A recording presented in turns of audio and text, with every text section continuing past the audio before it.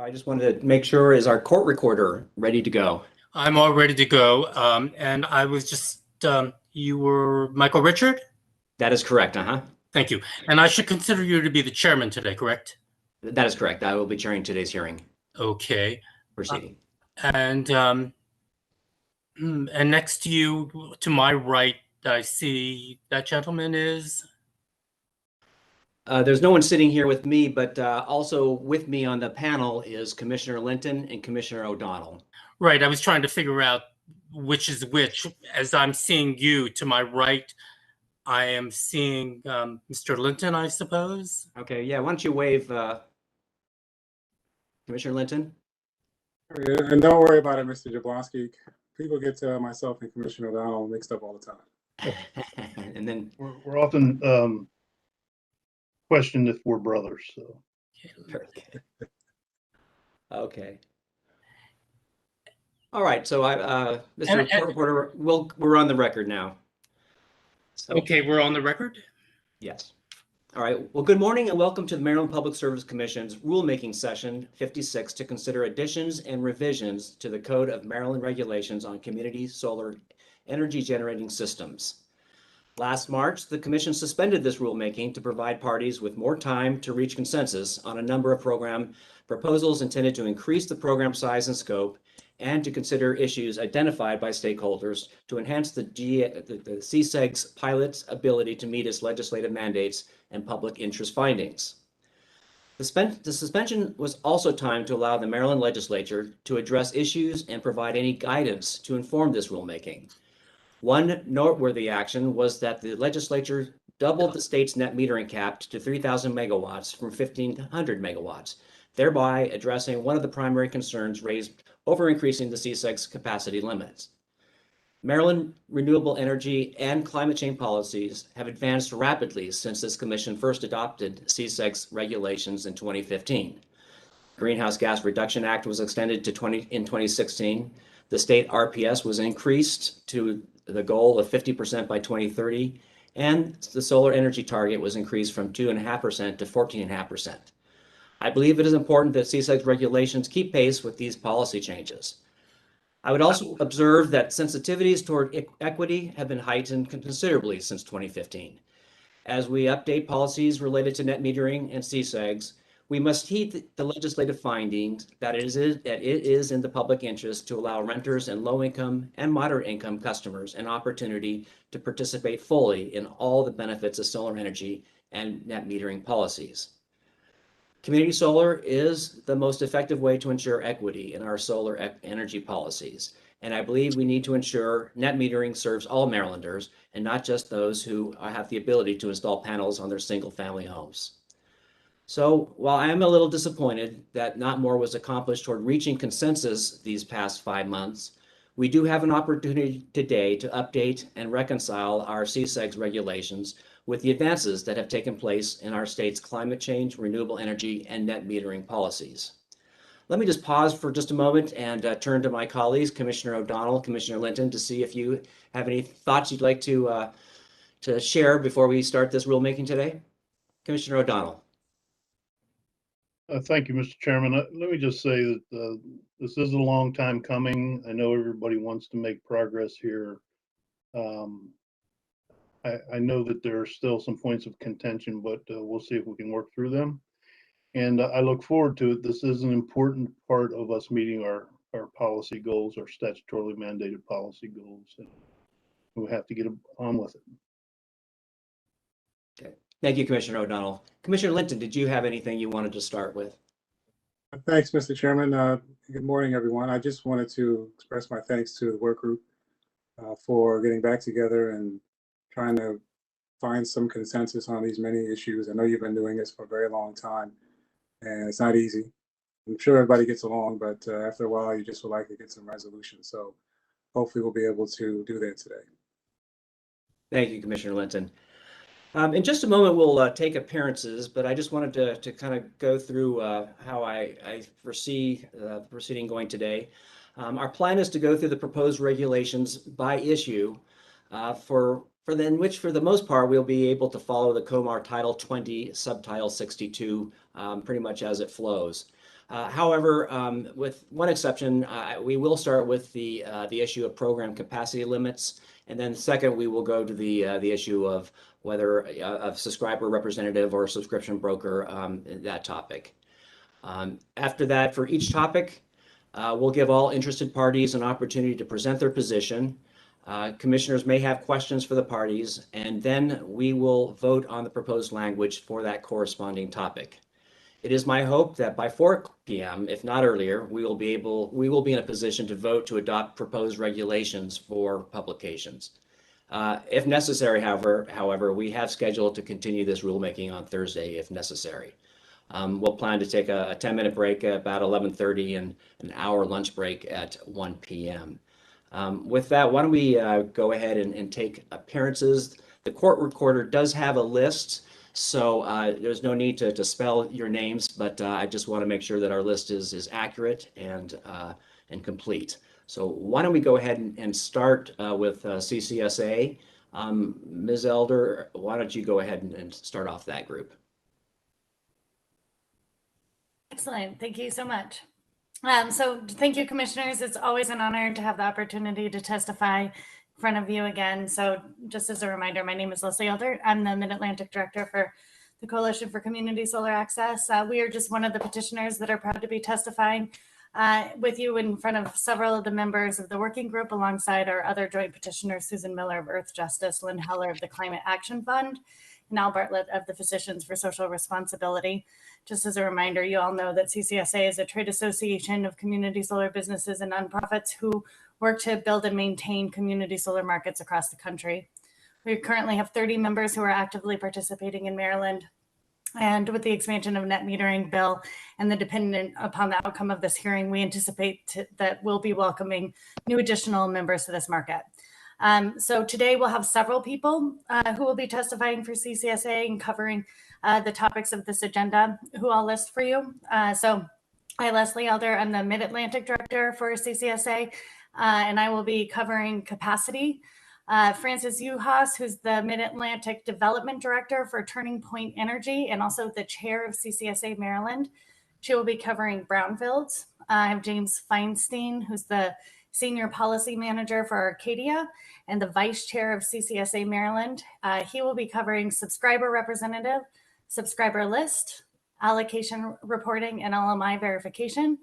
I have Salar Naini, Vice President for Turning Point Energy and a CCSA board member. He will be covering start dates, combinations of years 4 and 5, wait list, cost recovery, and adjacent parcels. And last but not least, I have David Bugelman, attorney for Gordon Feinblatt and counsel for CCSA, and he will be covering project lists, MEA data, and utility website. All items that I did not list are covered by our joint petitioners. We fully support their comments, testimony, and positions. Thank you so much for your time and this opportunity. Very good, thank you. And Chesapeake Physicians for Social Responsibility. We have parties. Yes. Good morning, commissioners. Thank you for the opportunity to be here. I am Dr. Alfred Bartlett. I'm a board member and energy policy lead for CPSR, which is the Maryland chapter of Physicians for Social Responsibility. PSR is a national nonprofit organization that's focused on preventing harm to human health and well-being from the overarching threats of nuclear war and climate change. In Maryland, we support our transition to an equitable and economically positive clean energy economy. So we've been active participants in that metering working group since 2015, and we're also members of the LMI Advocates Group. We did participate in the March 22nd hearing and in virtually all sessions of the working group since that hearing, as well as subgroup meetings on bill impact and energy assistance. I want to appreciate Commissioner Richards' introductory remarks noting the Maryland's legislative and real commitments to greenhouse gas reduction and to equitable expansion of solar, and also note the recent findings of the IPCC, which document the accelerating rate of climate change and the need for serious action within the next decade to reduce greenhouse gas emissions. And we definitely agree that the Community Solar Pilot Program is a major element of the state's commitment to reducing greenhouse gas emissions from the electricity sector by helping to provide affordable solar power to the more than half of Maryland residents who can't afford to have solar on their roof. We note that the commission with the supporting the working group is the de facto program manager for the program, but implementation has been slow with a number of issues and obstacles complicating project development. So we would therefore like to propose that as we approach the midterm evaluation, the commission and the working group focus on identifying the most important problems and obstacles facing the program and on developing positive solutions to achieve the greatest possible success, as the subgroup on energy assistance is in the process of doing right now. So thank you, and I look forward to participating. Thank you, Dr. Bartlett. And Susan Miller, are you also part of the LMI? Yes, thank you, Chair. My name is Susan Stevens Miller. I'm Senior Nurse Justice. I filed comment separate from the Physicians for Social Responsibility on behalf of the Climate Access Fund and the Chesapeake Physicians for Social Responsibility.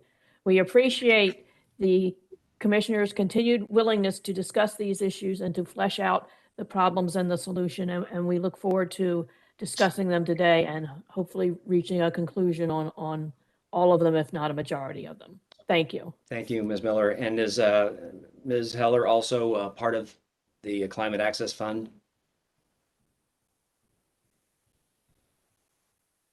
Yes, Ms. Heller is the executive director. Okay. Oh, there she is. I'm sorry. Go ahead. Okay. Lynn. Good morning, commissioners. Thank you for the opportunity to participate today. The Climate Access Fund is a nonprofit green bank that was created specifically to create financing incentives for solar developers to serve more low-income households in community solar and more broadly with clean energy access in general.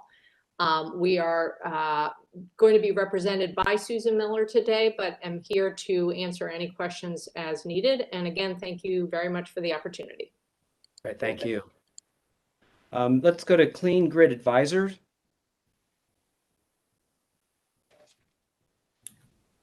Thank you, Chair Richard. Harry Warren. For the record, Harry Warren, President of Clean Grid Advisors.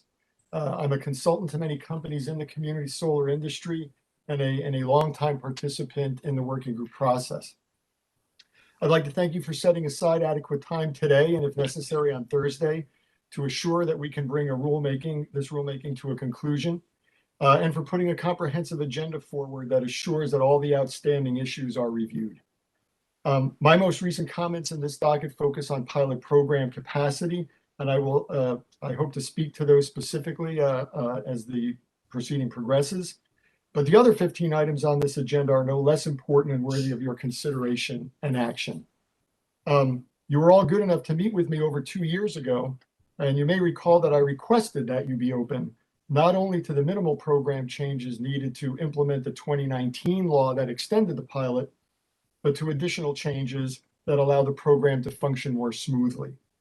And so I reiterate that request today, as you now have before you many proposals to improve the program. Thank you, and I will do my best to be available throughout the proceeding to answer your questions. Thank you. Thank you, Mr. Warren. Are there any others that wish to be recognized on behalf of the filing today with in association with CCSA?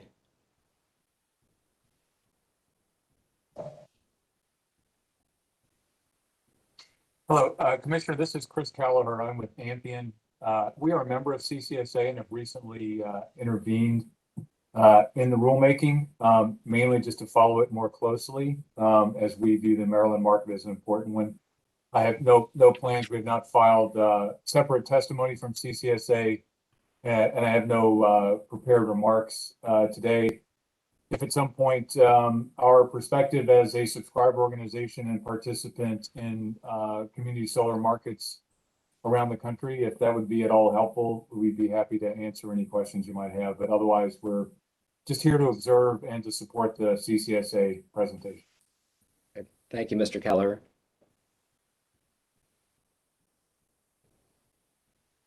Are there any others here with or on behalf of CCSA or their own companies? If not, we can move on to our electric utilities. Why don't we do that? Is there anyone who's here on behalf of Potomac Edison?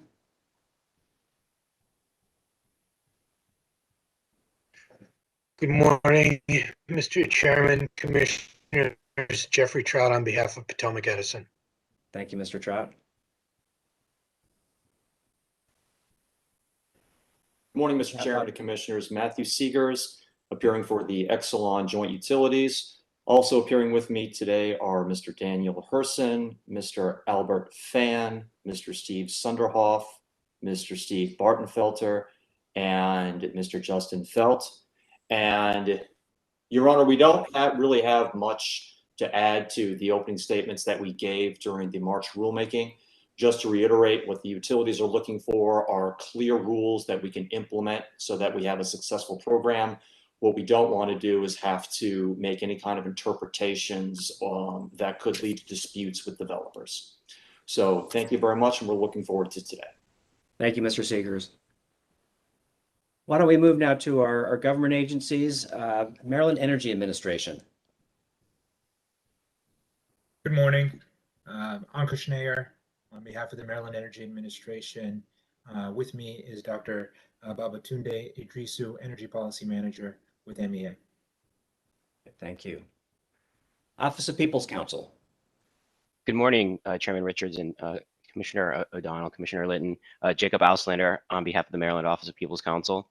I only have a brief opening statement. OPC would certainly support the sentiment that Dr. Bartlett related to the panel this morning. We do support community solar.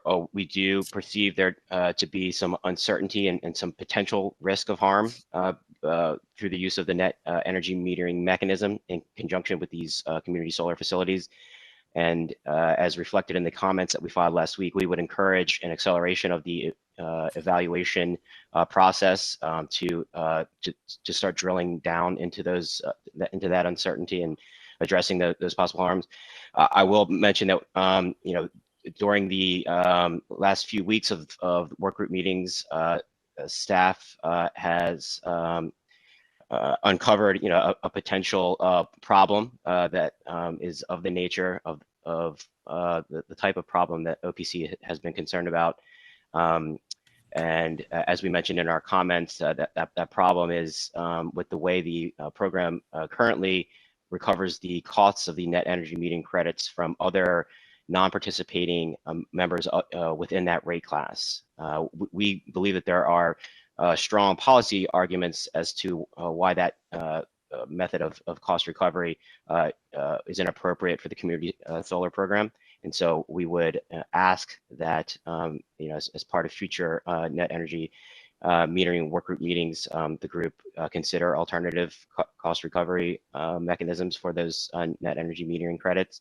But outside of that problem that I think we have already identified, there could be others. And as we mentioned, we would encourage an acceleration of that evaluation process so that we can, perhaps make a recommendation as to a permanent program, permanent community solar program that would not, contain elements that would, harm certain classes of ratepayers or make the program as successful as it can be. Thank you. Thank you, Mr. Auslander. And depending on the time we have after we go through all of the proposed regulations, I did have a note here that we may want to go back to that to find out to see if there's any guidance we might be able to provide the work group on those issues. So thank you for raising those at the start. Sure. If there is no one else at this point who wishes to be recognized, want to now move to staff, but I want to make sure that I haven't overlooked anyone who wishes to be recognized at this time. Hearing no one, we'll now go to commission staff. Good morning, Commissioners Richard O'Donnell and Litton, Annette Garofalo and Philip Vanderhayden on behalf of commission staff. Since the last rulemaking session on the issues in Comar 2062. Ms. Garofalo, excuse me. Would you mind, is there a way to get closer to your microphone? I'm having a real hard time hearing you. Sure. We're going to move it to me. Thank you. Is that better? Yeah, Yes, that is please. better. Thank you. So since the last rulemaking session on the issues in COMAR 2062, the net metering working group has spent considerable time in discussion and analysis of the issues that are before you today. Although little consensus has been reached, many of the issues have been discussed in such detail that we believe a policy decision may be made with better information than was previously presented. Staff has withdrawn major objections to the two primary issues of supplemental capacity and the subscriber representative, provided that consumer protections and commission oversight are offered to the consumer representative. Staff offers revised language in the hopes of achieving a mutually satisfactory resolution to those two issues. For the remaining items, it's perhaps best to simply ask you to rule on those items, recognizing that the issues are and are likely to remain non-consensus. When considering the issues being presented for decision today, staff asks that the Commission bear in mind two precepts, which staff considers essential to governing the Community Solar Pilot Program.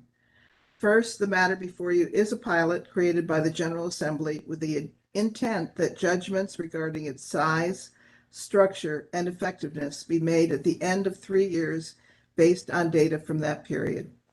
Second, the pilot program and any subsequent permanent program is being paid for by all ratepayers, whether or not ratepayers participate in the Community Solar Program. Many of the items at issue today will increase the cost of electricity to all ratepayers. In addition, resetting the program clock by advancing years 5 through 7 would operate to the benefit of incumbent community solar providers and to the detriment of new market entries and market diversity for customers. And staff will address the remaining items at issue in this rulemaking as they presented. Staff would like to note its appreciation of the efforts made by all stakeholders to consider the issues before you. Right. Thank you, Mr. Vanderheyden and Ms. Garofalo. Okay, well, at this time, Ms. Best, will you be guiding us through the regulation or will Mr. Vanderheyden? I will defer to staff and I will pull up I made a combined regulation document that we can use today to review all of the proposed language. I plan on pulling that up after we get through the pilot capacity issue and when we start hitting the next sections on the agenda for today. Okay, very good. Well, let's go ahead and we'll begin with the first issue, and that would be the program generation capacity. What I will do, we have read all your filings, and we have had obviously a chance previously to discuss some of these issues, but I will open the floor at this point for any short presentation on positions. I will go ahead and first would recognize the advocates group with the CCSA. If anyone would care to speak on the proposal by CCSA to increase the capacity limits. Thank you, Commissioner. I would like to speak. So CCSA thanks the working group and staff for continuing to work towards finding a workable solution on capacity. We also truly appreciate the opening remarks by the Commission and look forward to finding a solution at the end of this hearing. We strongly support staff's decision in withdrawing the supplemental capacity proposal for the reasons that we stated in our March comments and really renew our support for capacity expansion in our original filing. Looking through the docket, there have been over 45 comments or letters submitted in support of the joint petition, which is outweighing the submissions that are either asking for revisions to our petition or expressing some level of opposition.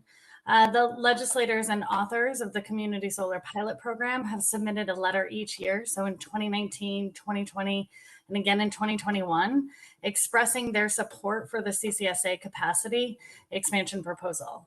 Additionally, they have expanded the net metering cap to ensure that there could be room for a robust community solar program to meet the state's clean energy goals. The governor's signature of the net metering expansion bill is really a demonstration of statewide bipartisan intent to increase the number of community solar facilities beyond what is authorized under the current capacity limits. Furthermore, using the Community Solar Pilot Program as a mechanism to achieve the state's clean energy master plan is the prime legislative intent of the original statute. In fact, community solar really is the solar mechanism to expand solar for all, to really achieve the expansion of the clean energy and climate goals that Maryland has passed since the original legislation was enacted.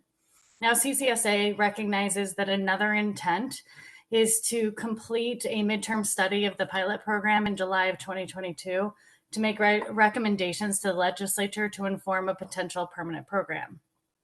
If the commission were to move forward with the capacity expansion, the data request and the petition by the joint petitioners, the addition of MEA's data request, and couple that with the current methodology used by the commission staff to determine the report, there should be more than enough adequate information available to multiple government agencies to evaluate the efficacy of the program, the cost and benefits, best practices and lessons learned, as well as the ability to identify critical gap areas needed before conducting that in-depth state study required by the statute.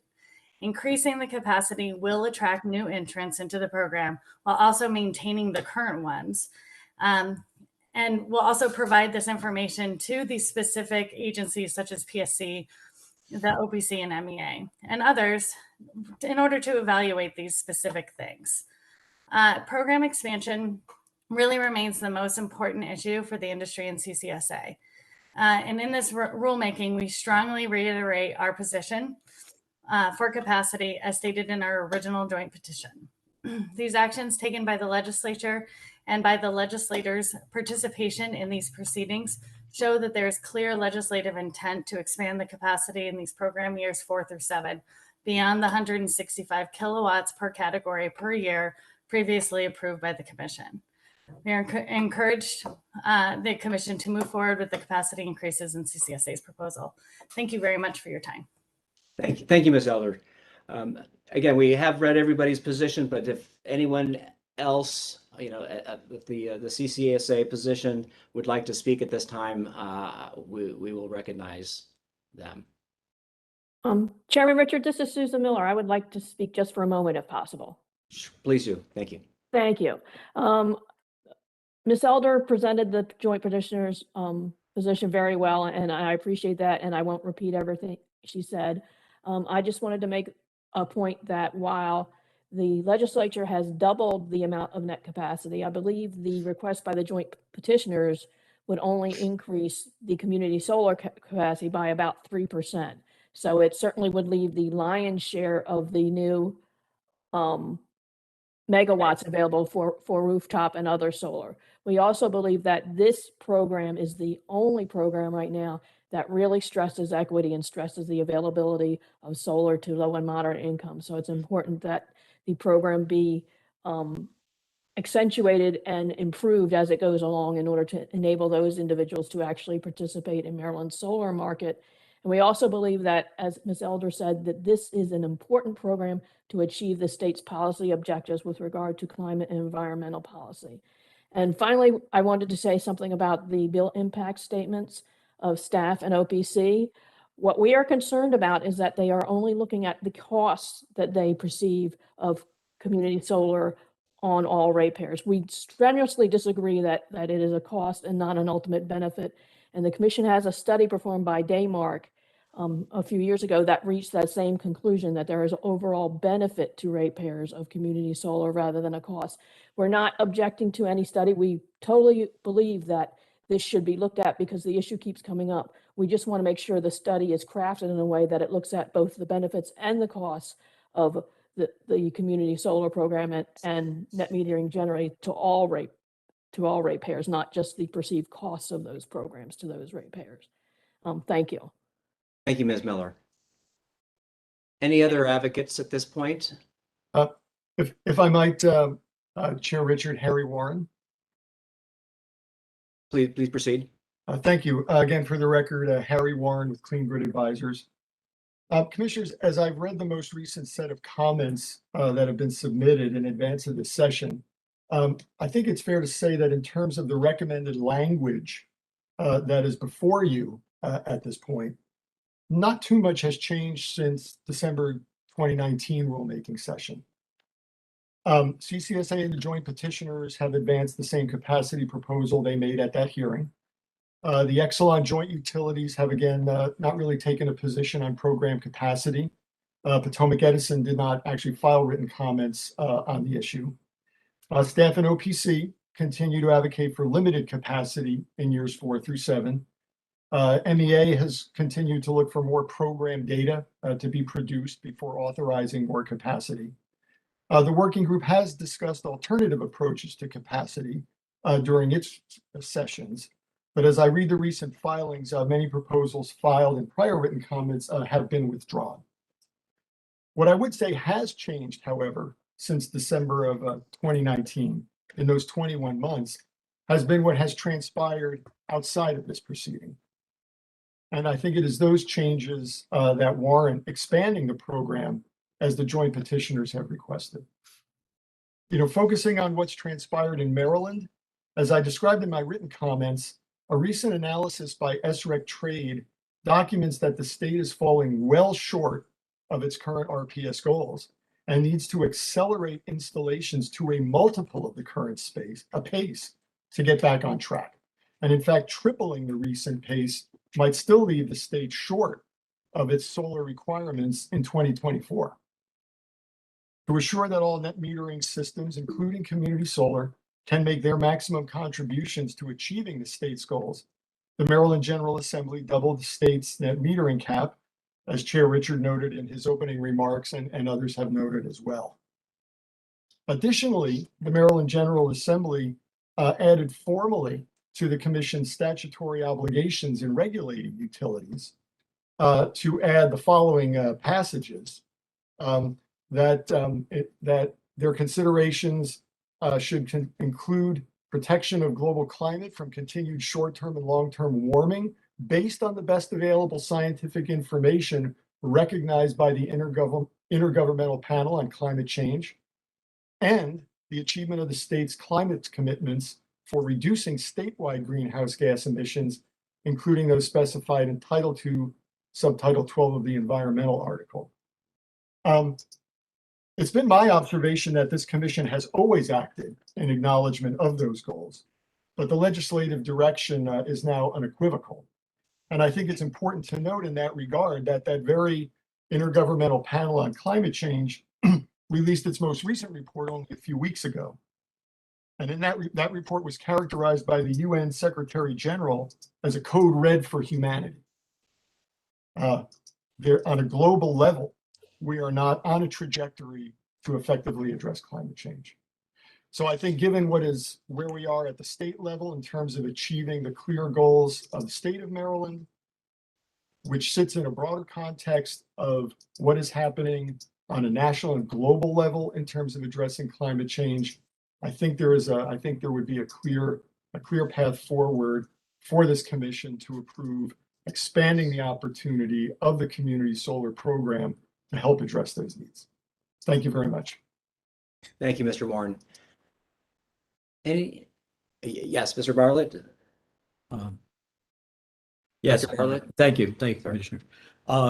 Yes, endorsing entirely the statements by Ms. Elder, Ms. Miller, and Mr. Warren.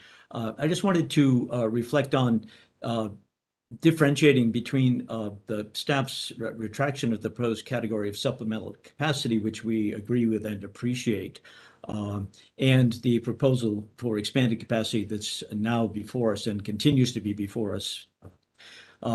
In terms of the supplemental capacity proposal from staff that was withdrawn, it turned out that further working group discussions of that approach found that some of the conditions proposed for capacity expansion were either too difficult to define or to implement, and that others required incentives or disincentives that were beyond the scope of the regulatory process.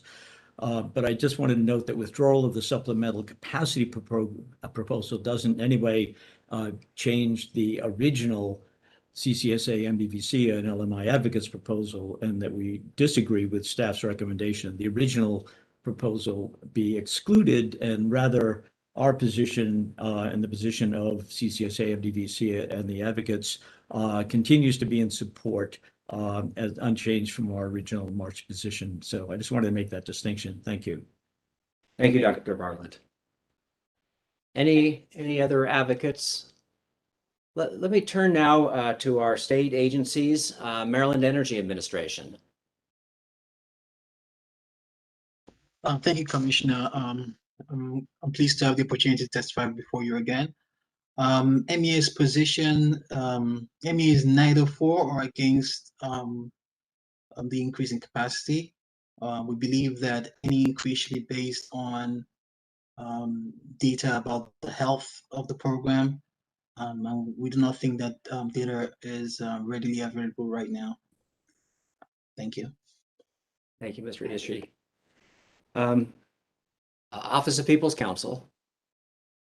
Thank you, Chairman. OPC's position on the capacity issue is unchanged from the position that we had taken back in December of 2019. We believe that the approximately 417 megawatts in the program is sufficient to perform that evaluation framework. As I mentioned in my opening remarks, we fully support any efforts to accelerate that evaluation process and to identify and solve potential problems. Along those lines, I did want to just clarify, based on the remarks that Ms. Miller made a few minutes ago, that OPC's position on the cost issue is not that there aren't other benefits, and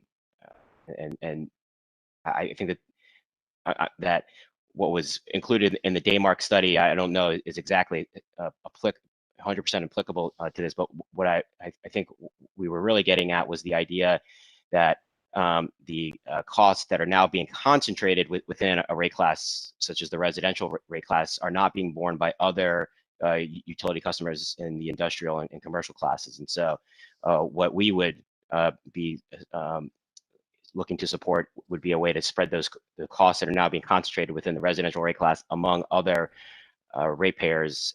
And I think that we would agree on a general level with Ms. Miller's comments that the justification for that would be that the benefits are flowing to all those other rate classes and to society as a whole. And that's why it would be appropriate to depart from the traditional utility rate making principle of cost causation that I believe is driving the current cost allocation. Thank you, Mr. Auslander. Before I turn to staff, did I pass over anybody? Did I move too quickly? If not, Mr. Vanderheyden, Ms. Garofalo. Good morning, Mr. Chairman and Commissioners. Staff, I think we'd like to just stand by our written comments. Our general concerns have been raised numerous times before. I think we did want to try to reach some agreement with the folks in the working group relative to finding a way to add additional capacity in a manner that we could clearly understand would add value to the program beyond the existing 400 megawatts. I think possibly Ms. Miller misspoke. This is adding 40% more capacity, not 3%. The increase in capacity will go from 417 to approximately 584. So it's an additional 167 megawatts that will be added by the changes to the capacity. So just want to be sort of clear on that. It is a substantial increase, and compared with the doubling of the original capacity that's already in place. We just thought that given that there's only about 40 megawatts operating at the moment, we probably can examine those 20 or so projects complete a report by next July when it's due to the legislature. And then at that point, understand whether or not the current structure for the rates for the full credit is appropriate, whether or not we have the right locations in the state to assist the grid in ways that we expected to, and whether or not there's more areas where we need to sort of expand. Are we reaching the right customers? Are the prices that are being offered to customers providing sufficient benefit to them? So at this point, I think everyone agrees that there's a clear policy push by the legislature to expand renewable energy, and no one's opposing that to our knowledge.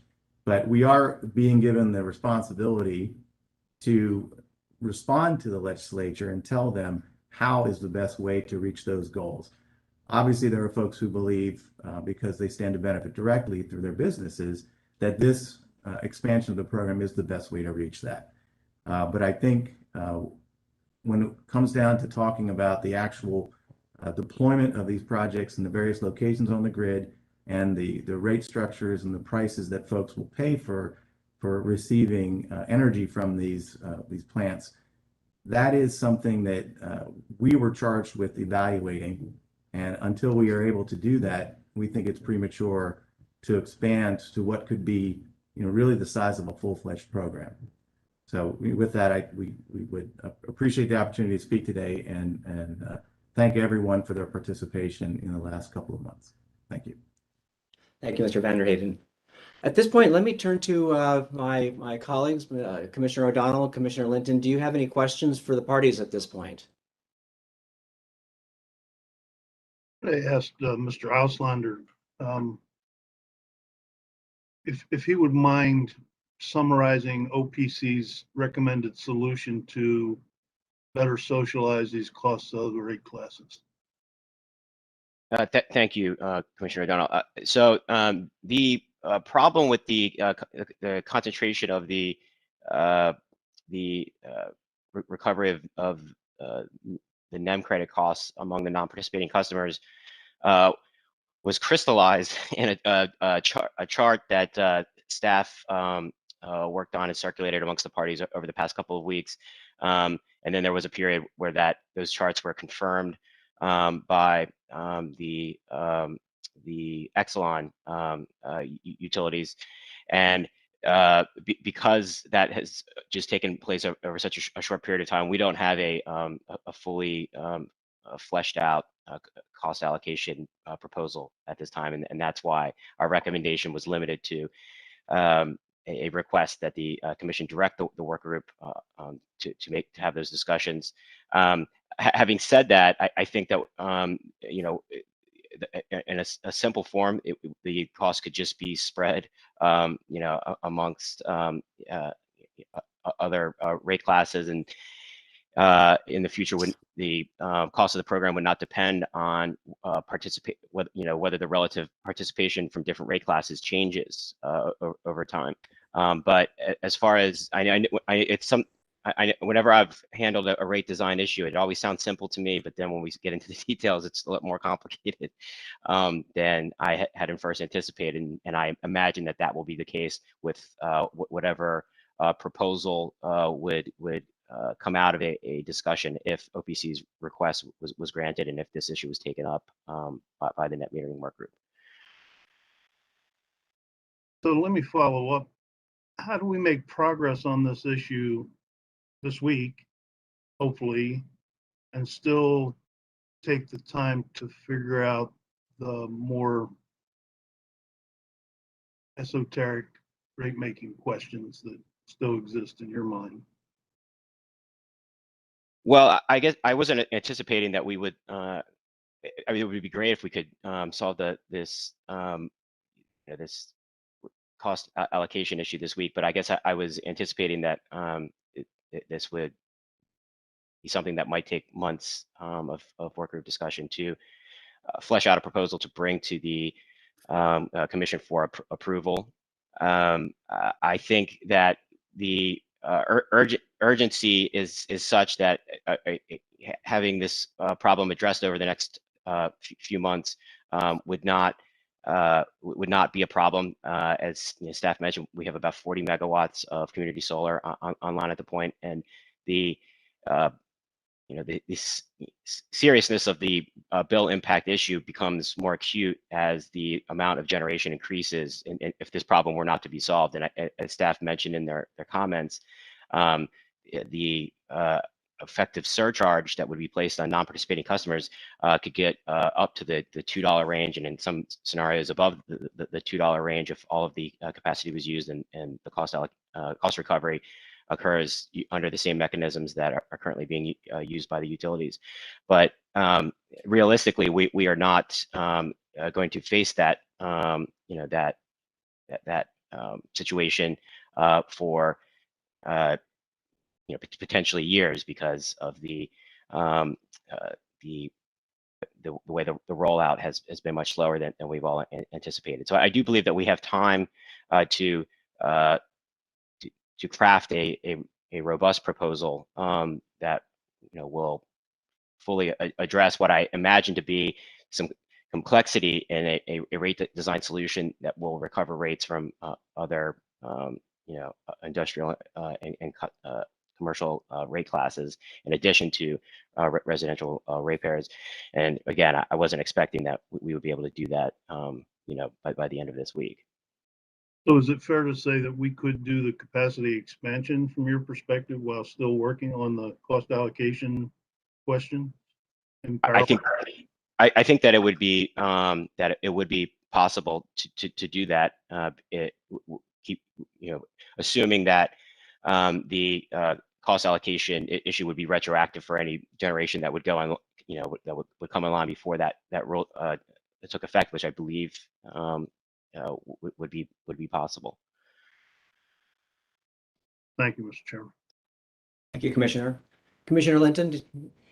Yes, thank you, Mr. Chairman. I had a couple of questions regarding the status of the current projects in the queue, and I was going to direct them to staff, but I guess anyone could answer.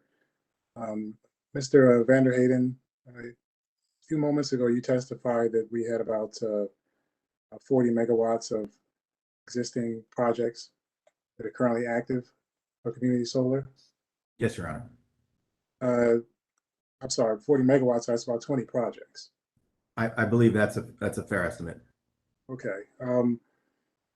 Since at our last hearing, there was some question about the number of projects that were sitting in the queue and the availability of more projects to enter into the queue. Has that status changed at all since then, or is it still as it was back in March? I don't have a specific answer. We can get you the actual figures by pulling that up. I don't have that. I do not have any knowledge that would indicate that there's been an abrupt change in the queue status. I think projects are coming along at more or less the same rate that they have historically, which is a few here and there.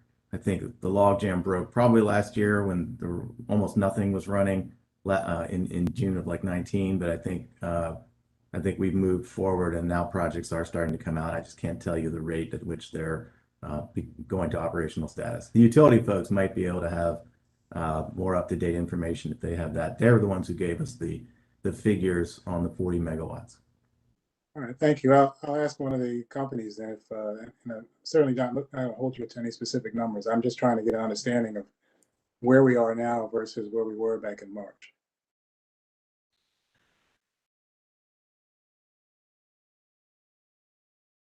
I suppose I could ask for a volunteer. Mr. Seegers. Yes. I can probably speak to that. So we did have a slowdown period specifically last year. We had a lot of projects that were sitting in the queue and waiting for capacity approval for a wide variety of reasons. Some of that was COVID. So there was a slowdown from a permitting perspective, and we were waiting for projects to be able to be allocated some capacity. My understanding from talking to my members is that we have a significant number of projects that are in the queue. We've got a significant number of projects that are actually getting ready to come online. So you should see a wide variety of ribbon cuttings that are coming, that should be happening now through the end of the year as well. All right, thank you.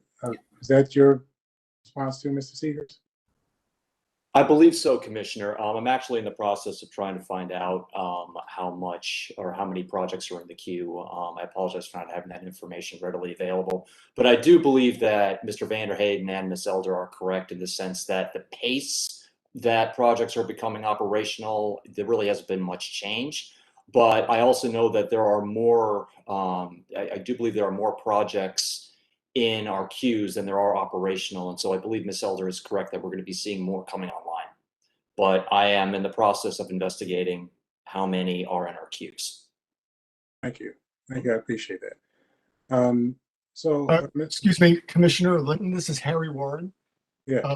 If you would, I actually keep track of this every week. So I pulled up some of my reports that I provide to my clients. I could give you a couple of data points if you'd like them.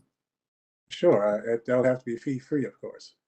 Yes, that would be free fee. Yes, for you always. So my report this past week indicated, for example, that about 24.7 megawatts of capacity in BG&E was reserved at this point for this this current year. That's up about 3 megawatts from where we were at the end of March. Pepco has 11 megawatts reserved versus my count of about 6 megawatts in March. And then there's very little remaining capacity at all in Delmarva and in Potomac Edison. So those programs were fairly well reserved in March, and there's very little available capacity in either of those. There's some more capacity available in Pepco and BG&E's programs. So I guess a short answer to your question, over the past months, there have been some more projects coming, reserving capacity for year 4 in BG&E and Pepco in particular. The others were fairly well subscribed. And I also see that there has been some increase, therefore, in Potomac Edison, for example, and in Delmarva, as far as their waiting lists, now looking for capacity that might be available in future years. So I hope that's helpful to you. That is. Thank you. I appreciate it. I'm sorry, Commissioner Linton, I did want to get back to you. Still waiting on the PHI numbers, but just to give you some perspective for BGE, there are 17 projects in service, and those have a capacity of about 21.8 megawatts, and about another 50 projects have reserve capacity. So just to give you an idea, sir. Thank you.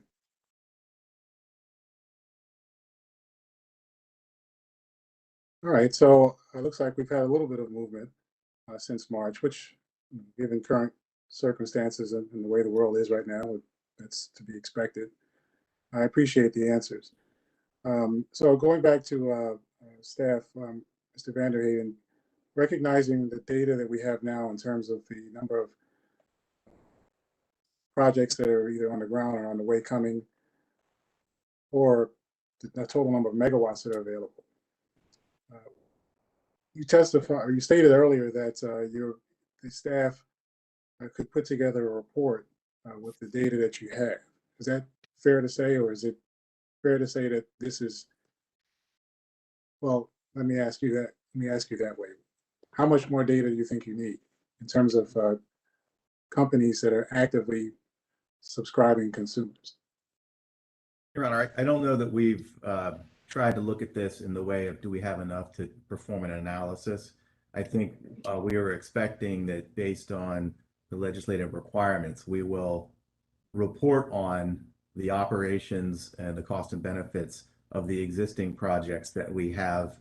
Probably at some point we will have to stop collecting data and on each of the projects, and we will need to prepare the report. So I don't know that we've thought of the number of projects as being sufficient, although perhaps I would say that, I know our statisticians often look at groups and they want to see, something in excess of 20 as something that would allow them to have some sort of statistical certainty or reliability as they, if they're applying any sort of regression or, statistical averaging types of processes. But we're going to report on what we have as best we can. And it may turn out that in that analysis, we will come to understand that we needed to really look at different kinds of circumstances than what we have. But at this point, we have not attempted to determine whether or not there are sufficient. Although I guess just generally to answer your question, I think with 20 projects, we should be able to provide a reasonable analysis, assuming that they are deployed in sufficiently distinct locations and types of circumstances, which we have not performed any analytical work yet to make that determination. Thank you. Thank you, Mr. Vanderheyden. Thanks, Mr. Chairman. That's all I have. Just a couple quick questions. As far as just the net metering policy, if I can address this to OPC, at this stage, our policy in the state is full retail recovery or reimbursement, and that's pretty much the net metering policy. And I'm very interested in some of what we're hearing around the country for like NEMS 2.0 and NEMS 3.0, which I think goes to what OPC is trying to address. I just wanted to find out, again, I think you answered this question for Commissioner O'Donnell. You're not suggesting we would hold up any expansion of this program until we address, I guess, the larger state policy, are you? Because at this point, it hasn't been addressed. In fact, the legislature just simply has doubled it. So our net metering policy has not changed. It is full retail recovery. So I just trying to understand your position, the OPC position, vis-a-vis what the state policy is currently on net metering, because otherwise it would seem like we have a situation where some residents of the state who participate in net metering for their residents get one rate, but we might be then giving a lesser rate for people who are participating in a community solar program, which doesn't seem quite right at this stage to me. But anyway, I'm interested in your comment on that. Thank you, Chairman. I think that all options should be on the table as we craft this policy. I would agree that that the significant change in the net energy metering subject recently has been the doubling of the cap. I think that a question about whether or not the expansion of capacity for community solar should be impacted by these discussions that we're going to be having about what the net energy metering policy will be in the future. I think that they are connected, and I think to answer your question that yes, we could expand while we're perhaps making changes to that underlying policy. I think we would want to be careful about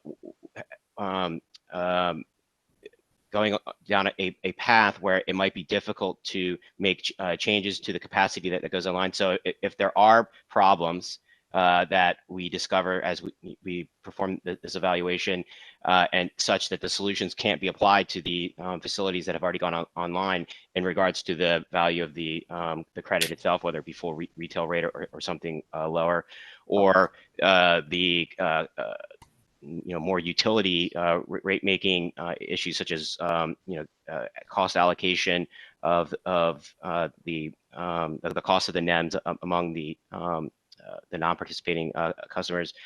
I think all options should be on the table, and I would recommend that the Commission preserve as much of its ability to make changes to the program as a final policy determination is reached.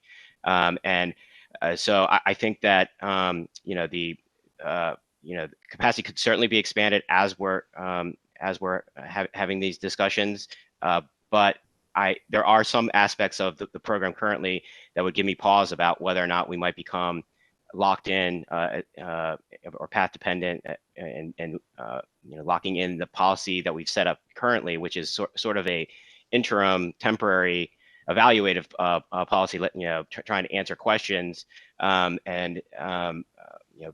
because of the pace of the program and some of the changes to the enabling legislation, I think that we could potentially have a much larger amount of generation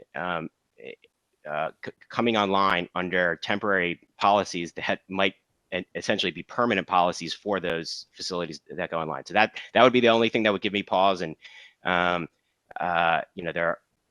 are potentially changes that we could make now to the regulations that perhaps make it clear to additional generation capacity that comes online that they might not be grandfathered into the policies that were in effect while the facility was going online, and that would address a lot of OPC's concerns along these lines. And then I also think that it's possible that the commission might have power to make the change even without that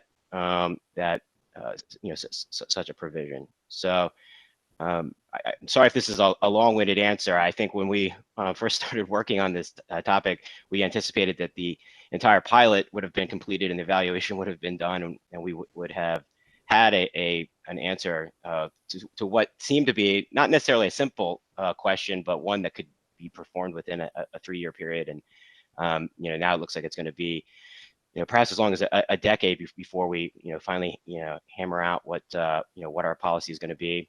I do think we are residential ratepayer advocates, but I think that there are some policy reasons why you might want to allow community solar and rooftop net metering solar facilities that go online now to continue to exist under the policies that are in place now, because to the extent that that influenced the decisions of the parties to those transactions, it is potentially unfair to make future changes to the basic underlying dynamics of those deals. So I guess that is why I think OPC would prefer not to make any changes to the amount of generation capacity available for community solar now, but to do whatever we can to rapidly get to a position where we can be comfortable with the amount of generation capacity that we're going to have available for the program, and we don't have to have these discussions about how much capacity will be available for the pilot, because we'd be talking about how are we going to get all of this capacity used as quickly as possible to solve these really important overarching existential goals, as Mr. Warren and Dr. Bartlett pointed out earlier. Okay, thank you. I guess I kind of heard both, but it sounds like OPC does see that it is conceivable that we would move forward as we continue to be engaged on the NEMS 2.0 and NEMS 3.0 discussion. Is that essentially what you said? Just quickly, yes, no. I just want to make sure I understood you correctly, because you're. It's a qualified yes. Okay, that's all I need to hear. Okay. Yeah, because the concern, again, I would express, and for comment from staff and from OPC, is the legislature has at this point moved forward with NEMS 1.0, and that is, we are just retail reimbursement.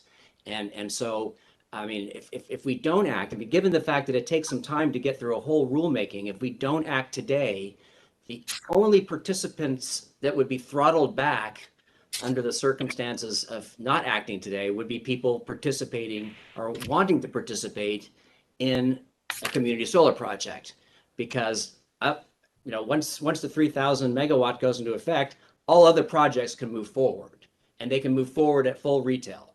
So that is my concern. It goes really back to an equity. One, making sure that we are consistent with our overall state policy, and that is to expand solar, and the policy that we are moving forward with community solar, with net metering, is to not just disadvantage one group and one type of project. And these are the projects that, of course, would most equitably serve Marylanders. So, if you have any comment on that, that is my real concern if we delay action today, because that is effectively what will happen. All other programs will move forward except community solar. I think that the reason why community solar is different than rooftop net metering, and I think that is part of what is going to come out during that evaluation framework. I think that because we're designing a program, I'm not sure it's fair to say that other that rooftop net metering that has been in place for like 2 decades is going to be able to use up the available capacity. I think they're going to be using it at the more or less the pace. Maybe the pace will be increased a bit, but not frankly at the Well, rate. let me stop you right there. There won't be anything on the books that say you can't move any faster. I mean, if we don't act today, we will effectively be capping this program for community solar. It's almost kind of a perverse outcome. The legislature meant to extend the program, and now it could potentially be harmed because it's being locked into a pilot status and not able to grow. So that's my concern is if we don't act today, the 3,000 megawatt cap is now there, and all other citizen and programs can move forward except for community solar. So I would say that I think that the sense of urgency should be completing the evaluation study and making a determination about the program being a permanent program and not a pilot program. That's the best way to solve this problem, because until that happens, we're going to be talking about the generation capacity, whether it's 417 or 563 or whatever the next total, because even at 563, the remarks that you're making would still be the case, that there would be this,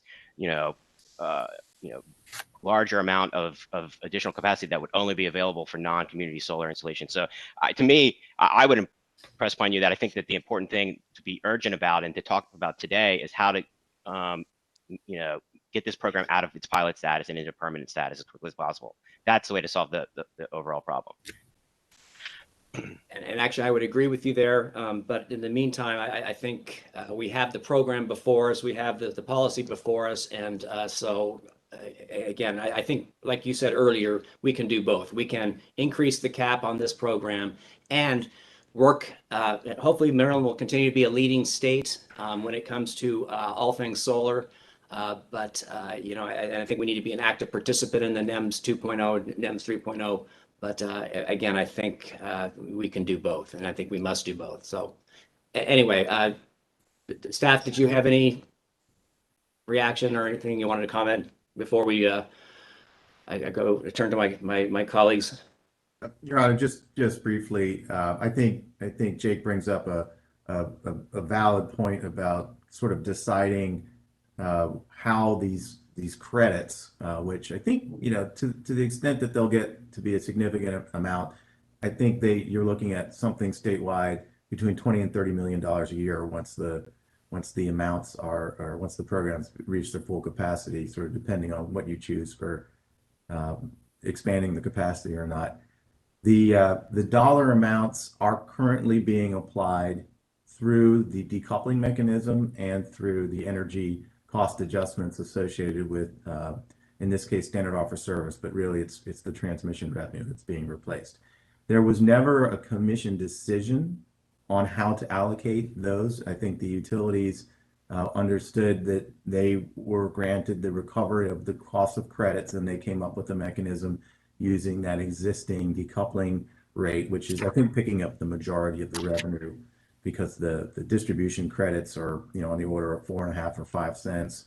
The transmission revenue is probably a penny per kilowatt hour now. So the majority of the money is being picked up there. I think what Jake might be asking about is it possible to allocate a portion of the costs that are currently being recovered through decoupling mechanisms for the distribution credits? Could those be allocated to another class? That is something that, the commission has essentially accepted the use of decoupling mechanisms. Those are provided and filed by each of the investor-owned utilities that does decoupling, and I believe SMECO, but SMECO does not participate in community solar. So it would be for the investor-owned utilities, with the exception of Potomac Edison, because they don't use a decoupling mechanism. They would have to recover through base rates the next time they have a rate case. So you could make the change that Jake is suggesting. It would have to happen in a consideration of how you are currently permitting utilities to allocate revenues to the decoupling mechanism. I think it's possible that the transmission revenue could also be addressed, but there are some pre-existing I think precedent associated with recovering transmission rates, so it might be a little more difficult, whereas decoupling mechanisms are a creation of the state's regulatory structure when we set up the energy efficiency programs. So there is a mechanism. You would not have rules today in front of you that would allow you to make that change, but you could certainly, the commission could address the cost recovery through a mechanism outside of this simply by addressing the decoupling recovery cost allocation. I'm sorry for the long-winded answer, but No, I think thank you. that's- And again, I'm very supportive of this discussion on, again, net metering 2.0, 3.0, and making sure that as we look to the future, that that the future incentives reflect the issues that OPC and staff are bringing up today. But I think we also heard from Ms. Miller and from some of the others that there's a lot that needs to go through our work group process and positions that need to be considered as we look at the value of solar for Maryland and that type of, and all those issues. So, well, with that, my other commissioners have any other questions? If not, I believe on this particular issue, this is pretty much a yes, no. And am I correct, Ms. Best, that we are either adopting CCSA proposal or the default proposal is there are no changes to be made? Is that the question before us, Ms. Best? That is correct, Commissioner. Okay. Well, then that's the I'll again I think I've probably spoken enough on this. So my position is I do support the CCSA changes, and so my vote would be that we would adopt those new capacity amounts. Commissioner O'Donnell?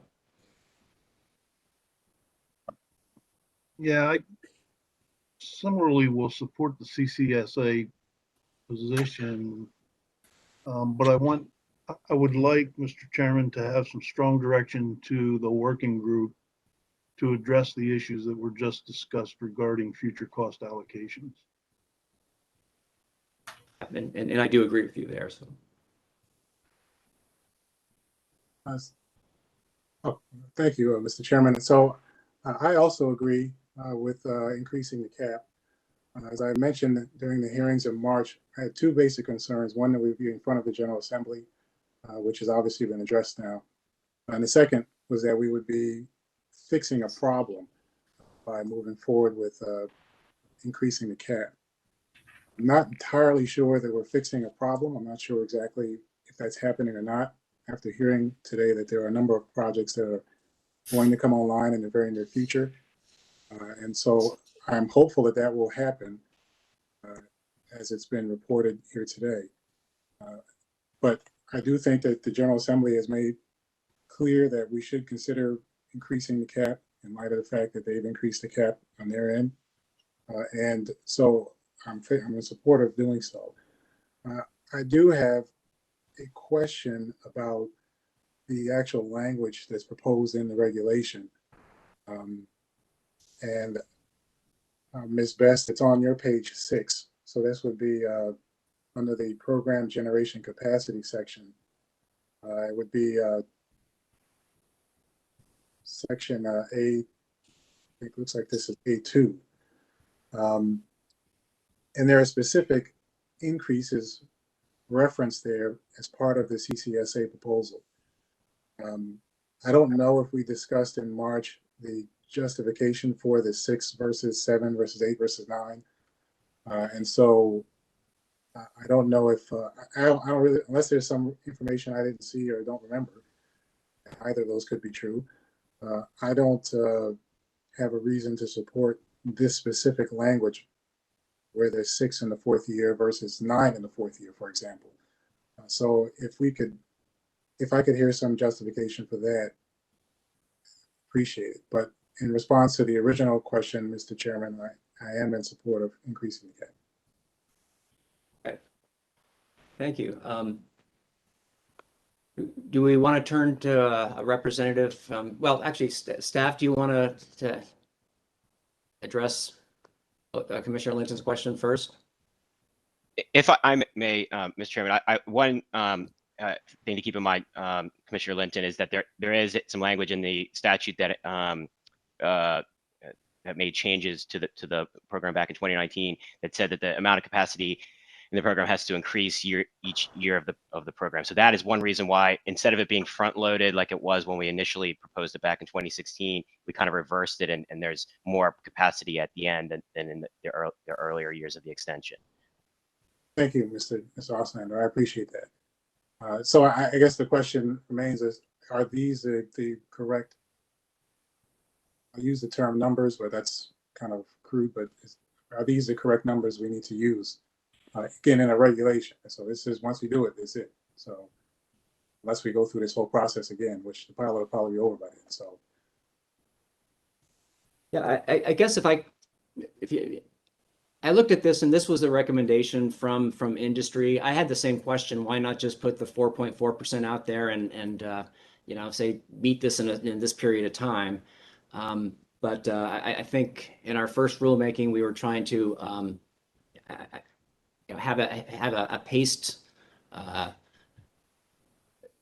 method of adopting these projects. I think there was also an argument made that it opened the door for more competition. But I'm just kind of going on a recollection of why we started the program in 2015 the way we did, and this was essentially how we did it. Yeah, Your Honor, I can address the question as to why there is a certain amount for each year. That was intended to provide a sort of a consistent amount being offered each year. And that also recognizes that each utility has some work to do to interconnect these projects. And so it was thought that there would be a need to space it out over some period of time.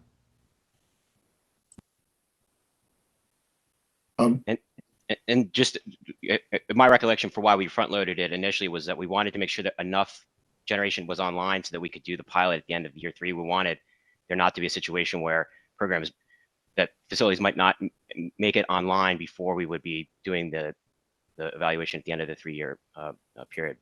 So that's why we, you know, put more generation in the beginning in the first and second year than we did in the third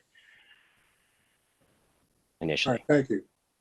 Thank you, Mr. Chairman, and thanks to all the parties that answered. I appreciate that. I just want to make sure, as we're proposing a change of this nature, that you know, that, and this is, it seems like a small thing, but this is actual language to the regulation too. So we need to make sure that it's what we want it to be. Thank you. Okay, so you are comfortable now with the language as submitted? I am, yes, Mr. Chairman. Okay, great. Okay, well, that was one big issue decided, and why don't we, rather than jumping right into the subscriber representative, you know, issue B on the agenda, why don't we go ahead and take our 10-minute break now, and we'll come back and then we'll pick up on issue B. Thank you.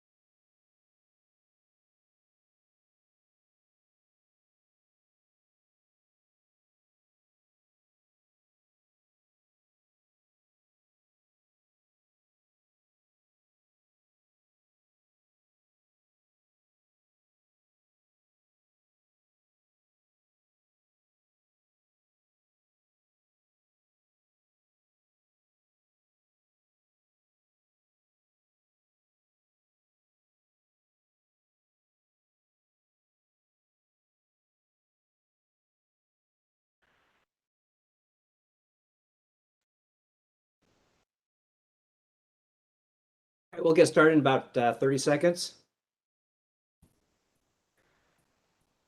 Hi, Commissioner. This is the Court Reporter Jan Jablonski. I'm all ready to go. Perfect. Thank you. Thank you.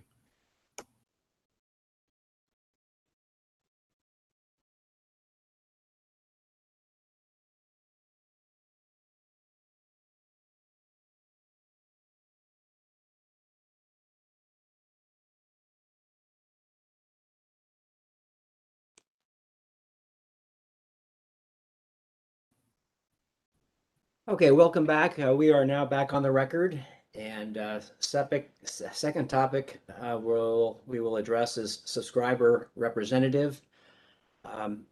We have a representative from CCSA. You can begin to discuss this. I would like to ask, at this point, it appears to me that we have pretty wide consensus, or at least support for subscription broker, and that it appears there are just a few edits to the consumer protection from CCSA, and it appears that otherwise we have general consensus. So I'm interested to know if I'm correct in how I've read this, or if there are other issues that need to be resolved. But if this is in fact that simple, hopefully we can maybe move through this one pretty quickly. But with that, I will turn to CCSA to go ahead and present.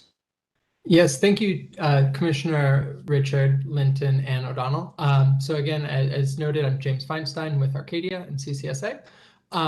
So yes, I think it is our understanding that, yeah, that's exactly right, is there's generally consensus on this. And, there's just one, we are generally okay with staff's modifications or their amendments to the proposed language for the subscription broker.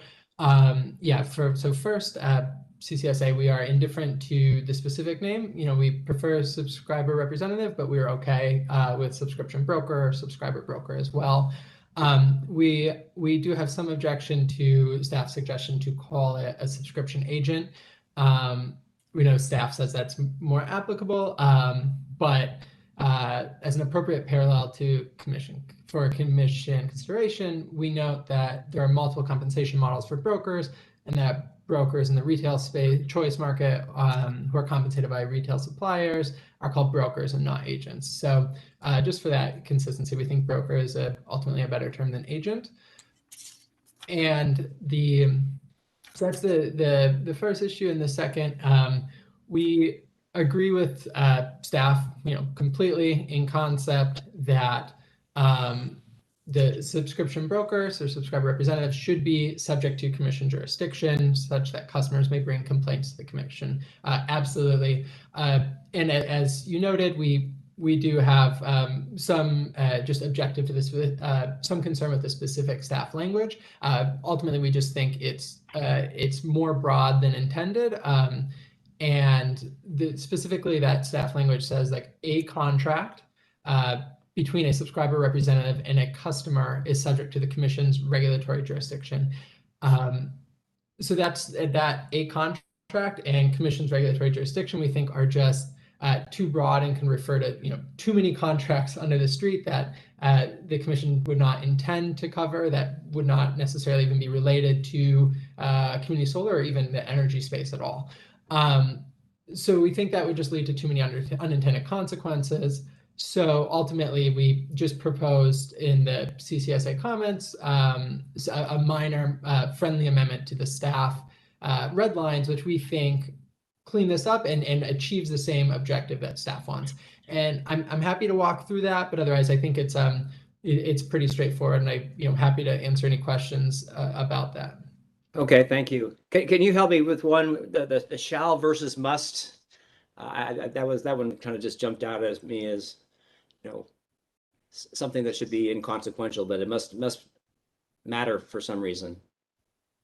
And sorry, and that is, can you put me to that? I'm sorry, that's point one, it's B2. So I mean, I think so that you say a subscriber representative must disclose as opposed to shall disclose. I don't see any objection to keeping that as shall. That's Okay. I just wanted to find out. Okay, let me just quickly, this could be a very, appears to be a non-controversial, or at least we're very close to consensus.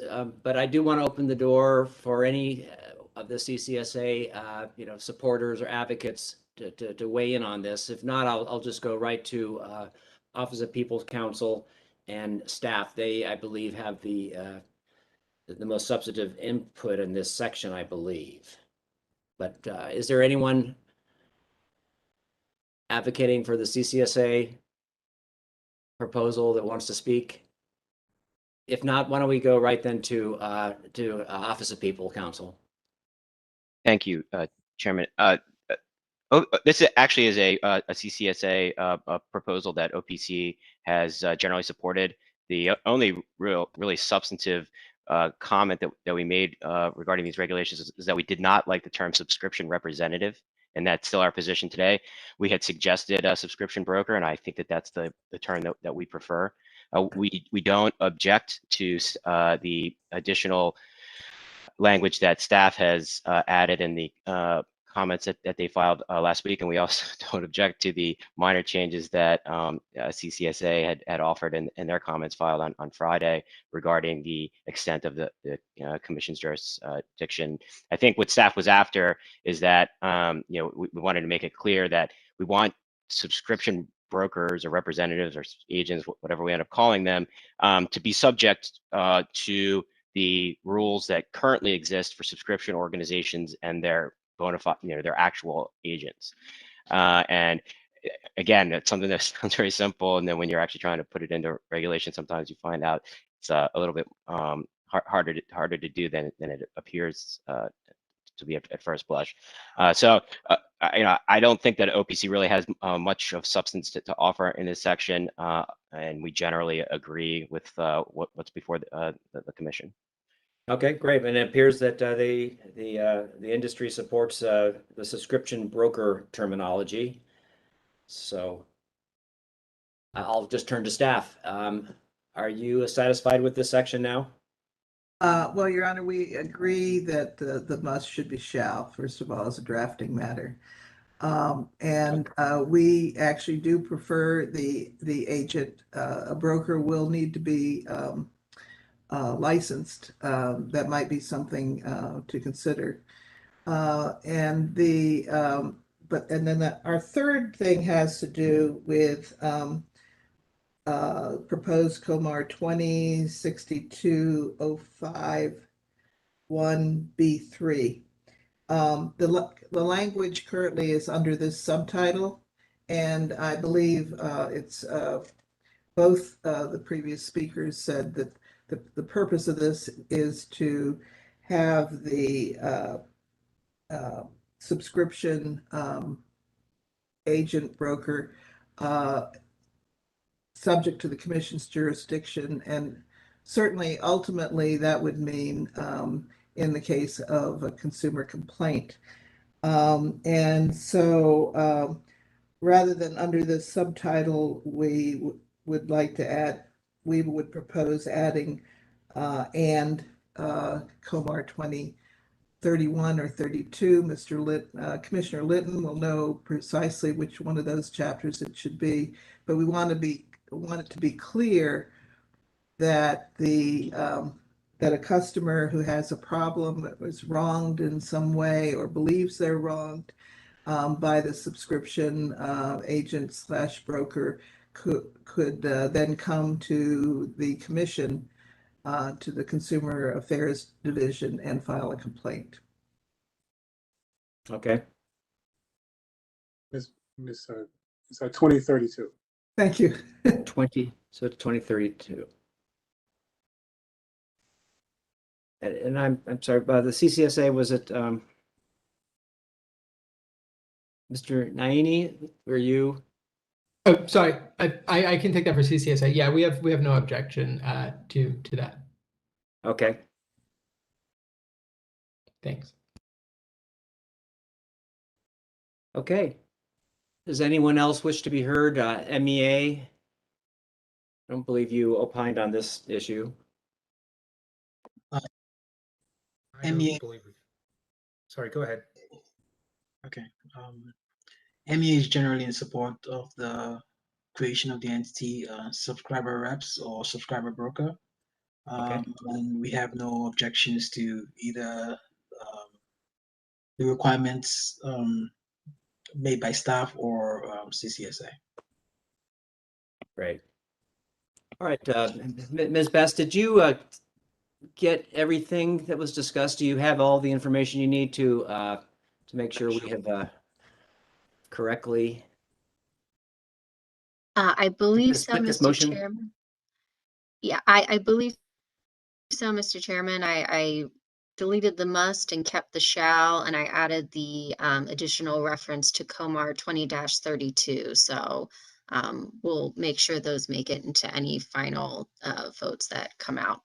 Very good. Okay, well, let me just open the floor one more time. Does anyone wish to be heard? Any of the stakeholders wish to be heard on this issue? And if not, commissioners, do you have any questions? Mr. Chairman, if I may, I was just going to note that I believe the text needs to change the term from subscriber representative to subscriber broker, if that was not agreed upon, right? Oh, I'm sorry, yeah, that was agreed upon, was it not? I think that was the majority view. I think it was subscription broker. Am I getting that correct? Subscription broker is the term that OPC believes is the best way to describe what this entity would be doing. Okay. And Steph, I know you had a different term as preference, but this seems to be acceptable to both OPC and to industry. Do you have any objections to this term?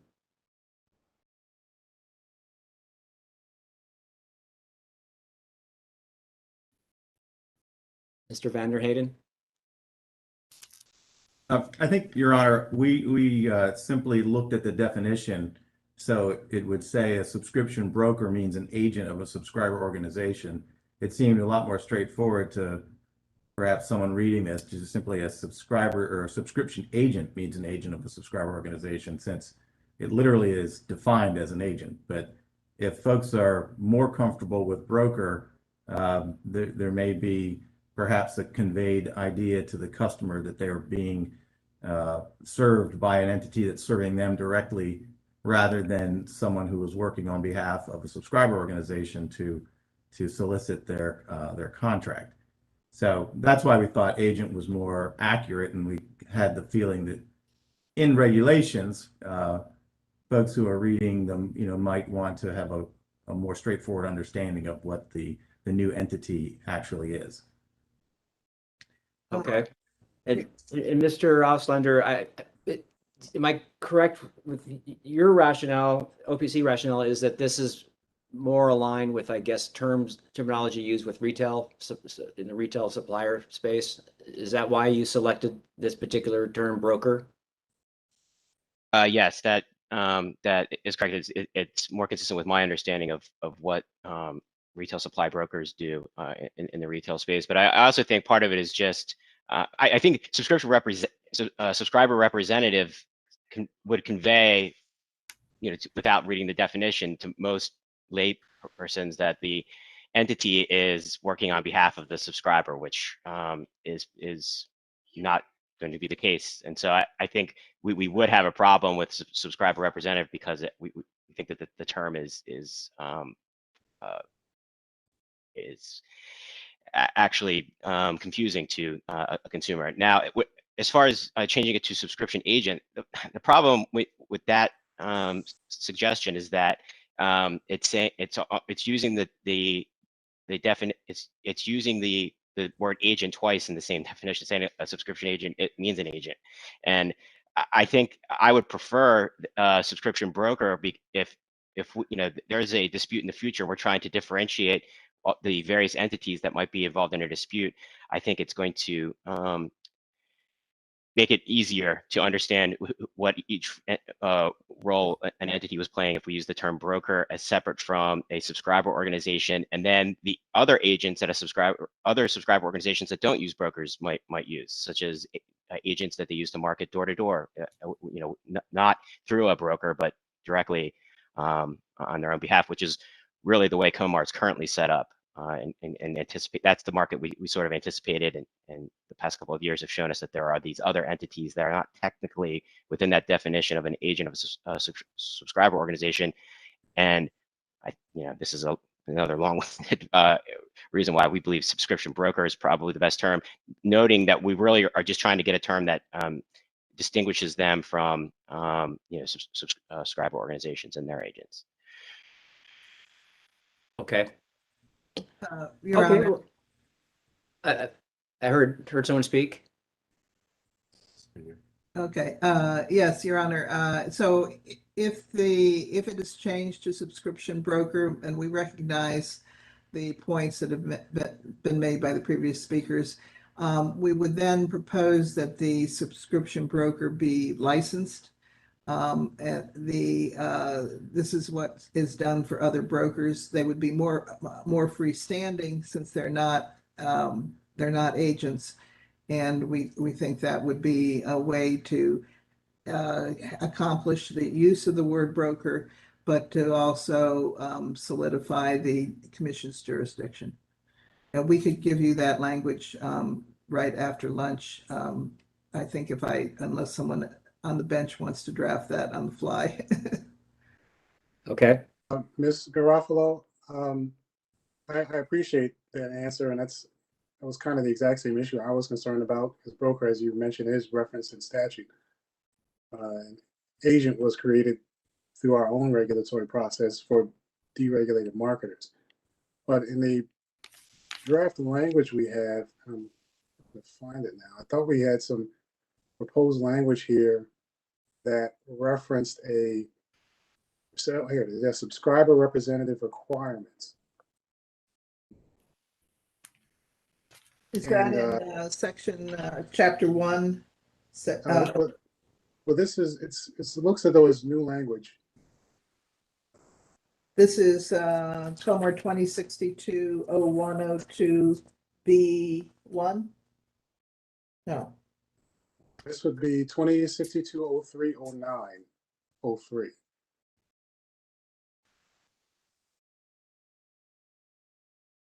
For Ms. Best, it was on page 22.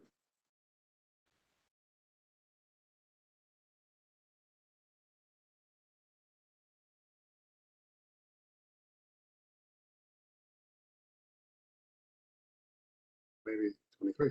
I'm there.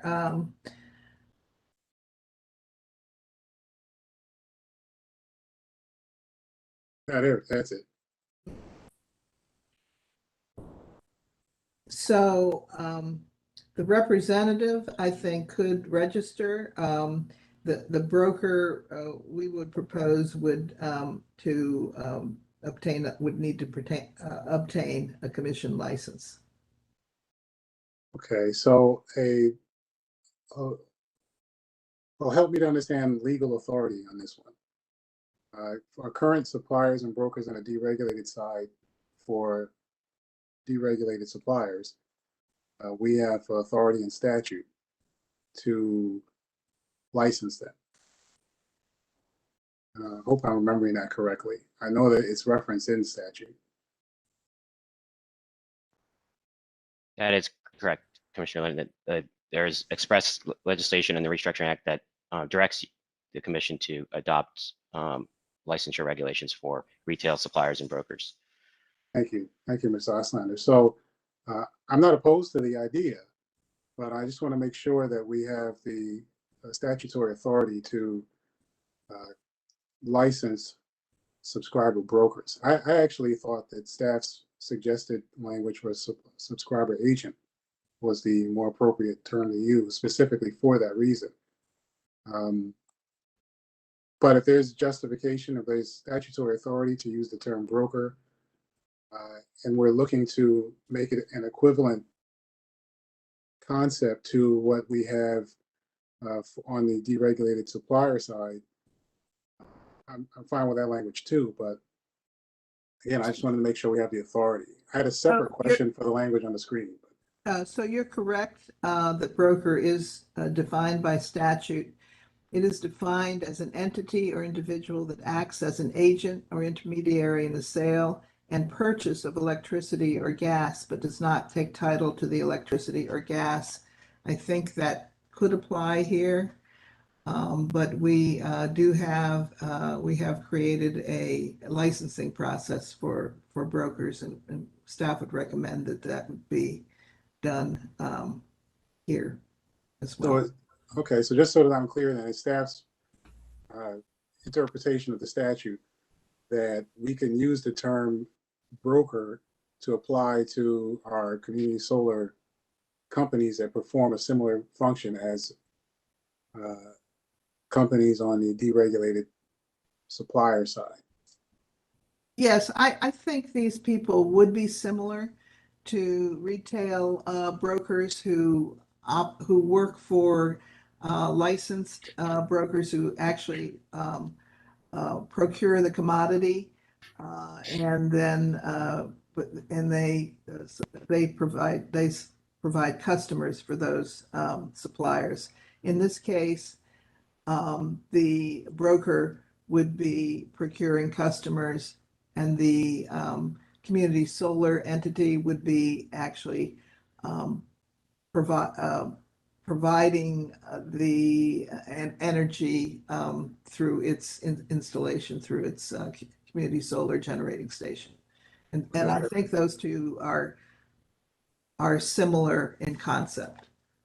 Okay, thank you. I appreciate that. So the definition that we have earlier in the draft, and I'm not sure, Mr. Chairman, if we're going to have the work group and the parties go back and kind of scrub some of this after we've made our decisions today.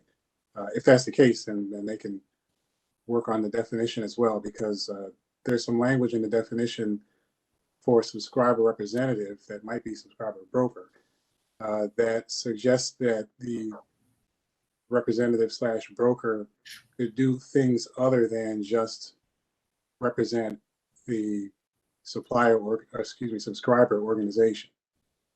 And I mean, I'm that's fine. I'm not making a decision or stating an opinion on what they do or don't do. I'm just trying to make sure that the definition reflects what we know is happening in the market. And when we attempt to apply the definition from the statute for broker to the companies that are operating in the market, that it fits. And if it does, then the next question regarding the language that's on the screen right now is, do these kinds of entities exist, or are they brokers? In which case, if they're brokers and we already have the authority to license them, then we don't need this language unless there's somebody else, there's another entity out there that fits under it.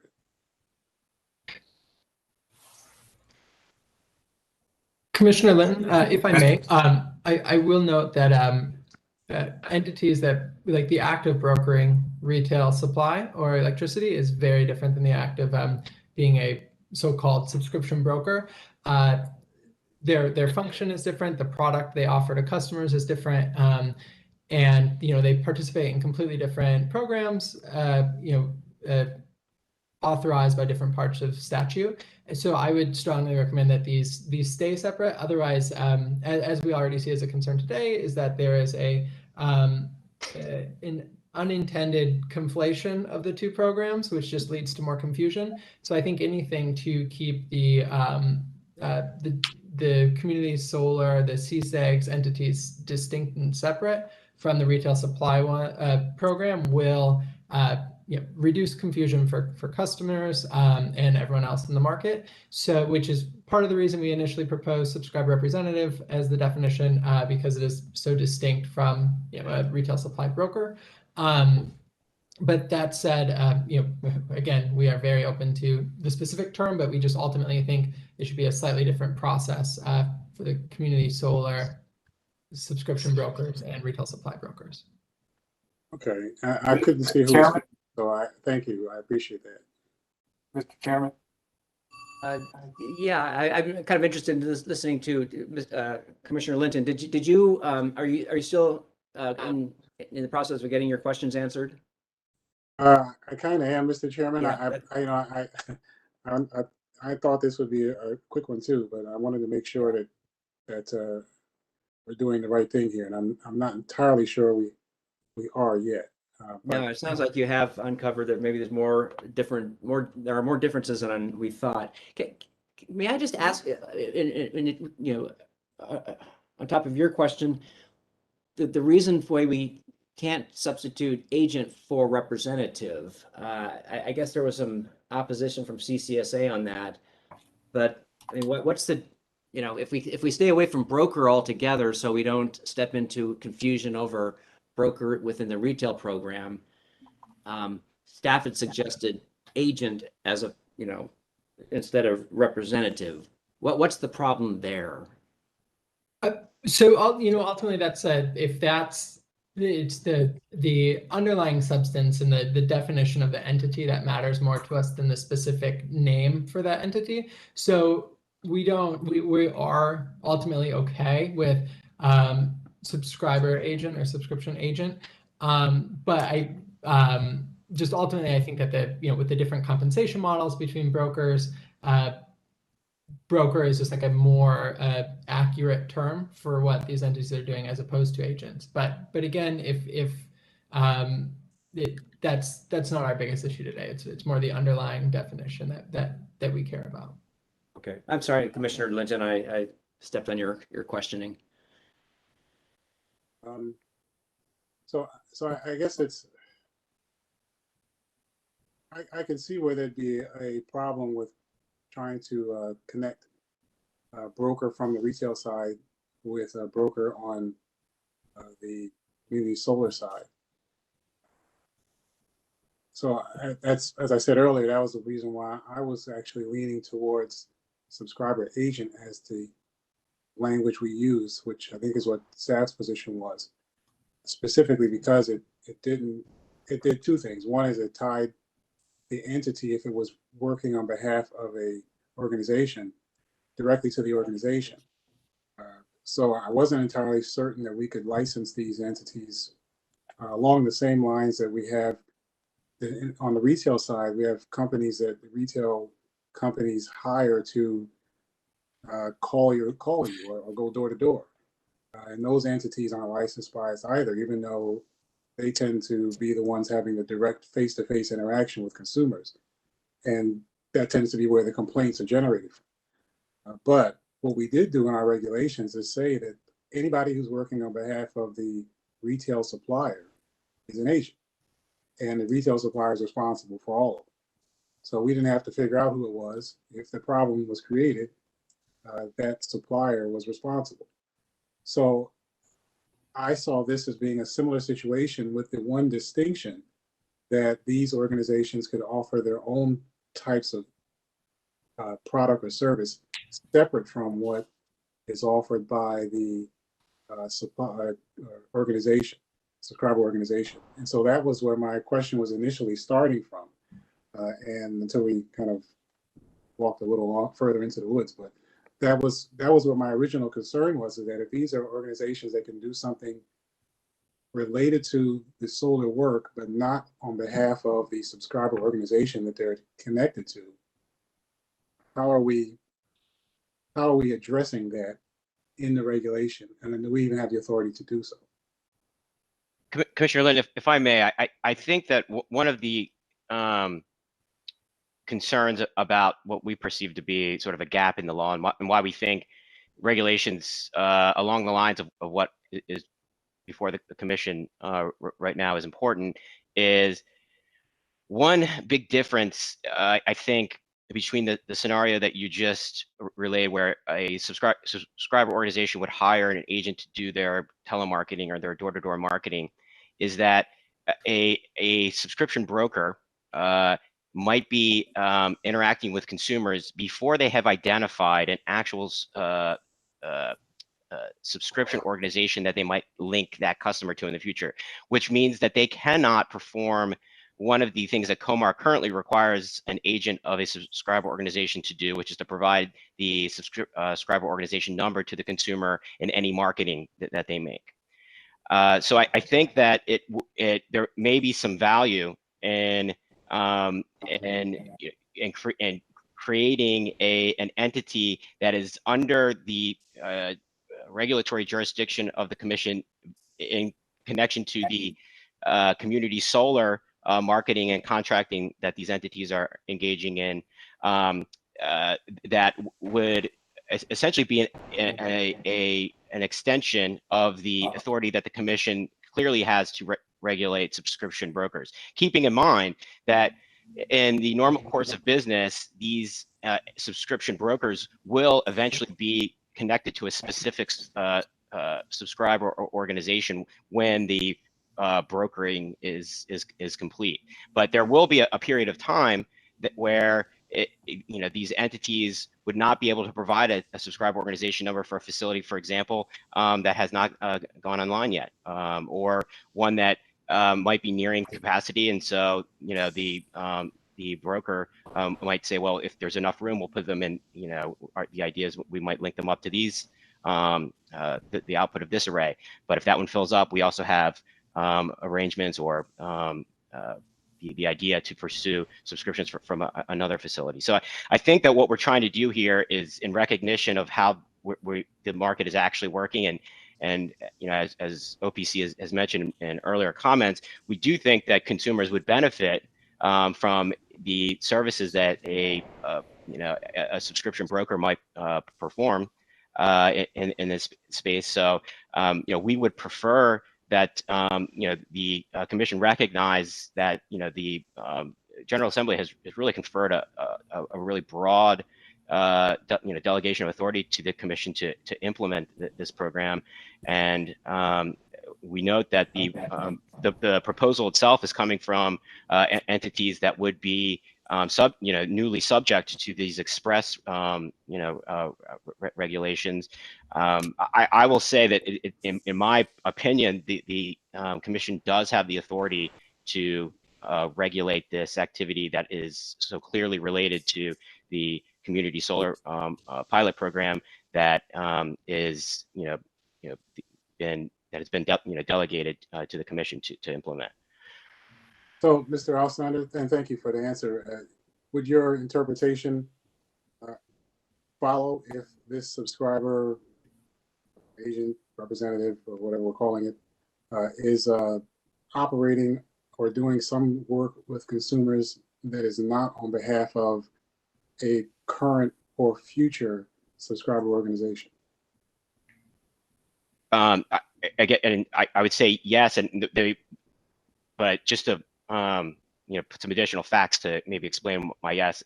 I would imagine that, or what I understand, some potential subscription brokers, what they would be doing outside of community solar might be selling retail supply contracts or brokering retail supply contracts, and for that activity, they would be required to be licensed under the retail supply and broker rules.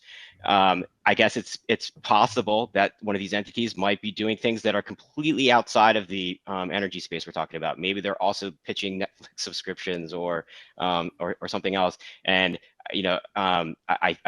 I don't understand it to be anybody's position that those sorts of activities would fall within the commission's regulatory jurisdiction, and that's why there's been a suggestion by CCSA to add some language saying under this subtitle to clarify what we're talking about here. But I do think that it's important that if we are going to close a gap, that we do so in a way that would permit consumers to bring a dispute concerning this activity that's clearly related to the community solar program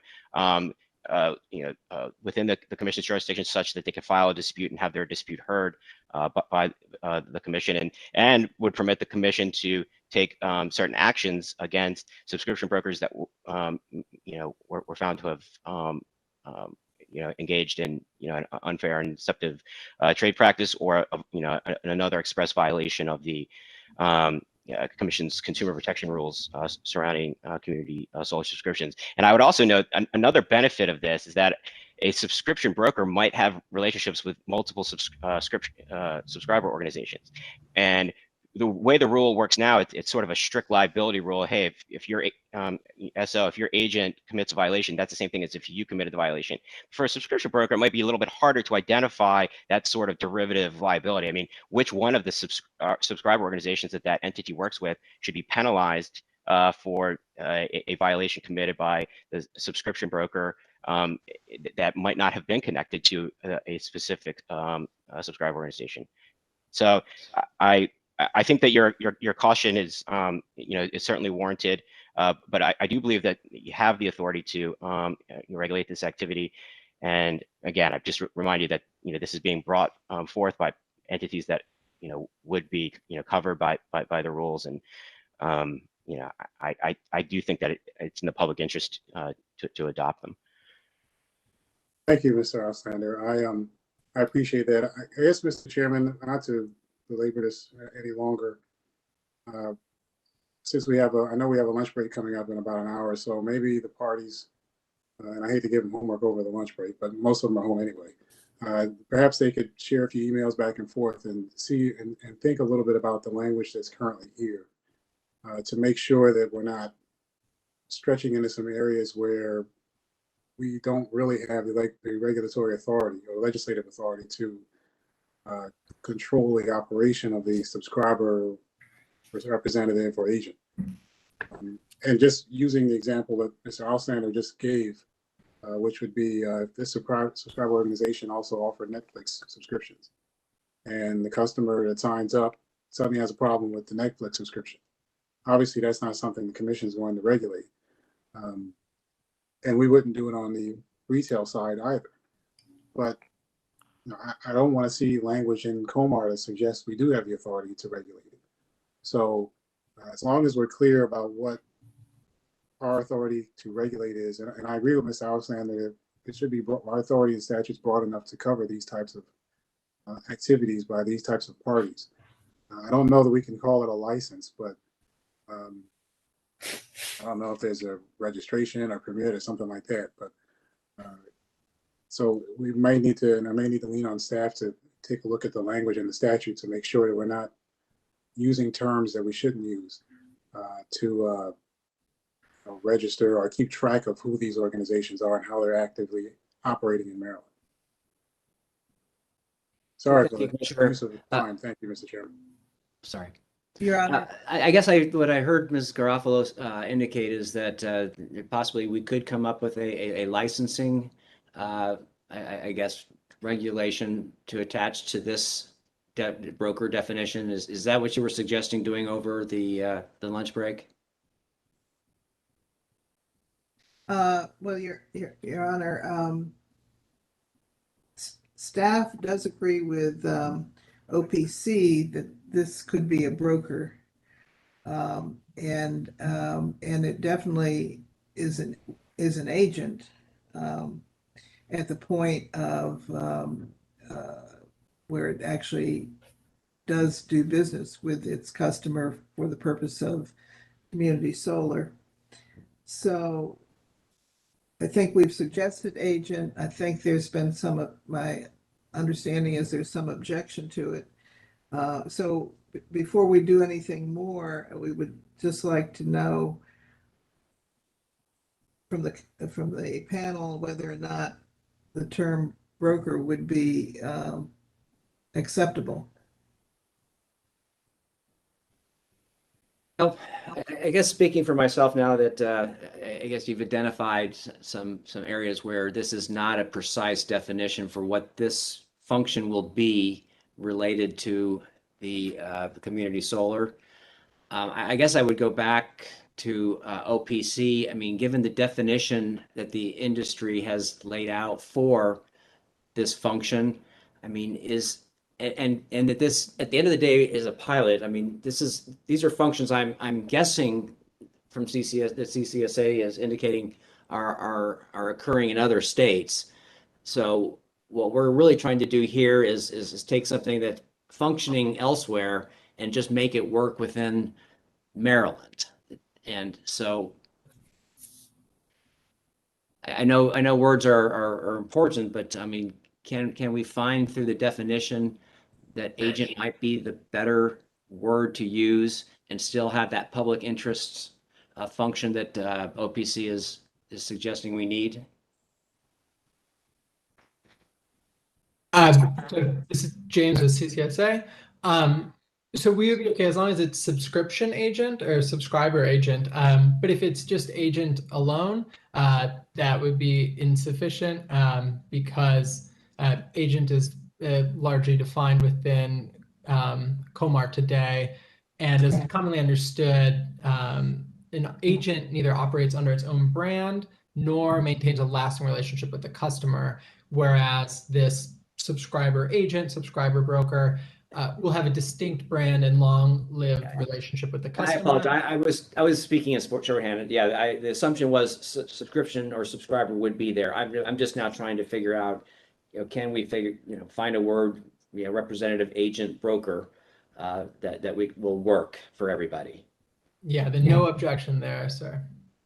Your suggestion could be to remove the language that says means an agent of a subscriber organization and change it to means an entity that, and then because I think it is problematic to talk about agent that's defined elsewhere in a way that is sort of inconsistent with what we're saying here, because it's almost as if a broker might be an agent of a subscriber organization at some point in the future, but maybe they won't. Maybe they never finish that brokerage agreement. So I'm not sure how they would be an agent of a subscriber organization at the time they're engaging in commercial activity that would implicate some of the concerns that animate the consumer protections that we've included here in COMAR for customers that are being marketed community solar subscriptions.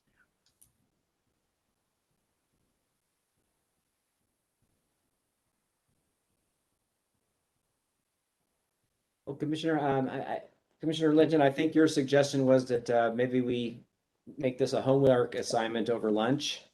Maybe we can extend lunch just a little bit so people can both eat and see if we can figure this one out. I feel like we're close to maybe being able to get the public interest argument that OPC is seeking to gain, and then also the business efficiency that CCSA is. And of course, we're all looking at the consumer protection. So if I identified, that's kind of where we are at this point, just trying to get some mutually agreeable language to see if we can close this section up. I think that's correct, Mr. Chairman. I don't think that there's really any disagreement among any of us about what we're trying to do here. I think it's but I think what's important is that we make sure that the language that we're including in this rulemaking reflects what we're trying to do. And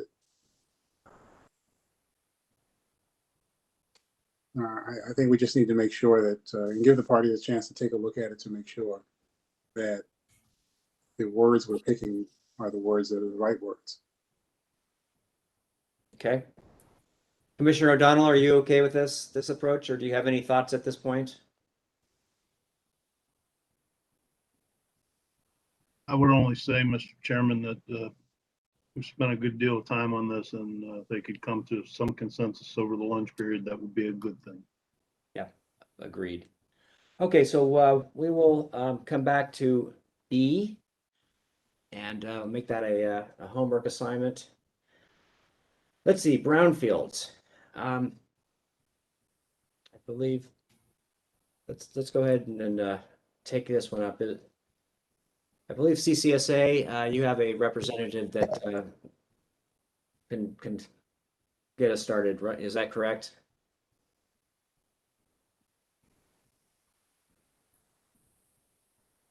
Yes. Okay. Please proceed. This is Francis Uhas. Well, good afternoon. Thank you. My name is Francis Uhas, and I am a lifelong Maryland resident and director of development for the Mid-Atlantic Region. The topic brownfield, the definition of a brownfield, as we discussed during our second hearing, the CCSA proposal expands the definition of a landfill to include additional a warranted category for a landfill. the current CSEG's regulations unintentionally adopted a narrow definition for the types of landfills and brownfields that properties that could be eligible to host projects in the CSEG's program. So CCSA's proposal slightly tweaks the language that we originally proposed in March to address the comments from Commissioner Linton and Commissioner O'Donnell in the March hearing, as well as the most recent comments filed by PEPCO and Delmarva. So our proposed language that we submitted most recently on Friday is a definition clearly noted in COMAR 26.04.07.04C5, such that the CSEG's program administrators, including the electric distribution companies and the PSC staff, can easily reference the eligibility if need be. So there is no ambiguity or uncertainty. The state does delegate authority to the counties for regulating such sites. So therefore, we believe this definition, as discussed with NA and NDE, again, clearly provides a definition that can be cited, can be referenced, and satisfies, I believe, the concerns that of all parties that we discussed in March. So therefore, we would ask that you adopt this definition, most recently proposed by CCSA. Thank you, Ms. Uas. Anyone else advocating for the CCSA regulations wish to speak on this issue? Hearing none, why don't we go, I believe this was an issue that MEA addressed. Would you care to give us your position? I have to say I was a little confused. You sound like you supported it, but didn't want to actually make any changes to regulations. Maybe you could help me understand that position. Thank you, Commissioner. MEA believes that brownfields and areas under municipal and local government erosion and sedimentary control permits should be treated should have equal treatment under the pilot program. However, we do not necessarily support a change in the definition of brownfields for this purpose. We believe that what already exists in regulation is sufficient to address this. Thank you. I think, just may I make one comment? I think we're not necessarily, but adding a new category, which would be the rubble landfills for the construction and demolition landfills. Sorry, Mr. Chairman. Ms. Uhas, I had a hard time hearing what you were saying. You kind of broke up there. Maybe if you turn your video off. I'm sorry.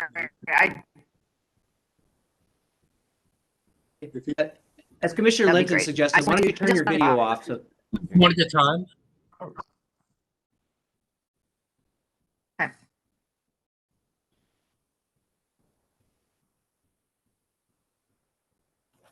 Okay. Is that better? So I just wanted to not quite yet. clarify. Please go ahead and proceed. Yes, I just wanted to clarify that I don't believe we're changing the definition of brownfield per se, but adding the eligible category of the construction and demolition and rubble landfills to be eligible projects. Okay, thank you. That's kind of how I read your recommendation. Is not so much a definition, but just the eligibility aspect. Let me go ahead and turn to staff.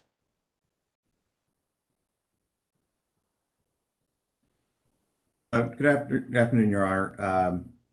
I think the clarity we'd like to add here is the language that we are concerned about has to do with being able to define a landfill.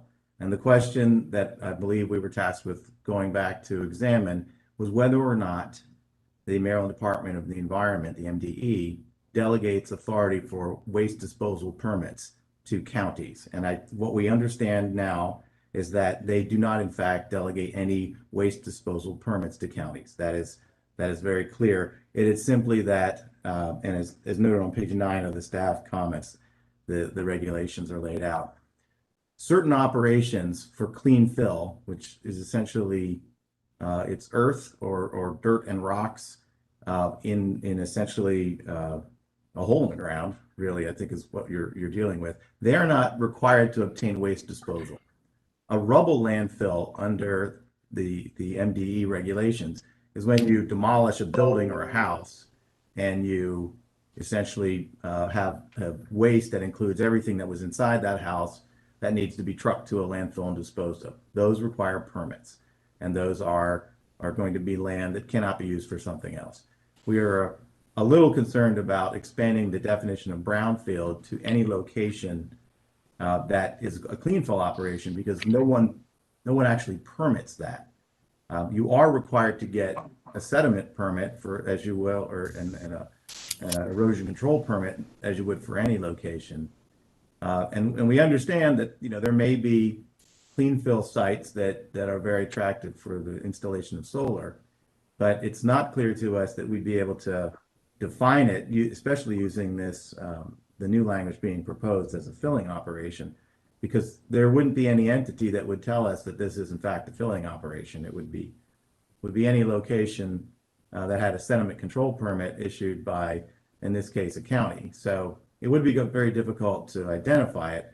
The other, I think, concern we have is that there are maybe very many of these locations, and they might be not considered by the areas around them to otherwise be a landfill. So what we had asked for was that to be aided in the ability to certify these locations since they have a waste disposal permit. And we understand that there are sites that don't require those, that folks would like to build solar on.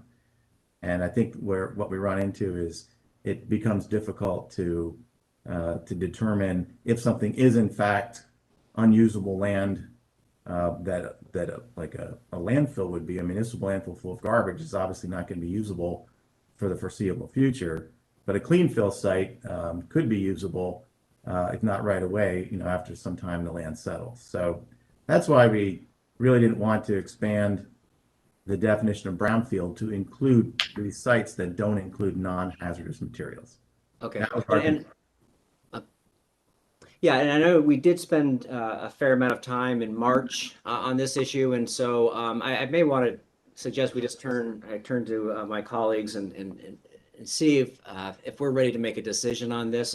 I think we've heard all the arguments, and I think it really comes down to the eligibility aspect of the various buckets that we have that this program can participate in for projects, and given that these projects are all permitted and licensed at the local level, I mean, I think what we're trying to do is promote priority places where where development can take place of these CSEGs.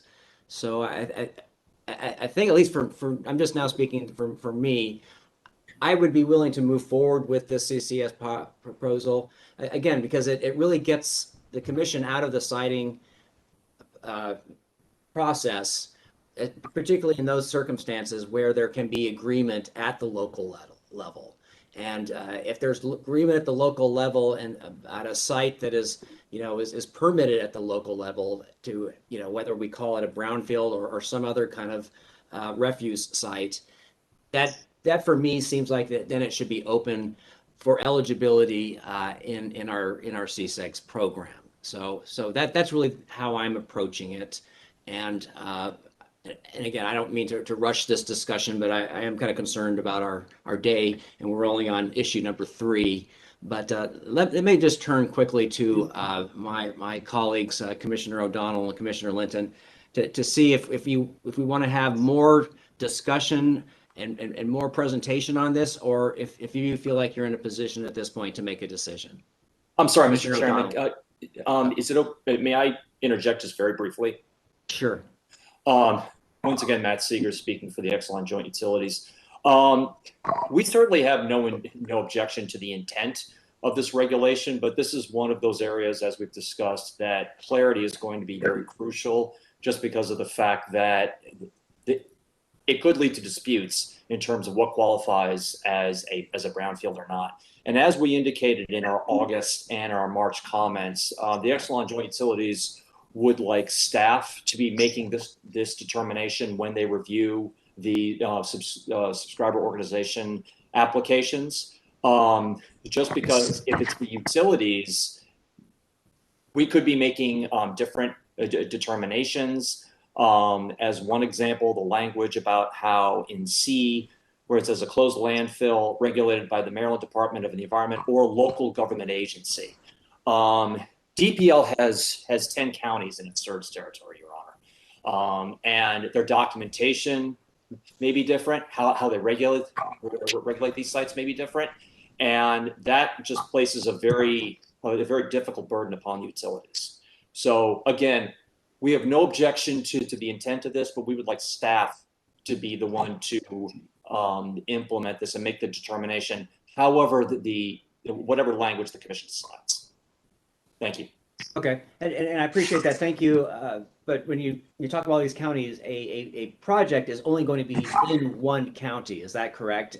And if that particular county that's in charge of siting and permitting that project, has a process to permit what they consider I hate to call it brownfield, but a refuse site or some other site that would potentially be deemed qualified by what we're trying to do here. I mean, does that address the utility concern? I mean, you would only be dealing with one site in a county, and then you go to that regulatory authority to determine if in fact it meets the refuse site category. I think the way that you characterize it, Mr. Chairman, is correct. But as you just indicated, the utilities would have to be in the position of having to go to each of the local government authorities. That is different than, for example, a closed landfill regulated by the Maryland Department of the Environment. That list, I believe, is readily available over the internet. That's something that we can quickly and easily verify. But if you're talking about a local government agency, then the utility is going to have to be in the position of going to each agency. As I mentioned before, their regulatory schemes may be different, their documentation may be different, and that's just going to slow the process down. Okay. Well, it just seems like something the utility does routinely with anything that you construct. I guess I'm having a hard time understanding how the various discrete counties would raise that much more difficulty than any other times you're doing business throughout the state.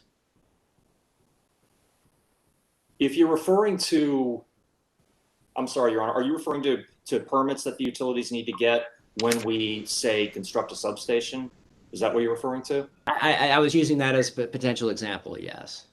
Okay. Well, while that may be true, our understanding is that what we're trying to do here is to keep this process moving. And if, as I mentioned before, if the utilities have to undertake the process of going to each of the local government agencies, it is going to slow down the process of getting these projects through to process them and get them into service. Are you going to them or are they coming to you? A project comes to you with an application and it has all the documentation it needs, and if it wants to be designated as a refuse site, they would come to you with the verification or with whatever documentation they would need for that particular location. Would they not? Yes, they would, but we have to verify that that the documentation meets the requirements of the regulations. Well, if we simply just say you just need a local permitting authority to designate it as such, what more do you need? Well, we would, I guess that we would need to verify that is the appropriate permit for that particular locality, Your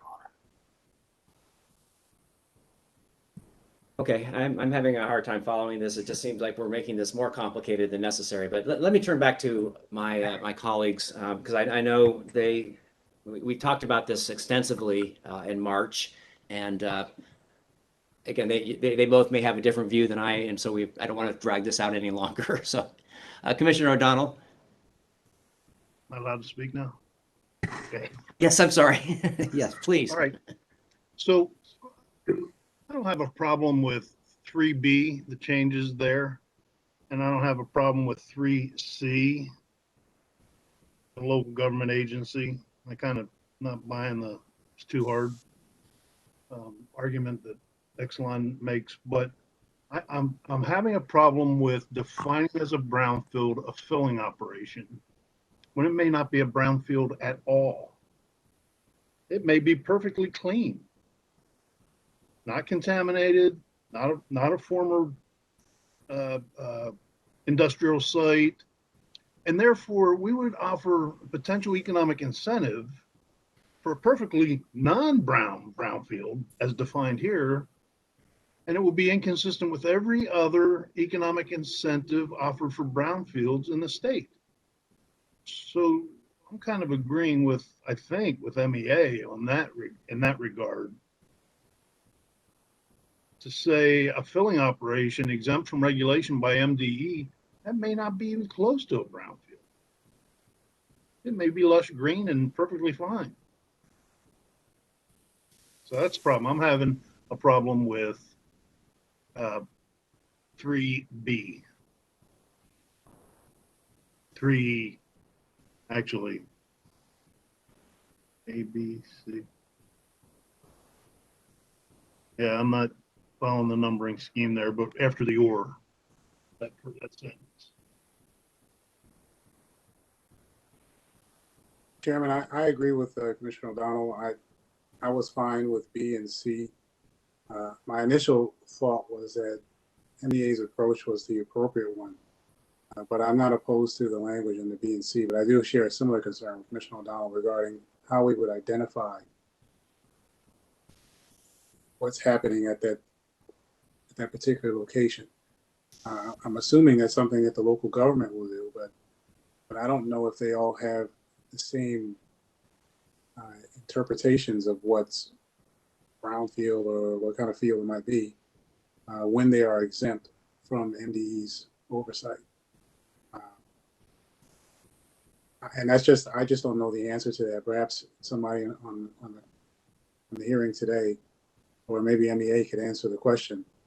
I mean, do we know if the local governments have the same interpretations when MDE is not, when the property or the land, the area, the filling operation is exempt from regulation?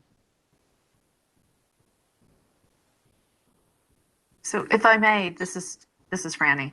So this language came directly from MDE, from the Maryland Department of the Environment.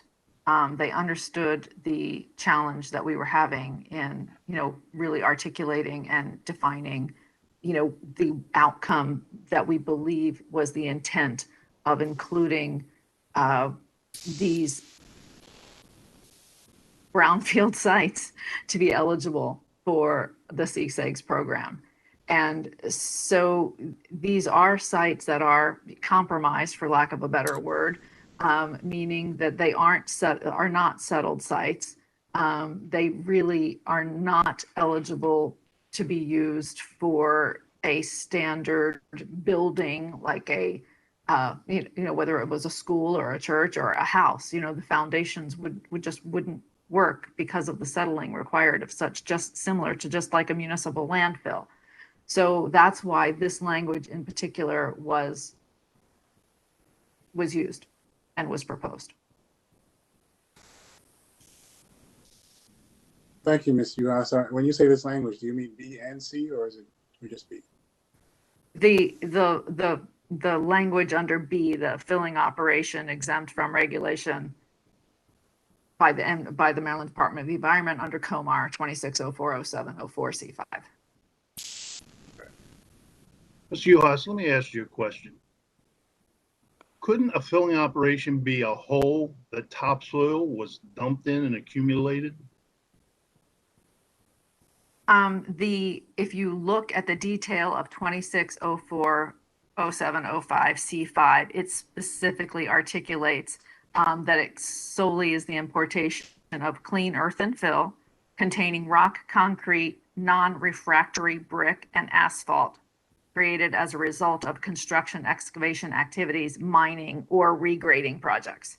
So it is very specific. So let's say that it's all topsoil, has no asphalt in it, it's put in a hole, and that becomes a brownfield? It becomes, under this definition, becomes a brownfield? it is more of a construction, demolition, or rubble landfill. I get that, but this is a filling operation which could conceivably be all topsoil that has nothing wrong with it. And this would make it a brownfield. Typically, it would also include these other things. That's why it says and, not, it says containing rock, concrete, and non-refractory brick and asphalt. So it includes all of those things. It would be presumed that there would be more than just clean earth and fill in there. Do we have someone from MDE with us today?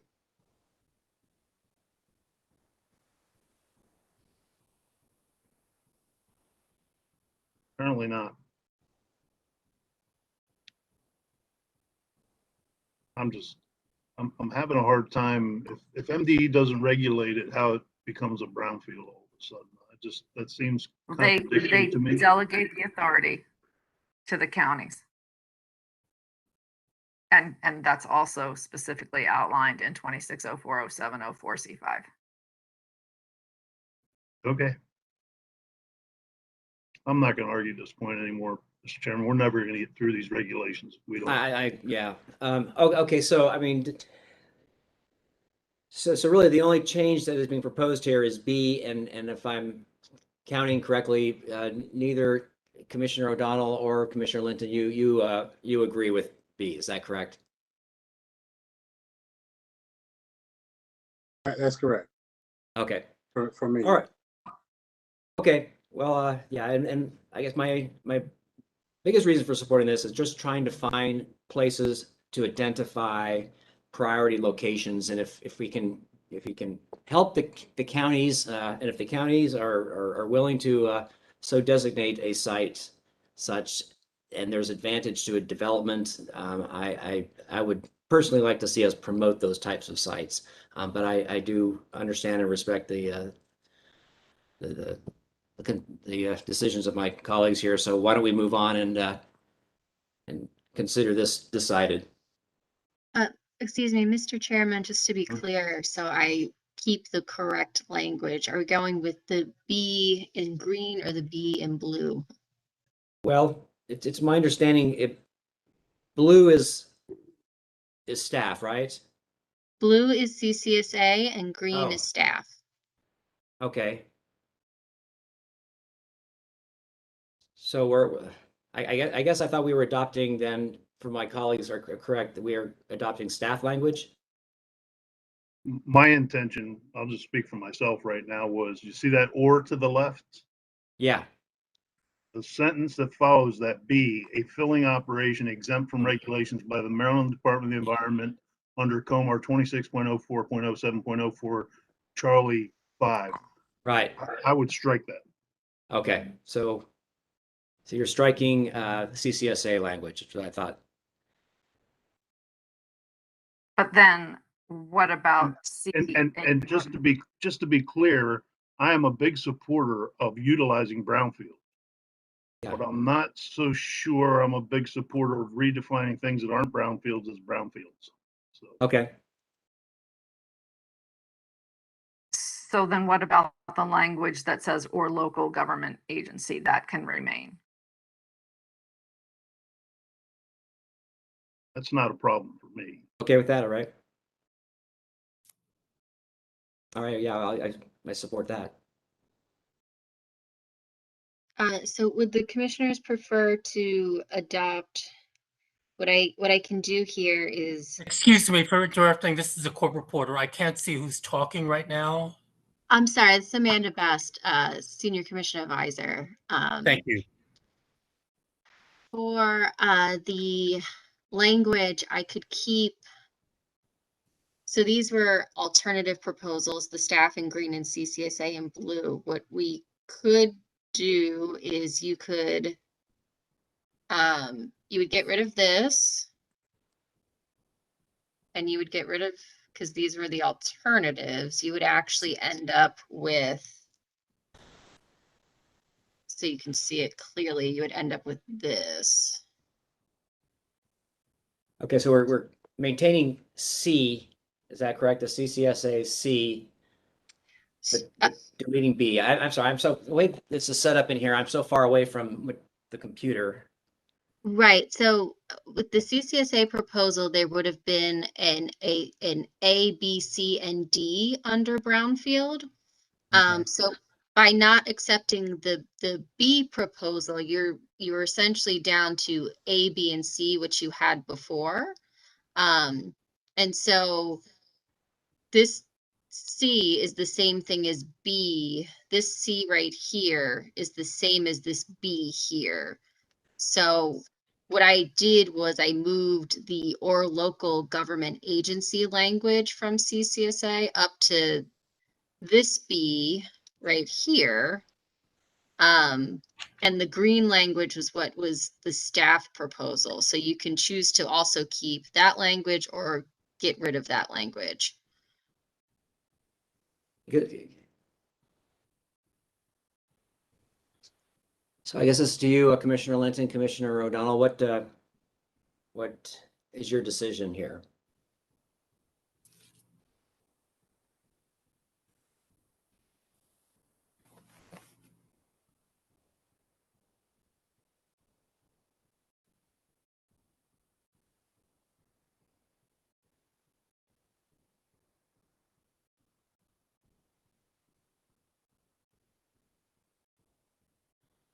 Excuse me, I don't have a problem with either the staff or the CCSA language.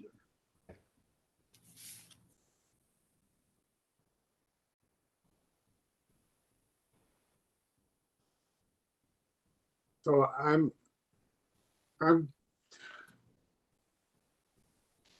comfortable with it, but I feel like it's more. I'm trying to figure out how it's changed from what we had before, but be it. I mean, we've removed the reference to the Comar from MDE, but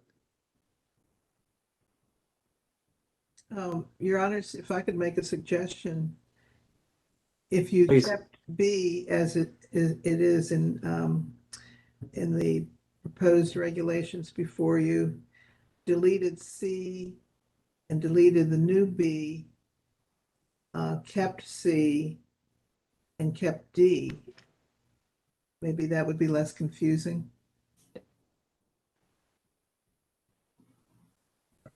Yeah. Could you run through that again for me? Sure, you keep B as it is with municipal or rubble landfill regulated under refuge disposal permit. Delete C, actually renumber C to D. So I'm sorry, there are two C's on the screen right now. So by C, you mean mined lands as defined in Mined Comar? lands, delete mined lands. Yeah. It will come back. It won't truly be deleted, but for purposes of drafting, delete C. Delete B, which you've been discussing, and then keep C, which I think is CCSA language. And it contains or local government agency. Okay. And then, or keep D, which is CCSA language, I think, but it was also proposed by staff, or it was in the original document. D is original. D is original.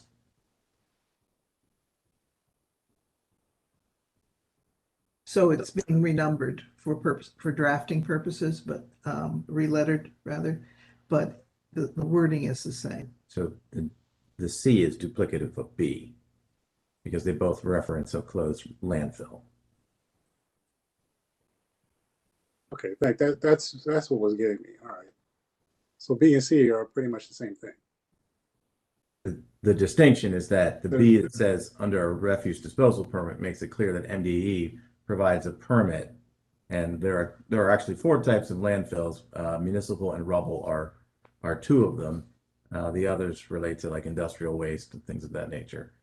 So now at this point, removing C that has the tail end that says or local government agency, that's no longer required because you have a closed municipal rubble landfill regulated under refuse disposal permit in B. So C can go away entirely at this point, and then No, I do not agree with that. it's renamed to D. But let me just make sure I understand. If the landfill is regulated by MDE, it's providing a refuse disposal permit. Local governments don't provide disposal permits for landfills. Only the MDE does that. So what does a closed landfill regulated by a local government agency mean? It would allow those landfills, it would allow those rubble or construction and demolition landfills to be considered. Except that we Just saying that are regulated at the county level. You're talking about the filling operations. The rubble or construction and demolition landfills as defined by COMAR. Okay, so the MDE regulations do not require a permit for filling operations because they're clean. And a closed landfill can't be regulated by a local government agency under a waste disposal permit because that is authority of the MDE, which they made very clear to us when we spoke with them, that MDE does not delegate permit authorities to any other jurisdictions, including counties. So only MDE regulates landfills and issues permits, which is why B is all we need. No, because you would still want to allow those rubble and construction and demolition landfills as defined by COMAR. Now, not defined by 04C5, but the original 26040704, that would be eligible because those are the ones that are the MDE delegates the authority to the counties. Again, that's not correct. MDE was very clear, and the regulations are listed in staff's comments. MDE does not delegate permits for refuse to any other agency. Clean fill is exempt. That was clear. The regs show that, and you understand that as well. There is no ability for a permit to be issued by a county for a landfill.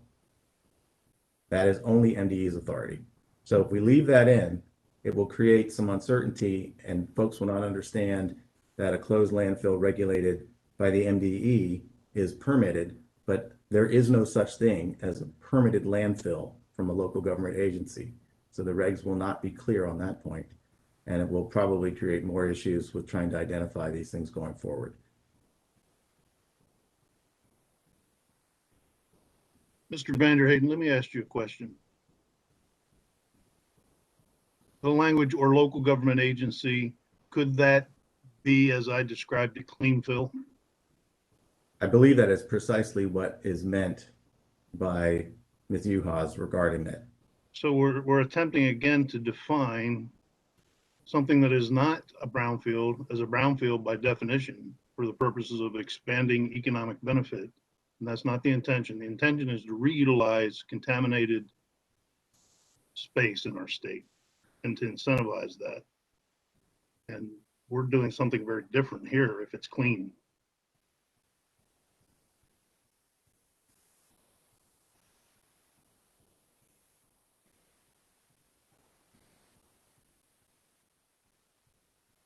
Okay, I mean, so at this stage, we're trying to come up with language that that satisfies Commissioners Linton and O'Donnell,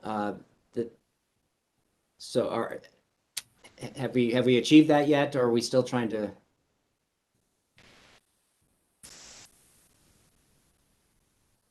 Well, it doesn't sound like local government agencies have authority over brownfields. Right. And then that's what you're trying to sustain at this point. Is that correct? Well, I think that the challenge here is that we're defining brownfield. I mean, that's what number 3 is here. And all of this language is fitting under brownfield means one of the following. And as Commissioner O'Donnell pointed out, if you have a clean field, is not regulated by the Maryland Department of the Environment, and the local government agency is the one that manages it, then we are defining that as a brownfield. Now, it may be that we need another word somewhere, another term somewhere that covers those types of issues, those types of locations that we're talking about. I think Commissioner O'Donnell's concern, and I have to agree with him on this one, is that those types of situations or locations are not brownfields. So I'm not suggesting that they don't exist or that they may not be subject to development for a community solar project, but they're not brownfields. So I think that's the issue. So we might need a new word or maybe find another location for the definition. And then we can get to the policy question of whether or not we want to move forward with it. But I don't think Commissioner O'Donnell, I'm speaking for him, he can certainly do so on his own, but I don't think he's comfortable with that. Okay. Putting that exception under that definition. I'm sorry, Commissioner Lynn. No, go ahead. I'm done. Let me just say this. I come at this without a significant background in defining brownfields in the legislature.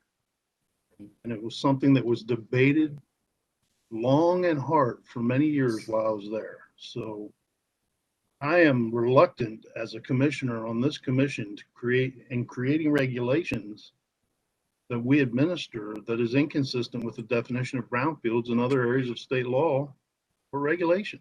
I think it's the wrong thing to do. Brownfields should be incentivized to be reclaimed for beneficial use of the state that otherwise wouldn't happen. And if we're taking clean areas and calling them brownfields so we can find more places that may be desirable to put community solar on, I think we're doing it we're not using the terminology brownfields correctly. And I feel pretty strongly about that. Yeah, maybe for staff, Ms. Garofalo, maybe we can work something else we can work on over lunch to try to again make sure it reflects the view of Commissioner Linton and O'Donnell, because obviously I agree with the CCSA position here, so I'm not really able to help at all, but I can tell they're frustrated that we're not getting to the right point. I still look at this as eligibility, and we decided this terminology, eligibility of brownfields, in the first round, and I think we're kind of handcuffing ourselves with that when we're just trying to add a new category of eligibility.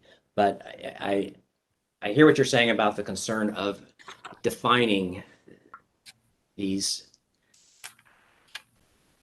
fill sites as brownfields. That's not certainly my intention, but it's just trying to make them eligible. But anyway, I think we're stuck here, just trying to get the right language that reflects Commissioners Linton and O'Donnell.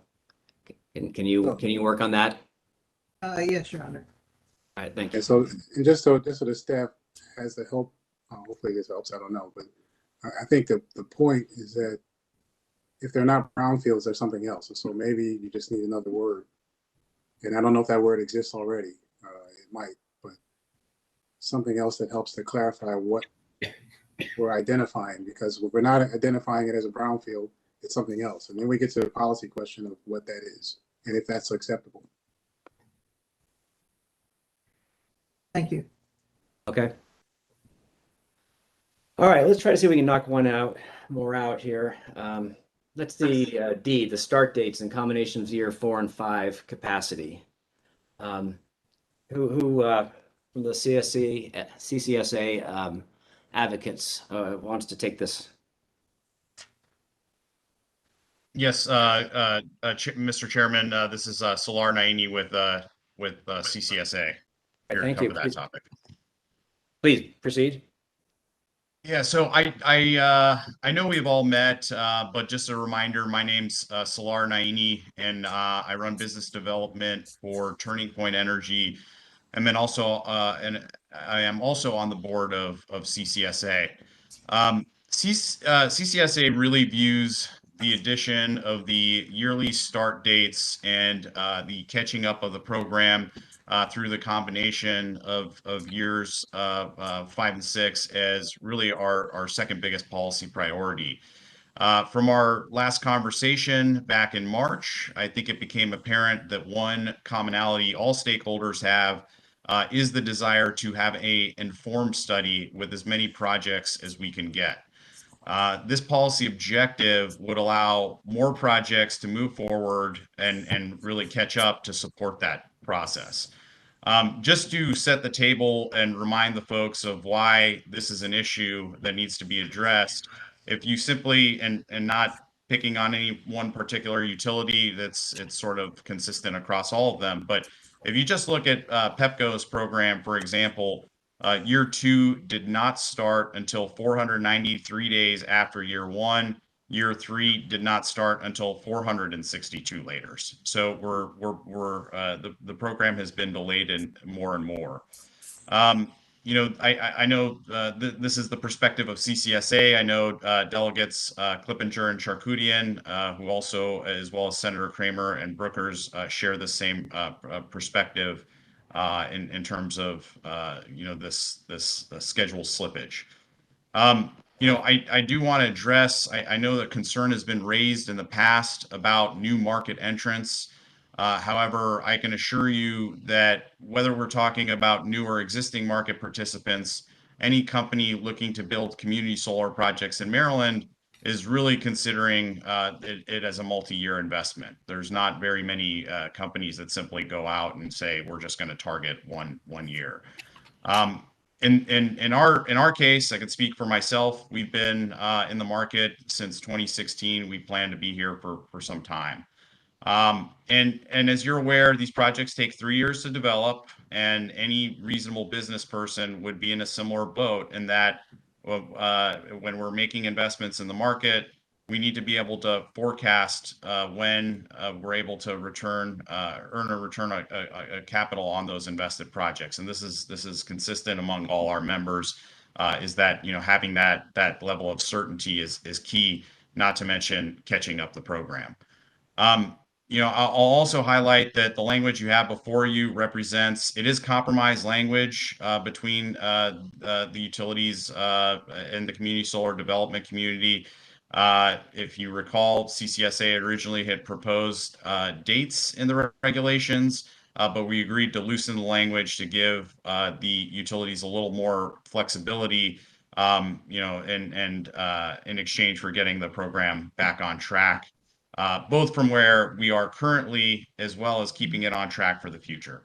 So I will pause there if you have any questions, or if you'd like to go to other speakers. Great, thank you. Staff, I think at this point, you're the only objectors to this language. Is that correct? I don't know that other folks have an issue with this. I think staff's position here reflects our concern for the overall operation of the program. Okay. I think it was representative of this is worked out as consensus language with the utility. Is that correct, utilities? Yes, Mr. Chairman, just to confirm what Mr. Naini just said, the CCSA language is the language in blue. Is that correct? That's my understanding, yes. Okay, yes. That is language that was worked out between CCSA and the utilities. Just due to the passage of time, the program year numbers may have changed, but that language is consistent with the language that was presented back in March. Okay. All right, does anyone else wish to speak on this? This is another topic that I think we did spend a fair amount of time in March discussing, and it is something we'd hope that there'd be consensus on. It does, at least from my perspective, appear that we do have largely we have consensus. I am supportive of the CCSA language. I think it's important we get the program on track, back on on the dates it was supposed to be operated, and provide some just certainty, business certainty out there for those who wish to do business in our state. So, Commissioner O'Donnell.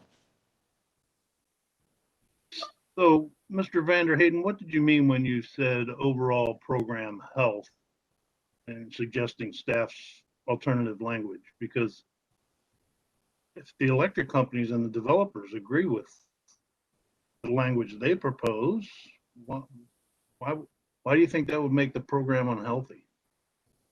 Your Honor, the way this is set up, it will allow the existing developers to have more of the capacity available to them and them alone.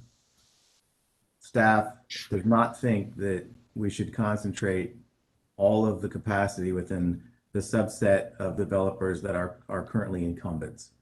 If we do not advance the award of capacity for the years 5, 6, and 7 forward 1 year as being proposed, we would allow more capacity available for those who have not had an opportunity to participate.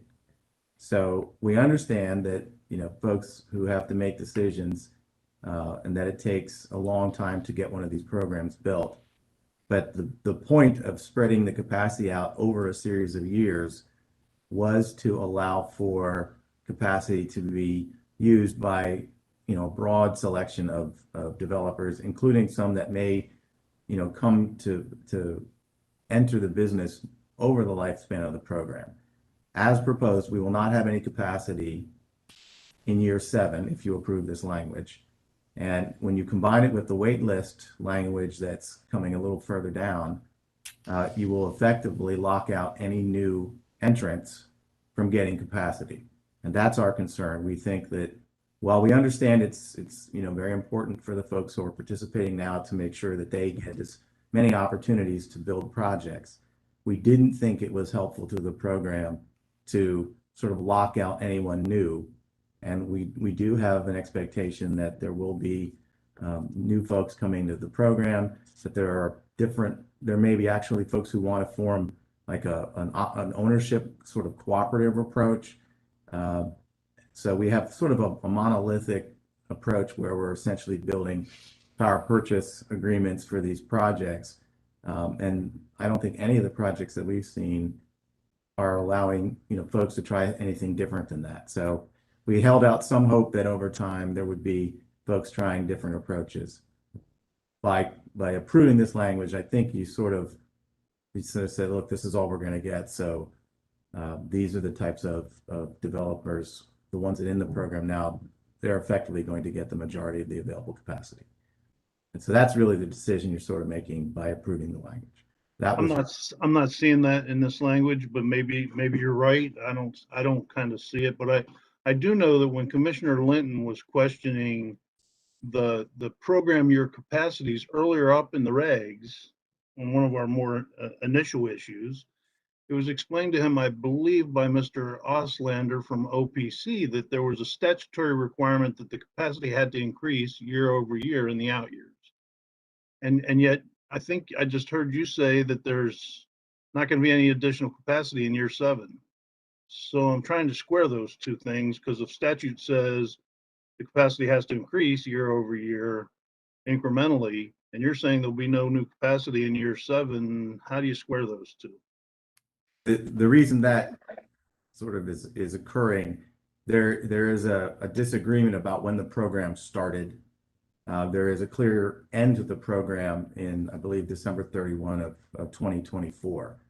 So right now we are in year 4, according to the existing schedule, and then year 5 starts in 22. So by effectively combining the year 4 and year 5 into 2021, and then beginning year 6 in 22, then year 7 begins in 23, which I believe leaves you no capacity to be awarded new in 2024. And so the program will end December 31 of 24 without anyone able to enter and obtain new capacity in areas where all of the capacity has been used. Okay, so fine, but how do you square that with what Mr. Oslander proffered earlier, that you had to have an incremental increase every year of the program? Well, we're not suggesting this language it would be square with that. I think Mr. Oslander is correct in citing the requirement to increase the program capacity. I believe this would essentially, by combining year 4 and 5, would effectively leave no ability to increase the capacity in the 7th year. That's an interesting perspective that you bring up. I don't know that we've thought of it that way before, but I think the disagreement is because there is a disagreement about when the program should have started, although now we appear to have, moved to a point where we are beginning toward new capacity with January 1 of each year. So probably the disagreement is, when did the program actually start? And I don't think there's any disagreement because the legislative language says when the program ends. Mr. Oslander, can you elucidate for me at all? So I think that one possible solution would be to consider the program year separate from how quickly the capacity would be consumed. For the record, OPC is not taking an issue on this topic. So, but in order to answer your question, I think you could do one of two things. One, you could just keep the years as they are, in which case it would be clearly consistent with the statutory requirement that the amount of generating capacity in the program increase year over year. I also suppose it's possible to think of the program years as separate from when the capacity for that program year might be consumed, and I'll permit under this proposal for the capacity for program year 7 to be consumed or utilized earlier than actual year 7, in which case I think it could still be considered consistent with the statutory language, because there would be a separate year 7 whose capacity was larger than the previous year's 6 capacity. Thank you. Mr. Chairman, I don't think we should ever pass a regulation that obviates a statutory requirement. Commissioner, requirement trumps regulation, and I don't think we should pass something that negates a hard statutory requirement for incremental increase. So we gotta not, if Mr. Vanderheyden is correct, we got some work to do in this area to ferret out the delta there, because if the electric company and the developers agree to language that obviates a statutory requirement, that's problematic at a fundamental level, if Mr. Vanderheyden is correct. Commissioner O'Donnell, this is Salar with CCSA. If I may, sir.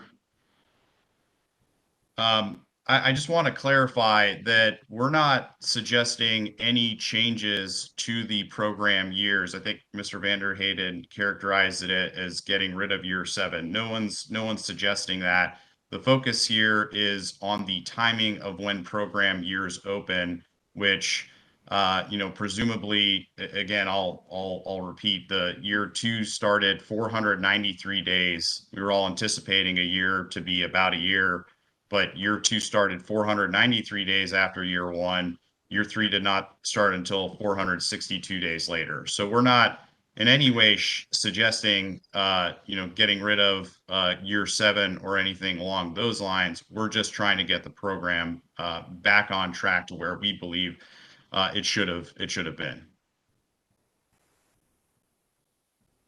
Well, let me ask you this. Do you disagree with Mr. Vanderheyden that if we adopt your language, there'll be no capacity in year 7? Yes, I disagree with that characterization. Year 7 will continue, I think the way we're proposing this now, Year 6 it's just, you're just talking about a different date. So yes, I do disagree with that characterization.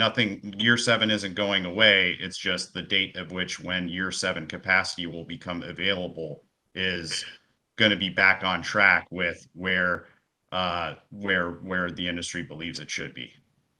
Mr. Vanderhayden, you still maintain that there'll be no capacity to issue in year 7? The capacity for the 7th year would, under the CCSA proposal, be granted in January of 23. The program itself is proposed, is the legislative end of the program is December 31 of 24. I believe that 2024 is the 7th year based on the schedule that we started this program on and that we're currently on. So it is a disagreement about when the program started, I think, that is causing this. But if you change this language, all of the capacity that has been granted by these regulations will have been issued by January 18th of 2023, which is about 2 years before the end of the program that's listed in the legislative language. That's why I think that there is not any capacity available in the 7th year. So I have 2 stakeholders here who have diametrically opposed understanding of the situation, and I'm supposed to make a decision one way or another. Fundamental facts here. And disagree on. Your Honor, I'd like to point out that the start date for the years is now, I believe, in every utility's tariff, that every utility who participates in the community solar program. I'm sorry, I'm having a hard time hearing this. I just would like to point out, it's not directly on point, but it might be helpful.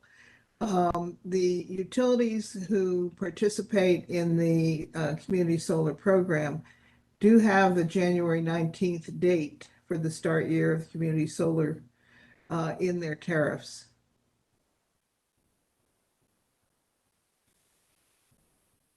I'm trying to find out the difference between Mr. Vanderhayden's assertion that we no capacity for the final year of the program and CCSA's assertion that there will be incremental capacity. Those seem like 2 diametrically opposed facts. One is true, one is not. They both cannot be true. Both of them cannot be true. Yep, Commissioner O'Donnell, maybe I can help clarify. So Mr. Vanderhayden was correct with regards to when the program would start, right? We're talking about capacity being awarded under the CCSA proposal starting in January 2023. As I respect your time, and I know that, as you well know, these projects are taking longer than we anticipated to be under construction, and now we have up to 3 years under proposed regulations. So just, while project capacity may be awarded in January 2023, it's gonna take a while for those projects to get constructed. So I think that nuance is worth pointing out. Excuse me, Commissioner O'Donnell, this is Harry Warren from Clean Grid Advisors. Just another item. I'm reviewing the legislative language here on my screen. Just maybe I think this might be an important little clarification. The law says that the pilot program shall end 7 years after the beginning date, but no sooner than December 31st, 2024. And what's being discussed here are the initial dates upon which new increments of capacity are made available for application by the subscriber organizations. So I think one subtlety here is it's not that on January 18th of 2023, instantly all of the program capacity is subscribed and nothing is no further capacity is available for subscriber organizations to apply for. As we've seen over this past year, it may take a number of months. There may be some extended period of time during which subscriber organizations actually apply for that new increment of capacity. And so all the law does is it sets an end date out there for a time during which those kinds of applications for capacity can still be made, which could be some number of months after that final increment is made available to the subscriber organizations. So I think the conflict that you're pointing out is a good one to raise, but I'm not sure that the two positions necessarily conflict in exactly the way that staff has presented them. Thank you.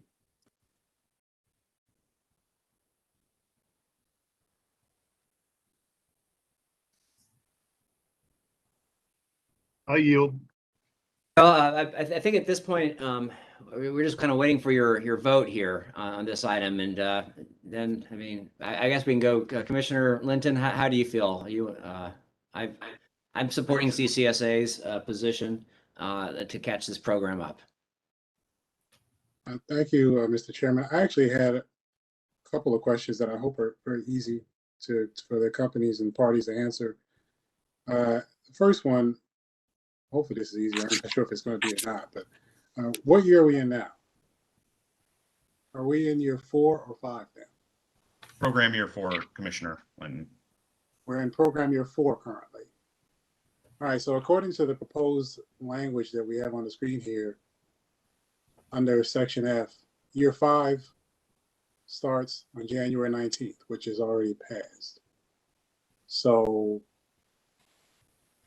yeah, sorry, just to clarify, so the negotiated language is 2 through 4 in blue, and the F1 with the specific dates, that was the language that we agreed to remove and replace it with the 2 through 4 in order to give, in order to not have, I think Commissioner O'Donnell raised some concerns and the utilities had raised some concerns about having specific dates in the regulations. So we sort of work with our utility partners to basically, so you would essentially remove the highlighted section F1 through 4, and that would be replaced with 2 through 4. okay. All right, thank you. Good. So that first one was easy. All right. For the second question, earlier, and I asked a question about this, and so I don't know if we need to have the language on the screen again or not, but we listed the dates by which capacity would be available in an incremental fashion. So we go 6% in year 5, or 4, 7% in year 5, 8% in year 6, and 9% in year 7. If we are already in, we're not in year 5 yet, we're moving towards year 5 according to the proposed language by CCSA. What happens to the capacity under that same, under the structure that we've talked about already? Are years 4 and 5 combined, so we have a whole lot more capacity in years 4 and 5, but then we start going backwards? How is that? How are those numbers working with what we proposed here? Great question, Commissioner Linton.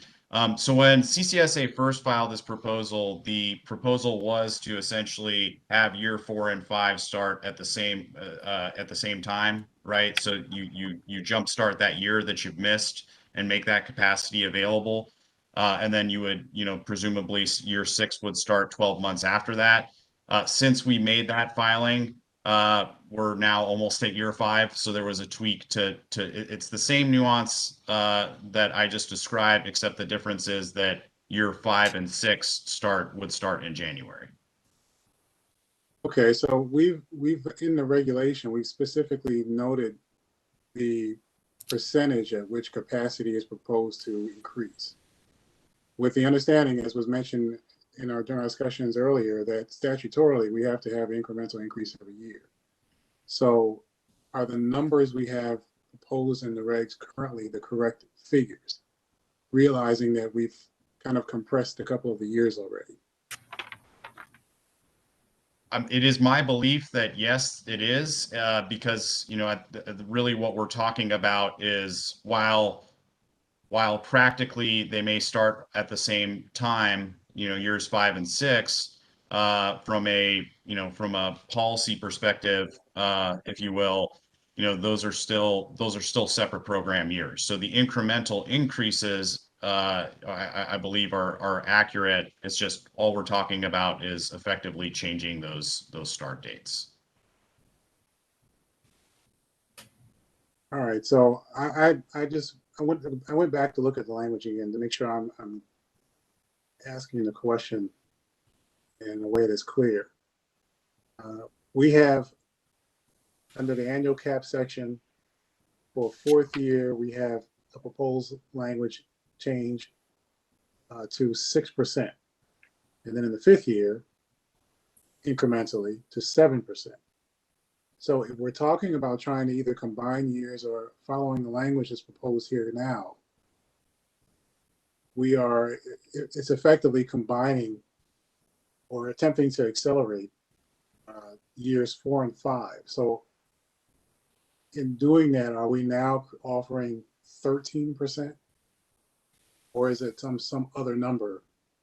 And I don't know what the number is, but when I read this, if I'm a person that's not participating in this hearing, but I'm interested in the market here, for example, and I pull out the COMAR regulation and this says 6% in fourth year, 7% in the fifth year. And according to the language that's in front of us now, I guess we're moving into program year 6 within 12 months of the start date of the previous year. I guess I'm trying to figure out how much capacity is actually going to be offered on. Yeah. I don't know how much, I don't know. These numbers don't seem to be right to me. And I don't think they flow with. I think that this language that you've negotiated here, and I'm glad you have settled proposed language, but I don't know that this language was negotiated in conjunction with the language under the annual cap percentages. It seems like they were not done at the same time. Yeah, that to answer your question, that is correct. They were not done at the same time, but I guess in our view, it's not, you're still having that incremental increase, year after year. The only difference is that, to answer your earlier question, you basically have a situation where, year 5 and 6 will essentially start, those program years will start at the same date to catch the program back up. So it is my belief that while the dates of which that capacity would become available will be the same to catch the program back up, you are still getting that incremental increase that we discussed previously was the statutory intent.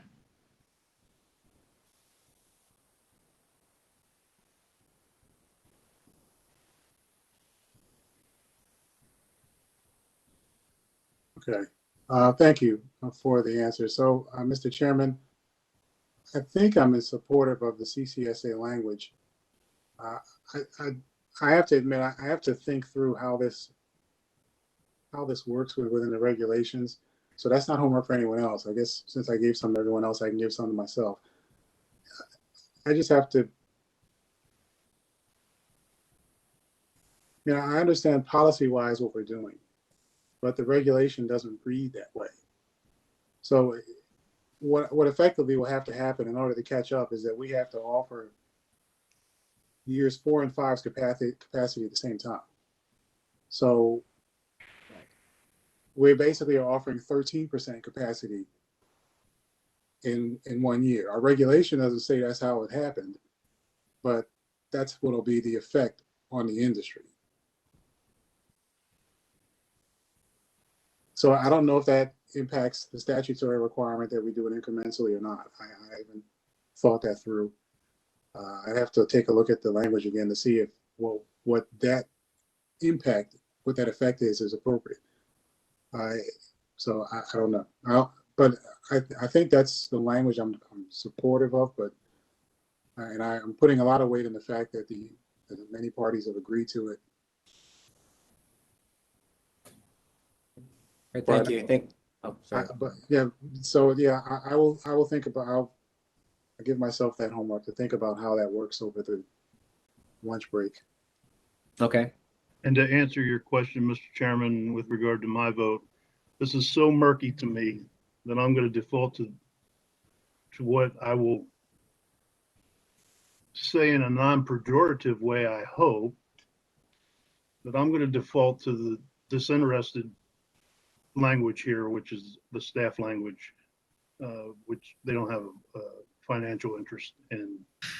And I'm not sure how this shakes out with moving these capacities around and program years around and statutory requirements and how it all fits together. So I'm going to be supportive. I'm willing to take the loss on this one on a 2-to-1 basis and support the staff language. Don't put yourself out there yet, Commissioner O'Donnell. I need to think my way through it. So right now, because I like I said, I need to make sure that statutorily we're actually not creating a scenario that, or excuse me, regulatory wise, we're not creating a scenario that violates the statute. So we're adopting a reg that's not doing what we say it's doing, which might be okay. I don't know. So I need to figure that out. I agree. Commissioner Lynn. They're tough decisions. These a lot of for the pilot, a lot was put on the commission to figure out overall capacity and really kind of a timeline. So yeah, these are difficult. But yeah, we're looking at trying to do this in the confines of a pilot, but still provide the industry, I think, some certainty as how do they move forward. You know, and also giving the other events with the state. So, okay, so why don't we just go ahead and if we can make this final vote right after the lunch break, then we kind of know which way it goes, because it looks like you will be the swing vote on this particular issue. So, Chairman, if I may, one more thing, if there is a hang up, Commissioner Linton, if at the end of the day, I think CCSA's perspective is we want to get the program back on track. If we needed to space out the start of years 5 and 6 so that they don't start technically at the same exact date, maybe year 5 starts when it's supposed to start, maybe year 6 starts halfway through the year to catch it up. If that would, if having some sort of gap is would get you more comfortable with that language, I'd offer that we'd be willing to compromise there as well. At the end of the day, we don't want anybody to adopt any language that they're uncomfortable with. and that would not upset the I guess agreement with the utilities. That change? As long as we retain the language about we'll making best efforts, no, Your Honor. Okay, terrific. That's all I need to hear. Okay, well, with that, let's see. We're now at 1:30. Sorry for starting lunch a little late. Why don't we plan to be back at 2:30 and we will resume. I believe the next issue is LMI. So see you at 2:30. Great, thank you.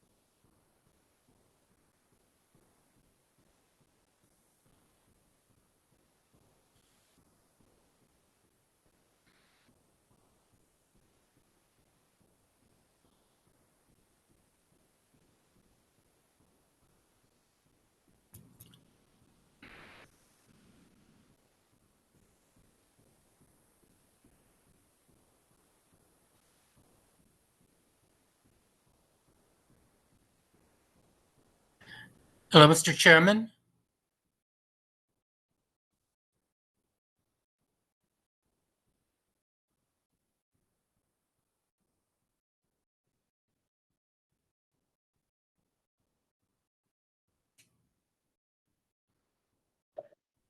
Mr. Jablonski, this is Commissioner O'Donnell. I can hear you. Yeah, thank you. Sorry about Mr. Jablonski. I was on mute. So, Yeah, thank yeah. you. I just wanted to talk to Miss Best for a second, if I could, just for about 10 seconds. Okay, I believe she's on. Miss Best? Yes, I'm here. Yeah, I've been leaving messages. I had been given a wrong time from my office about when we're ending today, and I do see now that we end at 4, not 2 p.m. like I was given earlier. Yes, yeah, we are not ending it to, we will most likely be going till at least 4. It might be a little bit longer than that. I have no trouble with that, thank you. And I have one question. When we're all done today, if I could have about a minute or 2 of your time to get a few spellings. Absolutely. I appreciate it. Thank you very much. With that, Mr. Jablonski, are you ready to go back on the record? Anytime you wish. Terrific.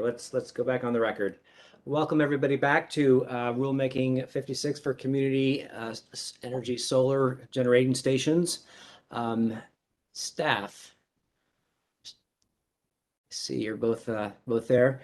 Why don't we go ahead and first let me ask. I guess maybe Mr. Vanderheyden, Ms. Garofalo. I think we were waiting for some language on subscriber representative. Were you able to talk to the parties, and do we have any resolution to subscribe representative or agent or whatever we arrive at? Your Honor, I think we circulated some things with email. Staff I think looked at what the folks had sent around, and we just submitted something of our own. So I don't know if folks have had time to digest that yet, but it looks like there was kind of a general idea that we would get rid of the words agent in the definition and use, I think they were suggesting an entity that, and then the list of things provided. I think staff went back and looked at the definition of subscriber organization and note that they use a word person in the legislative language. So we suggest that whatever the term's going to be, and I think staff may be trying to be as accurate as possible, came back around with subscriber sale or subscription sales representative means a person that, and I don't know if the parties have had a chance to absorb that yet. I think they were thinking about using the word subscription coordinator, but otherwise removing the language that used the word either agent or broker to describe this new participant that we're looking at. So maybe if I could ask the other parties to react a little bit to what we had just sent around via email right before the beginning of the hearing.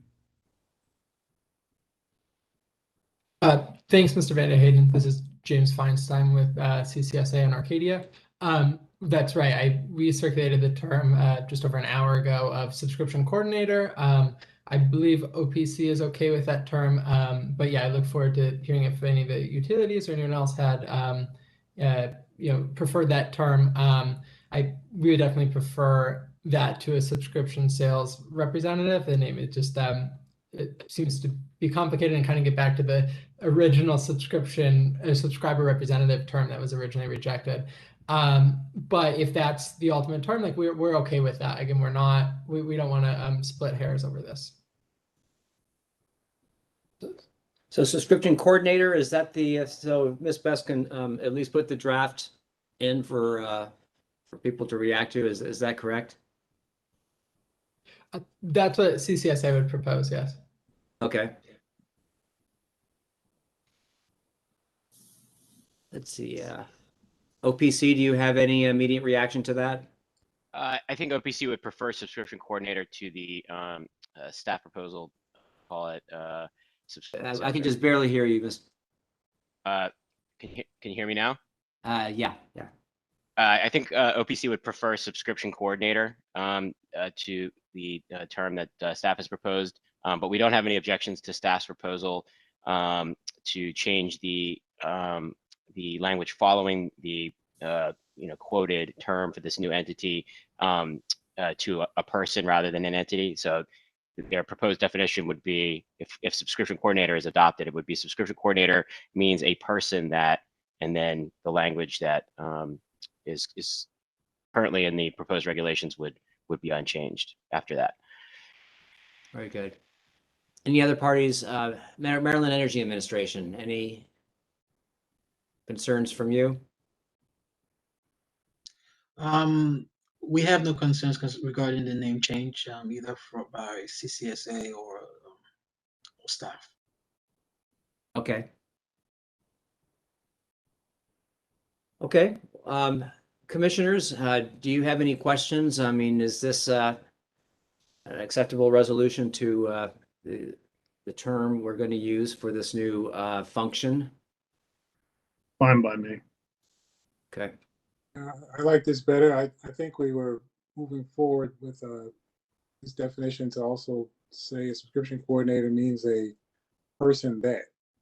So of a subscriber organization was not included in the definition. Okay. That's correct. That should be removed.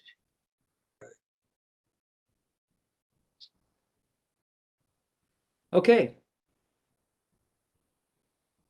Sounds like we have consensus and we have the support of all three commissioners. So are we taking of a subscriber organization out of there? We should, I think. Yeah, that's my understanding. So every place that says subscriber organization. Okay. Or, well, wait a second. Okay. But you do bring up a good point, Chairman. We would need to change wherever we see subscriber representative or whatever term is being used in this draft. We would change that to subscription coordinator to reflect the new term. All right. Yeah, I would note that at this point, I believe we probably won't be able to go much later than 4:30 today, based on some of the schedules I've heard. So I believe it is probably very likely that we will be continuing on Thursday. So that will give parties an opportunity over the weekend to look at over Wednesday to review any of the decisions made today before we take a final vote on proposed regulations to publish on Thursday. So give us a little more time. All right. I believe that takes care of, at least for now, the new term we're going subscriber coordinator topic. Brownfields. I believe there were language we were still trying to agree to, well, primarily for commission, that were acceptable to Commissioners O'Donnell and Linton. Is there any progress made there? Your Honor, I think maybe staff was sort of listening to the conversation, and it almost seems like, and maybe Commissioner Linton can correct me if I didn't capture his sentiments correctly, that we were actually trying to define as something different than a brownfield these facilities or these clean fill operations.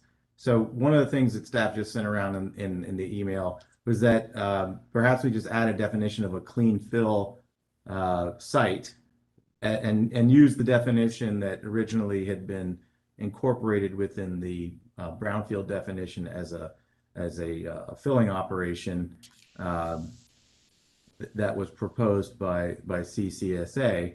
And then as we go through, if the commission would like to extend an additional economic benefit, say co-location or a corporation within a special category for a clean fill site, then that might be the way to sort of incorporate this type of facility or this type of site that essentially is a non-hazardous waste site, but otherwise is something that would like to receive a special benefit because it's perhaps encumbered from building due to it being essentially have a lot of debris and rocks in it. So that's, I think, maybe what we didn't have a chance to discuss this with anyone, but if it was Commissioner Linton's intent to define this type of site and then not include it as a brownfield, but otherwise use that definition to allow it to receive some type of special benefit in terms of capacity or siting further on down, that might be a way to at least capture what these locations are. Yeah, if I understand correctly, I would certainly welcome that as an alternative to well, to not adopting CCSA's language at this point. Was that your intent, Commissioner Linton?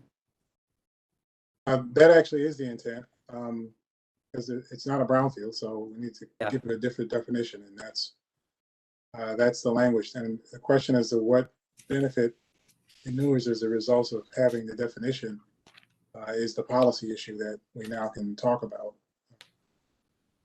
And it might be similar benefits to brownfields, but I'm not really sure about that. So, well, can I suggest? I mean, I would heartily endorse that idea. And so, maybe we could send this to all the parties to work on over Wednesday, and then come back with a proposal on Thursday. Is that acceptable? Sure, Chairman, Mr. Commissioner. I think CCS, from CCSA's perspective, the benefit that, quote unquote, clean fill projects or construction demolition landfills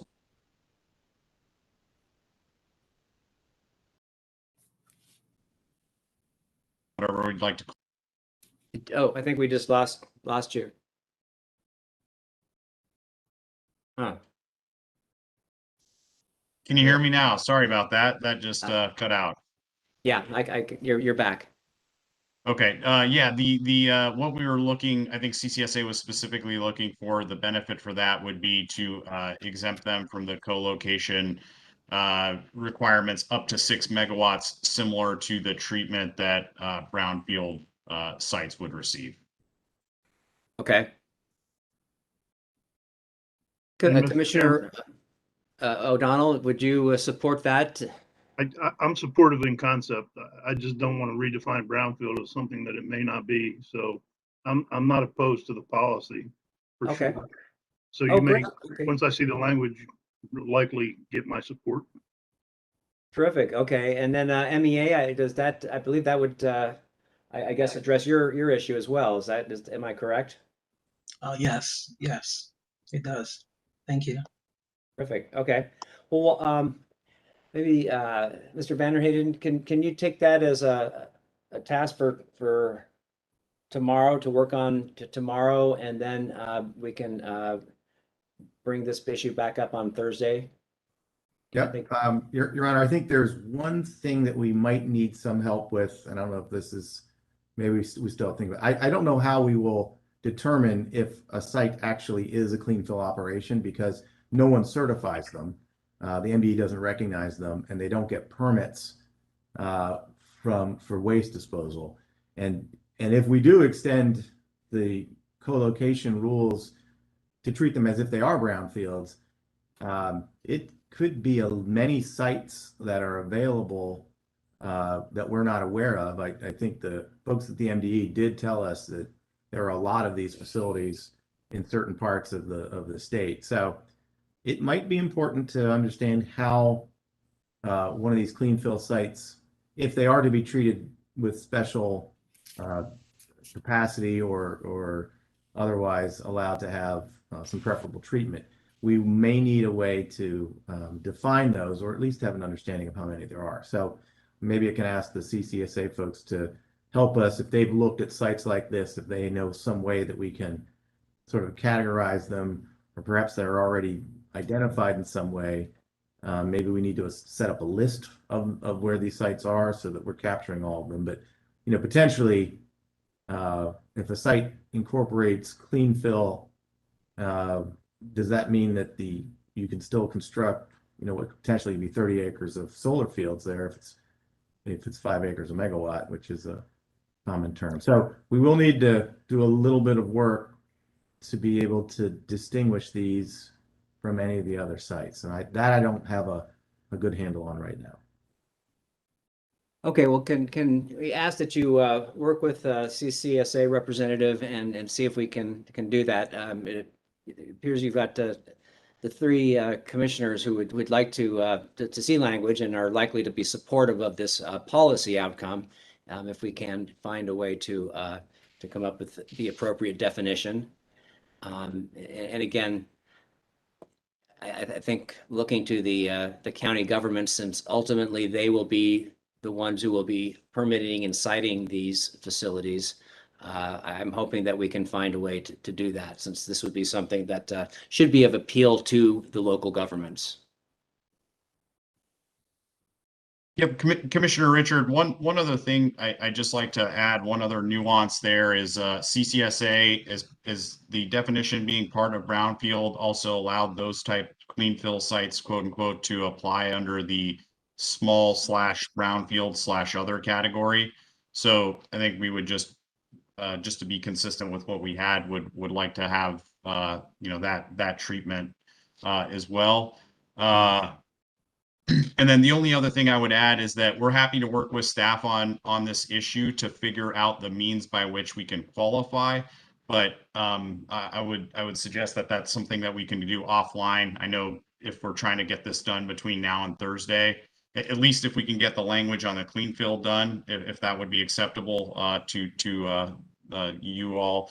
And then we figure out the means similar to what we did with the permitting requirements. We sort of figured that out in the tariffs, not necessarily in the regulations. Okay. Yeah, I mean, that's certainly my intent. I mean, we wouldn't want to create the new definition and category without having a bucket for it to go into. So is that how you were looking at this also, Commissioner Linton and Commissioner O'Donnell, that it would go into the same bucket as brownfields? Well, I think it would be a special category of qualification, but not a brownfield. So I'm just talking about the bucket overall. yeah, it will receive the same treatment, but we just wouldn't call it a brownfield because it may not be. Correct. I agree. Yeah, and I was looking at it the same way. But again, that's where I was saying before that we needed to figure out the policy treatment of it after we tried to define it. And so I don't think it's treated much differently. Okay. Okay, well, I see this as a potential breakthrough. I hope that this is something that we can get worked out, so that when we come back on Thursday, I think this should be something we should be able to take up and hopefully adopt. Okay, so I guess that's all. Is that all we need on this for now, till Thursday? Staff or? I think that is the outstanding issue on the brownfield definition. Okay.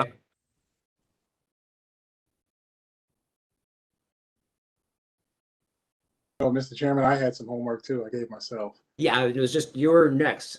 I'm next. All right. Yes, go. So I'm looking at page 6 of the document that we have on the screen currently. Okay. Just make sure I know where we are. Yeah, that's it. That's the annual cap section. And the concern that I had raised for lunch is that we were stating in the regulation that we were offering a certain amount of capacity when we in fact had not done so. So basically the question I was wrestling with at the time was what happened to it? Where is it? So under the existing regulation, we're in year 4. So we have 3.5% capacity that's already available. And I would suspect my understanding is that that's already available. And I don't know if it's all used or not, but at least it's out there. Since these regulations aren't going to go into effect,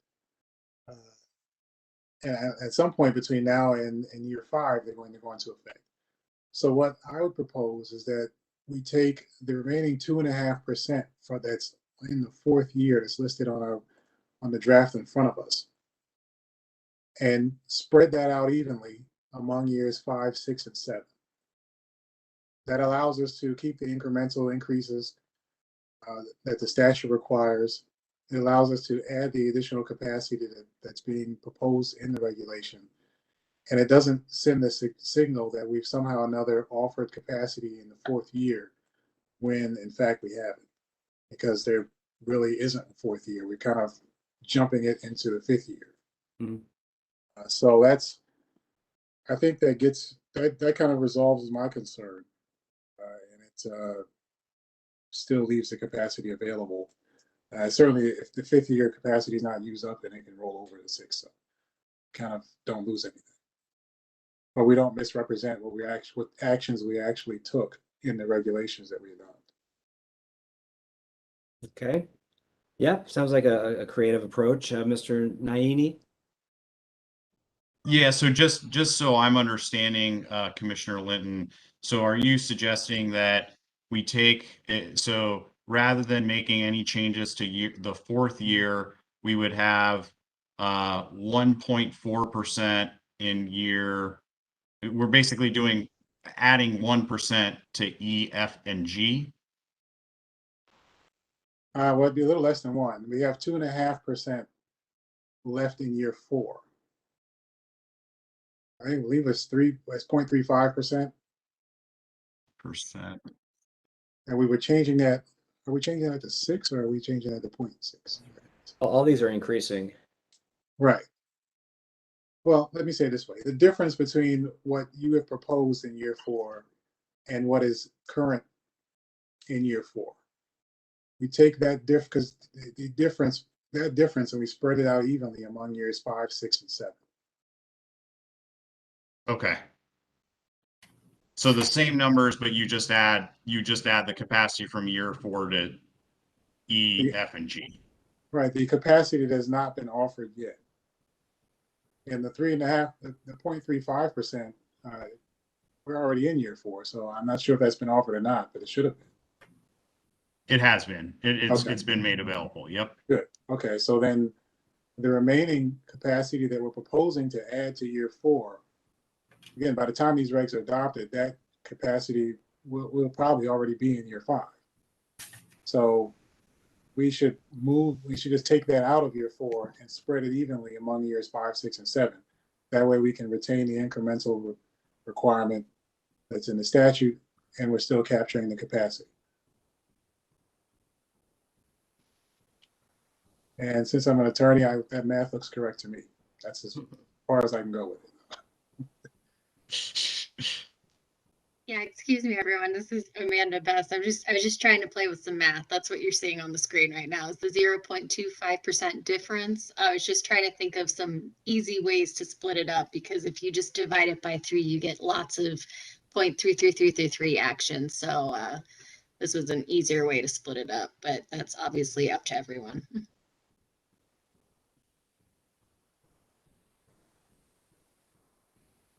Okay.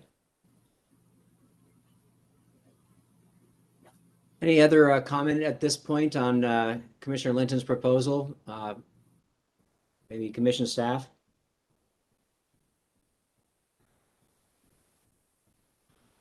So we're adding the 0.25% split 3 ways. So if you made one of them 0.09 and then the other 2 0.08, that would get you your 0.25.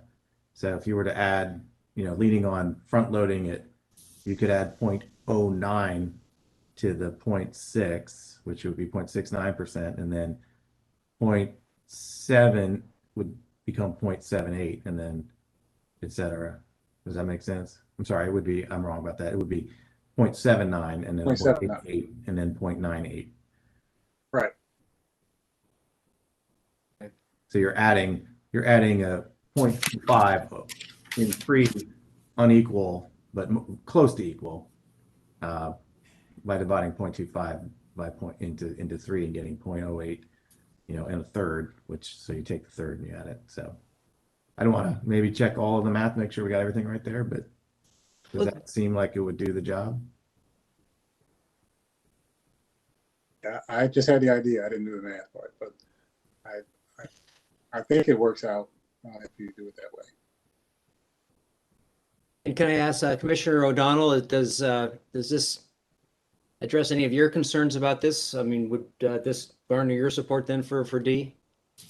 Well, I don't oppose the suggestion because it gets Commissioner Linton where he needs to be. I still have some concern about not having capacity, giving the appearance of offering capacity in the 7th year, but not really. And that's the issue that staff raised. And so I'm still uneasy about that portion, which is further up. Okay. Well, why don't we do this? Let's put this on, maybe you can clean up the language just a little bit, and then we can see a clean proposal on Thursday, and we'll maybe we'll even get a all consensus on this, with the support of all 3 commissioners. We'll see how it plays out on Thursday, but that seems like a good at least resolution at this point for. And if it garners Commissioner Linton's support, then I will certainly support that approach. And to be clear, I'm not sure I do because of the other issue that I raised. Okay, well, fair enough. Thank you. All right then. So I guess Ms. Best, are we capturing all these? I guess we're starting to put a number of things to be resolved on Wednesday here. So are we capturing all these? Yes, Mr. Chairman, I've been trying to take notes in the side of the document so that we can make sure that we hit everything we need to on Thursday. Okay, good. Yeah, it'd be good if that could get worked out, and then everyone has a chance to see a kind of a clean copy. So we start Thursday all on the same page. Okay, let's see. Where are we now? I believe we are at the issue of LMI, and that's 2062-02-02A. And the way it's indicated here, and staff correct me, these are your proposals, and I believe that they are consensus. Is that correct? This is consensus, I think. And what this is doing is it's making it clear that for projects that are in the SBO category that are qualifying because they are 51% or more LMI, receive the same treatment as if they're in the LMI capacity for the purpose of this particular paragraph. Right. I think everyone is recognized that, oh yeah, we didn't call out the LMI piece of the SBO for these benefits. Okay. Anyone from CCSA care to just confirm, are all parties okay with this language? Mr. Chairman, this is Susan Miller. This was originally our proposal, and sorry. No, that's all right. We're lumped in with CCSA as joint petitioners, so that's Okay. fine. And the language that you see was language that was worked out in the working group to make sure that everyone was on board. So it's my understanding that it is consensus, and we absolutely support this language. Great, delighted to hear that. Commissioners, do we have support for that then? Commissioner O'Donnell, yes? Commissioner Linton, I lost you. For the record, I will say yes, Mr. Chairman. Okay, thank you. There you are. All right, I hit the wrong button for a second there. Okay. I would say yes as well. Okay, perfect. Okay, well, let's move on then to the issue of weight. I'm sorry, go ahead. Sorry, Commissioner Richard, apologies for jumping in here. On the program, on the start dates, I think we tweaked the numbers for the capacity, but it was a little unclear to me where we landed on the start dates and the combo part.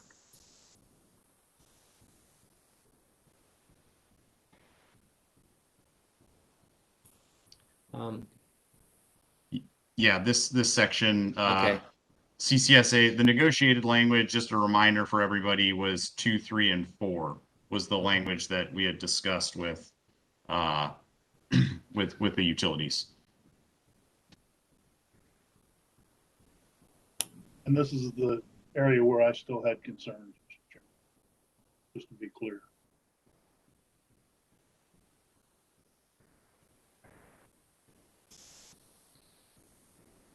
Okay.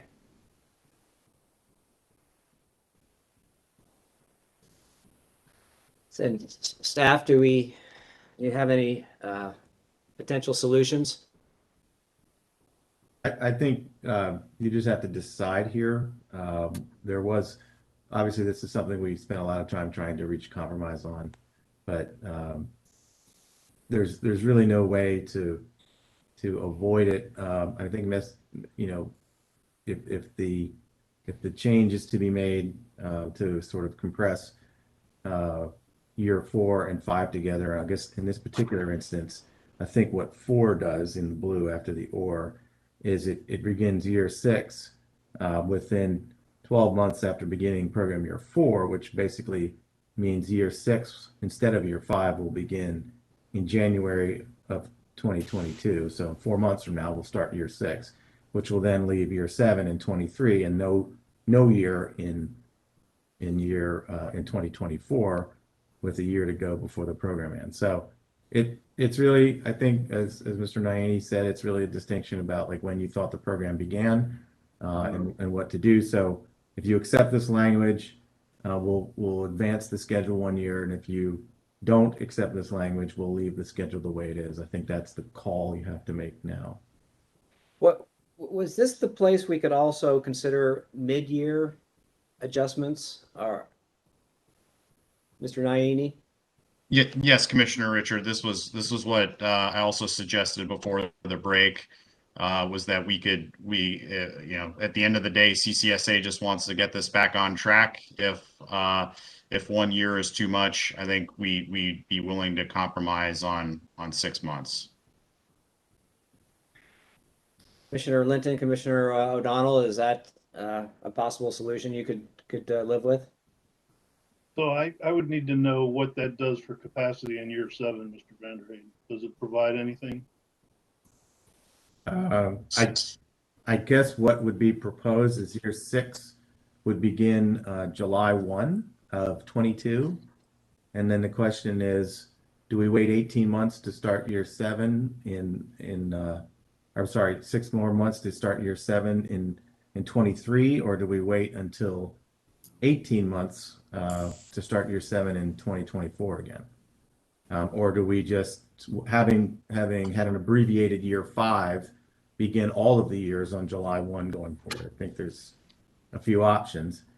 If you do simply advance the clock by 6 months, then year 7 presumably would begin 6 months before the current schedule in July of 23.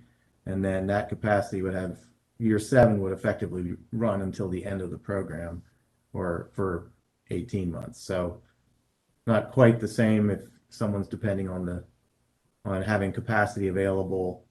There was likely to be some territories like Delmarva and PE where capacity is used up very quickly, and there wouldn't be perhaps capacity in year 7 for those territories.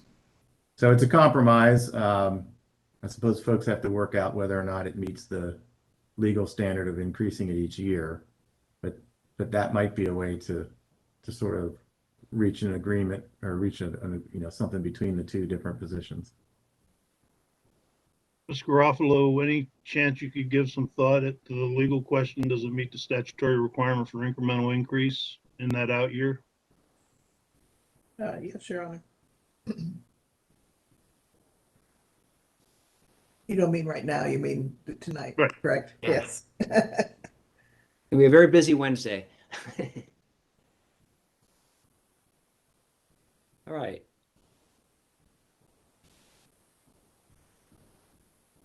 Okay, so Mr. Nayani, does that conclude that? At least we put this in at least a status where we're looking for some solutions next 24, 48 hours.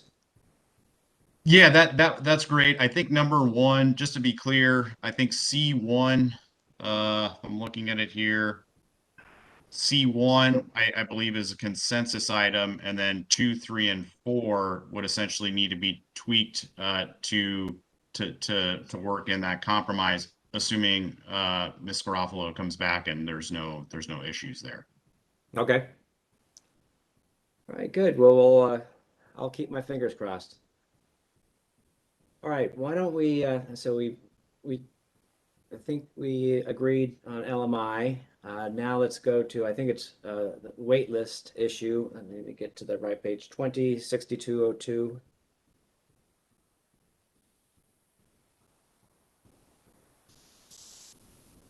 There we go. Okay, this is all green, so maybe I'm identifying the wrong party, but I believe this is staff proposal. Is that correct, Mr. Vanderhaden?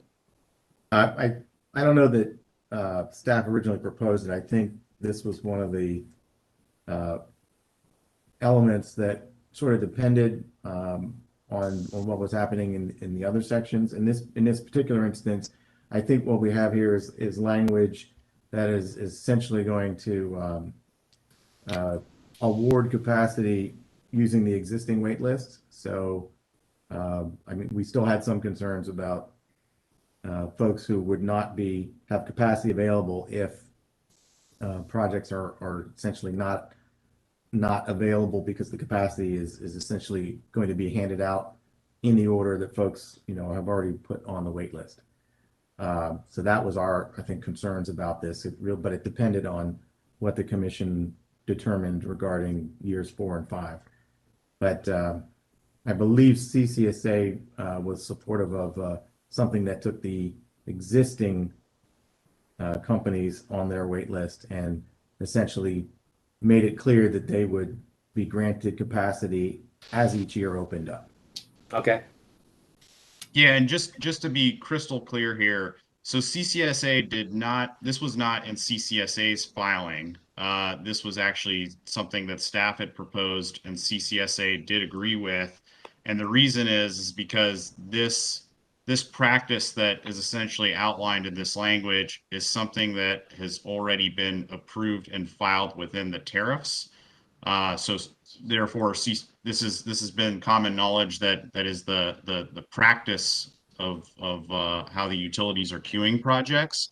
And so when staff came back and said, presented this language, we were obviously in agreement because we'd like to see it in the regs. But just to be crystal clear, this wasn't something that was part of CCSA's initial filing. But yeah, assuming we all agree, we would like to see this language in here as well. Okay. I think the way it's going to read now, though it doesn't specifically state that in this section here, is there will only be one wait list because the capacity will be essentially awarded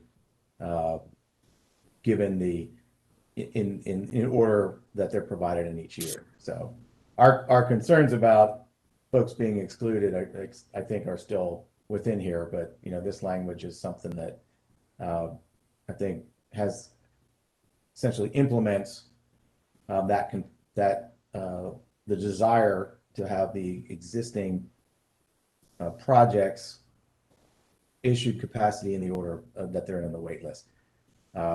So, I mean, at this point, it seems like that's the direction in which most of the decisions were going. So I think we would have to accept this language as it is.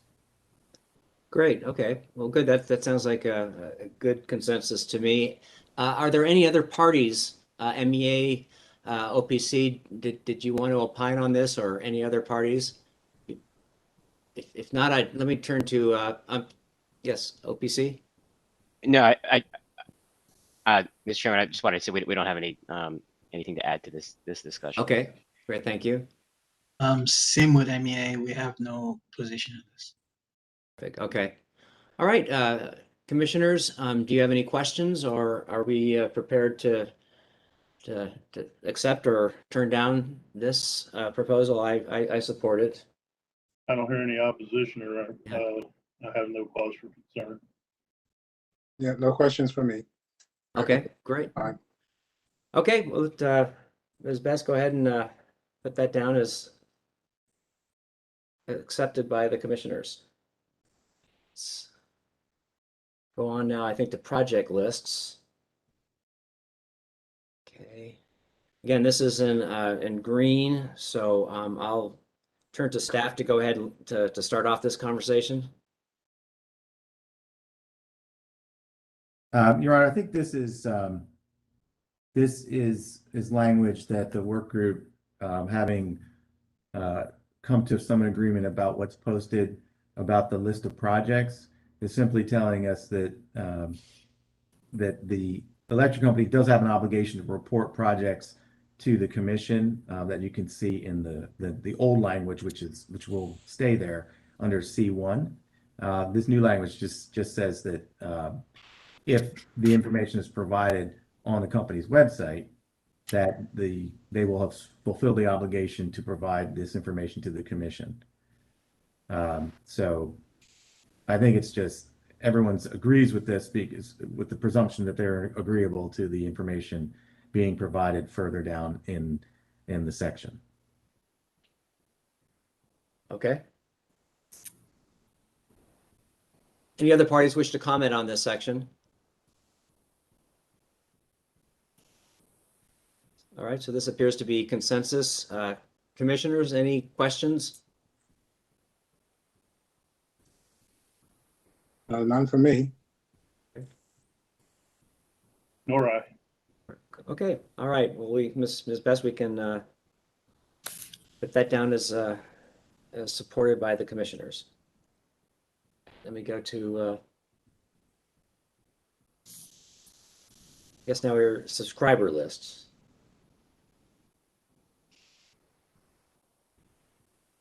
Your Honor, this I think this language is just sort of making it clear that we're going to use and further on down there's the description of the electronic portal and the various processes. But my understanding is that all of the issues related to being able to submit project lists in a way that works out for both subscriber organizations and the utilities have more or less been resolved. And so this is simply allowing, I think they changed document to electronic data to imply that it's not like we're going to always send a spreadsheet. I think there's information they're using, and the utility folks maybe can explain it if that's necessary. That there's way they will input customer information through like a web-based portal rather than simply emailing a document. And I think this language is making it clear that that's an acceptable way to provide it. All right, thank you. Any other stakeholders wish to comment or discuss this section? CCSA fully supports these red lines. Thank you. Thank you. Commissioners, any questions? I see none. Shall we accept these proposed changes? I'm good. Same here. Your Honor, I'm Okay. sorry. I just want to make sure I'm clear. I understand. You're approving the green text here. That's correct. Okay, thank you. All right. Now I do see some. Make sure there's some blue text here as well. Is this the same? Let me make sure I'm matching up issues with. Retroactively apply and updated. Okay, are we? Is this consensus is also number 4? Or do we need to discuss this separately? Your Honor, speaking for the Exelon Joint Utilities, we did not agree with this language, and CCSA can correct me if I'm wrong on this, but I was under the impression that they withdrew this proposal.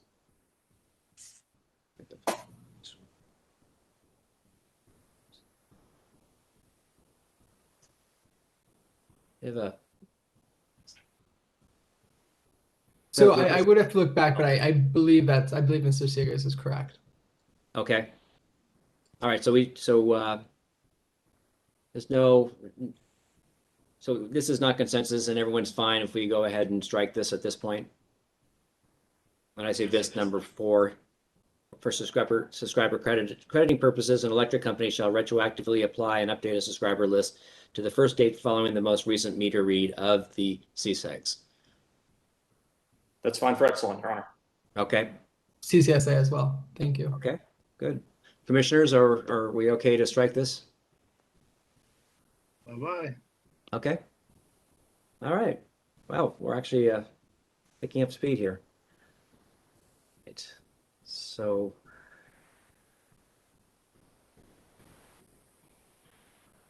the electronic portal, this is sort of describing what's being, this is an H here. I think there's an agreement between the CCSA folks and the utilities. This should be reflecting existing practices that either the utilities are already providing or will be able to provide shortly. I think you'll note there on 4 under H4 that reflects the for the companies that do not have this capability just yet. But otherwise, this is information, the way the subscriber list, so the list of subscribers that will get the credits each month, that gets updated. The previous language talked about that, they essentially make those updates in a timely way. This basically is requiring the electric company to build a portal that will do this. And it's our understanding that the reason this is an agreement was because the utilities are already doing this or already had plans to construct this. So that's H. And okay. The utilities maybe want to tell us if I've captured that correctly, because we believe this had an agreement between the utilities and CCSA. Yeah, and if you could also just comment, I note that most of this is language in green, which I read this, and I don't know how how this is coded, but I think this is staff approved language. But we do have some language in blue as well, which is CCSA. Were you referring to all the language we're looking at here, Mr. Vanderheyden, or just? I was just gonna take the section under H first. Okay, very good. So we were square with that. The section afterward talks a little bit more about the information that an electric company is going to provide back to the subscriber organization, so they can make sure that the credits went to the customers that they wanted. And I think there was there may have been some negotiations. This was something, so the green stuff, if that's what staff filed, that would have been back in March, what we thought was fairly close to a consensus. And to my knowledge, we didn't have to work on this much more in between, but there may have been 1 or 2 tweaks, and it sounds like some changes have been made, because there have been some sort of conversations between the utilities and CCSA and MEA and CCSA and that sort of thing. So the portal requirements don't impact anyone, because those portals are already in existence or are already planned. So I think this will certainly compel the utility to provide this portal, but I think what they told us was that they already have built these, and so there's no harm in doing so. Yeah, thank you. And I scanned so fast, I missed the I, that this was a different section. So yeah, let's go ahead and make sure we've dispensed with H. So did the utilities have any thing they wanted to say about this section? In terms of H, Your Honor, I can say that both of all 3 of the Exelon utilities do have this capability with the portal, so we are okay with this language. Okay. How about Potomac Edison? Are you still on? Yes. Yes. Yeah, no, we are. And we are also in compliance with this as well. And we've discussed that with CCSA. So. Okay. Great. Commissioners, any questions? Anything else we wanted to address with H? None here. None? Okay. I'm here. All right. Well, consensus. Let's move on to I. Okay. Electric company credit allocation reporting. So Your Honor, I think the distinction here is there is an agreement to provide these reports, because again, I think this is already being provided or will shortly be. But I think where you have in I3 there, this is getting into what happens if there are any errors, and I don't know for sure if this was finally resolved, so I might ask the utility folks to comment if they're now in agreement with this language. Yes, thank you. In looking at the language I1 and 2, that does appear to reflect language that we agreed with. We agreed with the CCSA, where we would provide the report no later than the last day of each calendar month following the month of the meter reading. I3, we have not had any discussions on this, so our issues still remain the same on this. We still believe that this is necessary, and I would like to update the commission on a couple of refinements that we've made to our process. I know that that Mr. Feinstein during the March rulemaking described some billing errors that had occurred with Pepco, and I'm happy to report that those have been resolved. What we have done is we've improved our upfront process to ensure subscribers are allocated to the correct subscriber organizations monthly. We've remediated the counts for all impacted subscribers to ensure that each received the correct credits during the affected time period. We've implemented enhancements to allocation reporting program to clean up data anomalies in reports. And we've also added additional staffing resources and training for the subscription management. And what I can say is that we have not heard any issues from any of the subscriber organizations, either in the working group or from them coming to us for our Maryland service territory. So just given that, this just seems to be a solution that is now in search of a problem, and that is why we still think it is necessary. Right. Well, thank you. I'd like to hear from CCSA. Is this something you still think is important, or do you find that the utilities have improved on their allocations of? Thank you, Commissioner. Yeah, I appreciate Mr. Seegers and his team and their work at cleaning up that issue that was pointed out at the last hearing. For reasons that, if billing errors are ongoing, I'd have to check with my team if there have been any recent ones, but they are, again, an ongoing issue, even in utilities with the best practices. So we think having this requirement in place is just like a simple, transparency and accountability mechanism. And, if there are no new billing and crediting errors, then the utilities will not have to submit any reports. So I don't think that would actually add any burden to them. So we don't see any harm coming from this. But if, of course, on the other hand, that there are any billing or crediting errors that, reach the threshold laid out here, then at least there would be a required mechanism to make sure those are reported and the commission is fully aware of any errors like that. So yeah, CCSA still thinks this is an important accountability mechanism to include in the program.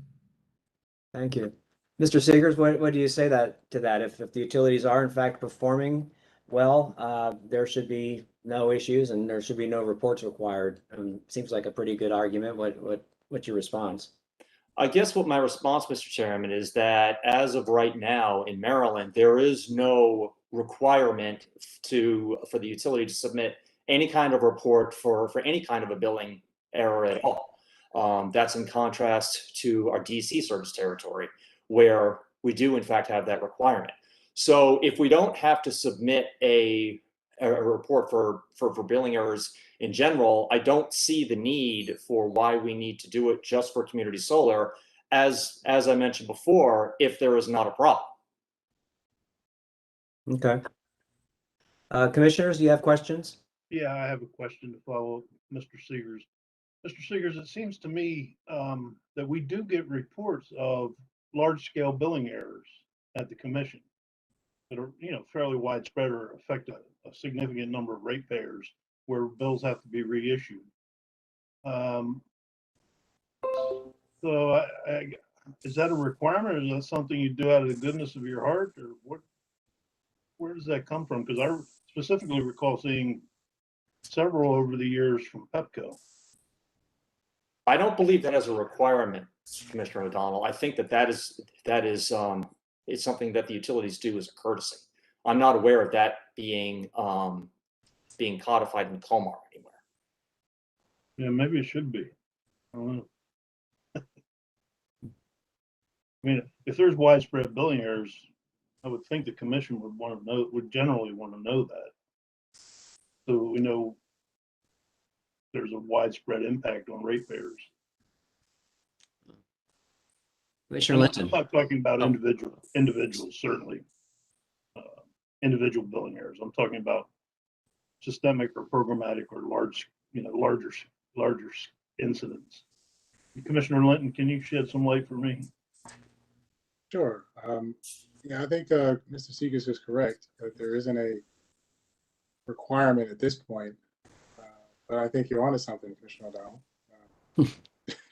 There certainly is. We do receive reports like that for outages, for other kinds of incidents where large numbers of consumers are impacted. So there may be some merit to that. Certainly, if the utility, if there's a problem currently, or if a problem occurs, if there's a billing error happening right now or one that's happened in the past, the commission could direct the utility company to file a report with whatever parameters we need in order to resolve the issue, which would include the parameters that are identified by CCSA here. So I'm not entirely sure that we would need this language, although I understand the rationale behind it. And I certainly support the concept of making certain that the commission is informed that there's a problem.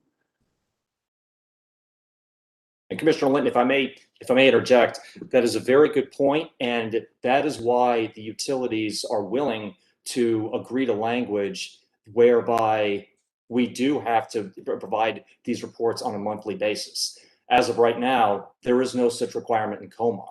And what that will do is that will give the developers a basis to come to the commission and say, hey, the utilities are not complying with COMAR.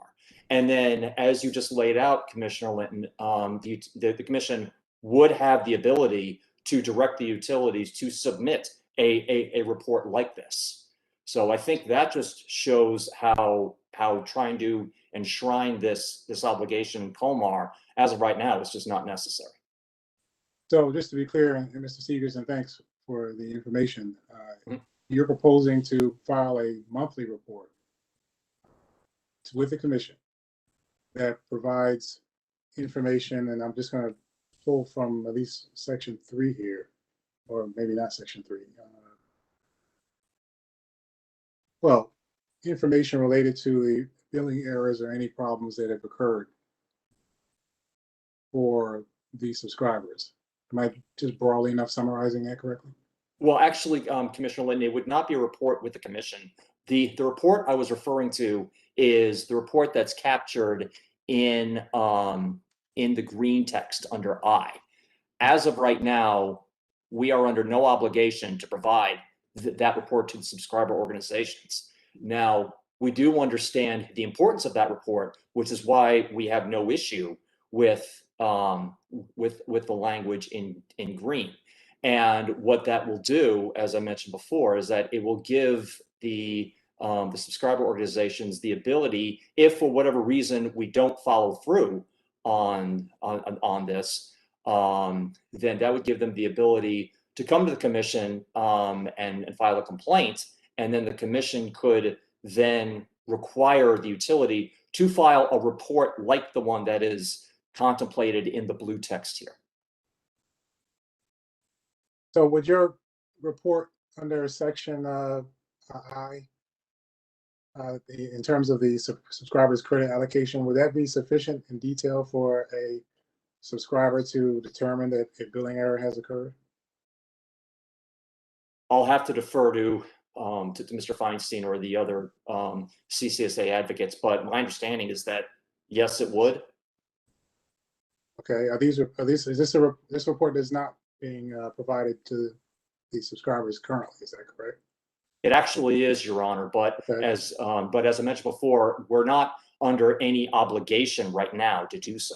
It's something that we are doing as a courtesy, and we've come to recognize the value of that report to the subscriber organizations. So we are, in fact, actually providing it. So what the language in green here is that this will now codify it in COMAR so that it is an actual requirement. Okay, and so when you say we are, that's the Exelon companies, all three? That's correct, Your Honor. And Potomac Edison, is that also the same for you as well? We still have Potomac Edison? I believe so, but I'll check, Commissioner, and confirm in a minute. Okay, thank you. And so for CCSA, the language you proposed is a bit more specific in terms of the type of report you're looking for. But the utilities are telling us that they give you the information now that can help you basically determine if there's a billing error. And they're giving it to you monthly as opposed to 60 days of each quarter end. So is there a reason why what you're receiving currently is not enough?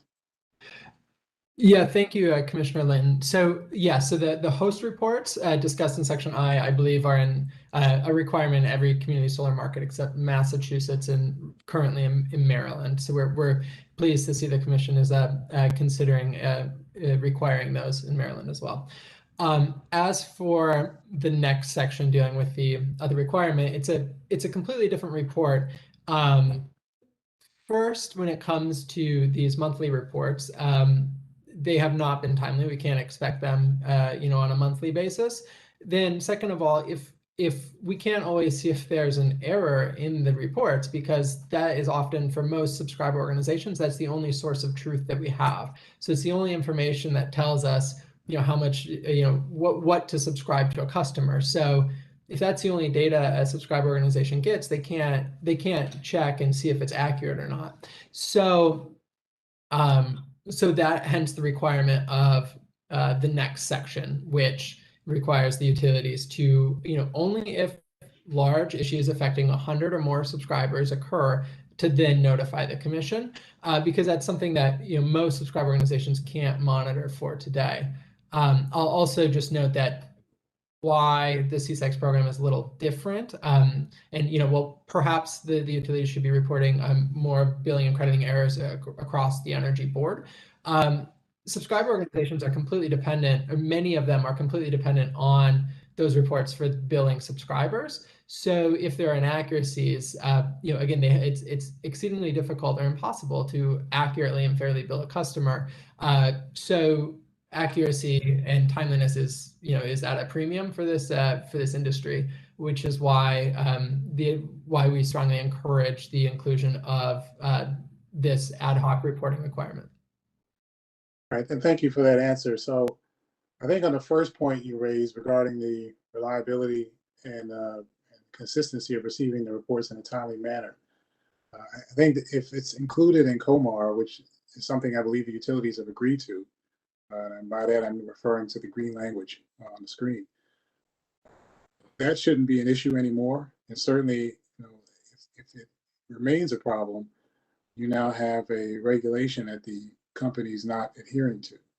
And so that's a matter that can easily be brought to the Commission, or obviously make it staff aware first, and you can proceed from there with whatever rights and remedies that are necessary. So there's at least an additional protection there as a result of that. Mm-hmm. I'm wondering if you're saying now that the reports that you have been receiving, and taking into account that they haven't been, according to your comments, reliable in terms of their frequency of delivery, if those reports had any additional information the companies can provide, and I guess I'll pose to the company first, is there additional information that you can include? So maybe that, for example, if we looked at the language on the screen, we could add a number 3 that says other relevant information, something along those lines, that give you the opportunity, if you've had an error or another issue, that you need to let the subscriber be aware of, that you can do that.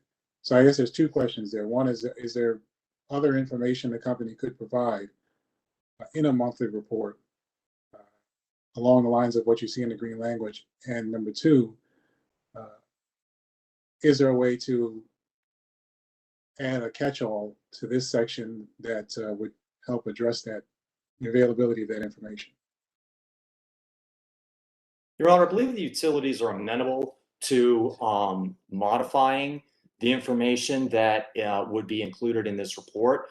I think our only issue is that it would need to be specific in terms of what needs to be included in this report, because as I've mentioned numerous times over the proceeding, the utilities don't want to be in the position of having to guess in terms of how do we comply with COMAR. So if there is additional information that that developers would like, I'm sorry, the CCSA advocates would like to see included in this report, we're open to discussing that. In terms of the reports not including the required information or not being reliable, as I said before, Honor, this is the first I'm hearing of it, because there's been no discussion on this in the working group. Nobody's raised issues about it, at least not since we last spoke in March. So unfortunately, I can't speak to that. But in terms of modifying the information that is included in the report, we're certainly open to discussing that. And thank you. I appreciate that. Is that also accurate for Potomac Edison? Commissioner Linton, yes, it is. First of all, I can confirm that we do provide these reports. And I share Mr. Seeger's concern about trying to write an open-ended rule, particularly one that involves not just information exchanges with the subscriber organizations, but new frequent reports to the commission. Doing it on the fly when this has not been thoroughly vetted within the work group. A handful of additional information that I believe would be to, or I'm advised add to the reports, would be allocation month. But again, we should. Mr. Trout, you're breaking up. What, if anything, more in the way of information? Mr. Trout, you're breaking up a little bit. I'm sorry. The issues. I'm sorry. I know your video is off. It's hard to know what to do, Commissioner. I'm having connectivity issues. Okay. All right. I think I Hear got me? the gist of it. And not to, I can, yes.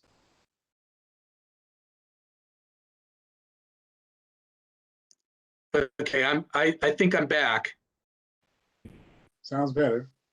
Okay. So,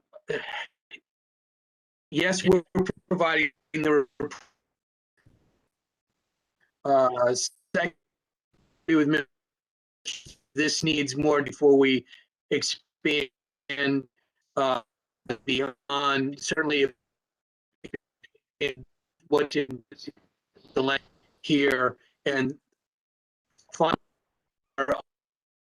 of the material that if billing issues arise, we would work through with the organizations, just as we work on basis with the retail suppliers, and the issue, and we don't need reports, additional frequent reports to the commission. Mr. Trout, you're still breaking up a little bit, but I've heard bits and pieces, so I think I know the position that the company is taking. So if Mr. Trout and Mr. Seegers are correct, this issue hasn't been discussed in any significant detail, at least since the March moment when we sent it back to the work group. Is that, for somebody from CCSA, is that accurate? Yeah, so Commissioner Linton, right. So this idea has been, I think we first introduced it around 2 years ago. So it's not a new concept by any means. It's a simple reporting mechanism. But I believe that's correct. Unfortunately, CCSA did not control the agenda for the working group meetings. But this has remained a priority for us. I'll also just add the friendly caveat to an earlier question you had, sir, about section I. I don't think there's anything additional that needs to be added to the report. It's just when inaccuracies come up, it's sometimes impossible to know. For example, the billing issue that Mr. Seegers pointed out earlier, the host report was filled with a lot of people, their allocation for that month, for those several months, had like N/A as in not applicable. Others just had 0. So there's no way for us to know what's missing or what's wrong, or if the customer's account is disconnected, things like that. So I think that's why, it's not more information that we need, but we're just, with some subscriber organizations being dependent on the accuracy of that information to have their business operate, errors are a problem, and which is why we encourage the reporting mechanism. Thanks. Thank you. So, Mr. Chairman, I won't take up any more time. I'd recommend that we adopt the language in green. We'll be providing a more reliable report, at least a more requirement that the CCSA members and any subscriber organizations receive a more reliable report from the utility companies. And the work group, since we're in year 4.5 of this 7-year pilot, the work group can certainly get together to see if there's any additional information that the companies may need. And at the same time, if it turns out that the reports are not coming out in a reliable manner, or if the report comes out with information in it and a subscriber organization attempts to get additional information from the utility and the utility is not responsive, that's the kind of information that we could use, we would need to know, and that would be helpful to make any additional changes that are necessary. Thank you, Commissioner Linton. That was a very good series of questions you've asked. At this point, I think your recommendation is right on. I do support definitely all the language in green, and maybe at this point we do give the utilities the benefit of the doubt. But I would be very concerned, like you, if the billing errors did start getting out of hand, and then utilities were not being responsive to the subscriber organization. So I think I would vote along the same way that you are recommending, Commissioner Linton. And I too would vote that way, although I will say, and I understand the utilities not having vetted this completely and not having discussed it thoroughly as their argument. I give that significant weight. But I also will say that the concept embodied here in this blue language is something that I'm surprised to hear is not a requirement generally, more broadly to the commission. And there's great utility. And I'm looking at this from the perspective of our consumer affairs division. If there's a widespread, more than 100 customers, I would say it's probably a pretty good number, billing error problem, our consumer affairs division should be notified, and the commission should be notified by the utility, in my opinion. So this may not be neither the time nor the place to make a broad application of such a requirement, but I think we should think about it and find that right time and place to make it a requirement, because that gives CAD, when their phone starts ringing because of widespread billing error from a utility, an opportunity to be prepared for it and for the commission to be responsive. So I like the idea, understand the utilities argument, which is valid, and I would vote for the green language, but there's something here that's, I think, important and we shouldn't lose. And I certainly agree with you on that, Mr. Yeah, and I do also. I agree. It's maybe too narrow of a proceeding to take this up, but I think it is something that you put very well, Commissioner O'Donnell, that I think we may want to consider this for a broader application. So appreciate the CCSA for even bringing this issue up, and hopefully that some of these priority issues that are important to your organizations can maybe get a little more, I guess, traction in the work group. Because I am sorry to hear that if this was a high priority to your organizations, that it isn't something that maybe wasn't discussed at greater length. So anyway, with that, I believe we have, sorry, not Commissioner Best, but Ms. Best, there we go. You have, I think, a decision here. We will adopt the green language, and for now, we will strike blue. Yeah, let's go ahead and keep going here. That's okay. Let's see, where are we?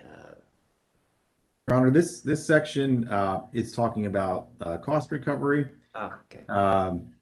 The concern that staff had from adding this language was that there were incremental costs associated with administering and operating this program. The language in B there is, I think, to clarify what we would then ask the commission to consider in D. But as it stands now, you're not permitted as a utility to charge any extra fees to customers for participating in the program. So if you receive these credits for your solar energy from the community solar project, you just get the credits. You don't have to pay anything extra. So it's just the same as it would work for rooftop net metering. And so the clarification there is that we are suggesting that there would be a cost recovery associated with the SOs, but not from the customers themselves.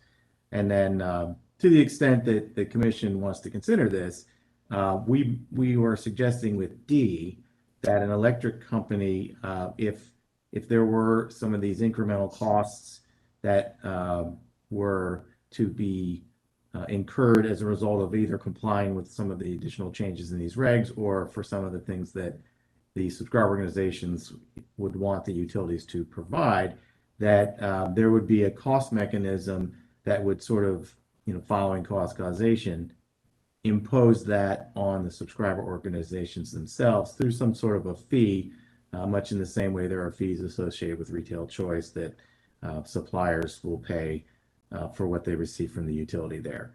So that is the general underlying principle we are trying to capture there. The reason there are two adjustments: one is to make it clear that these wouldn't be applied to the customers themselves, but that if there were fees associated or costs associated with operating the portal or performing any of the various services that are provided with processing the subscriber lists, that those would be recovered from the subscriber organizations.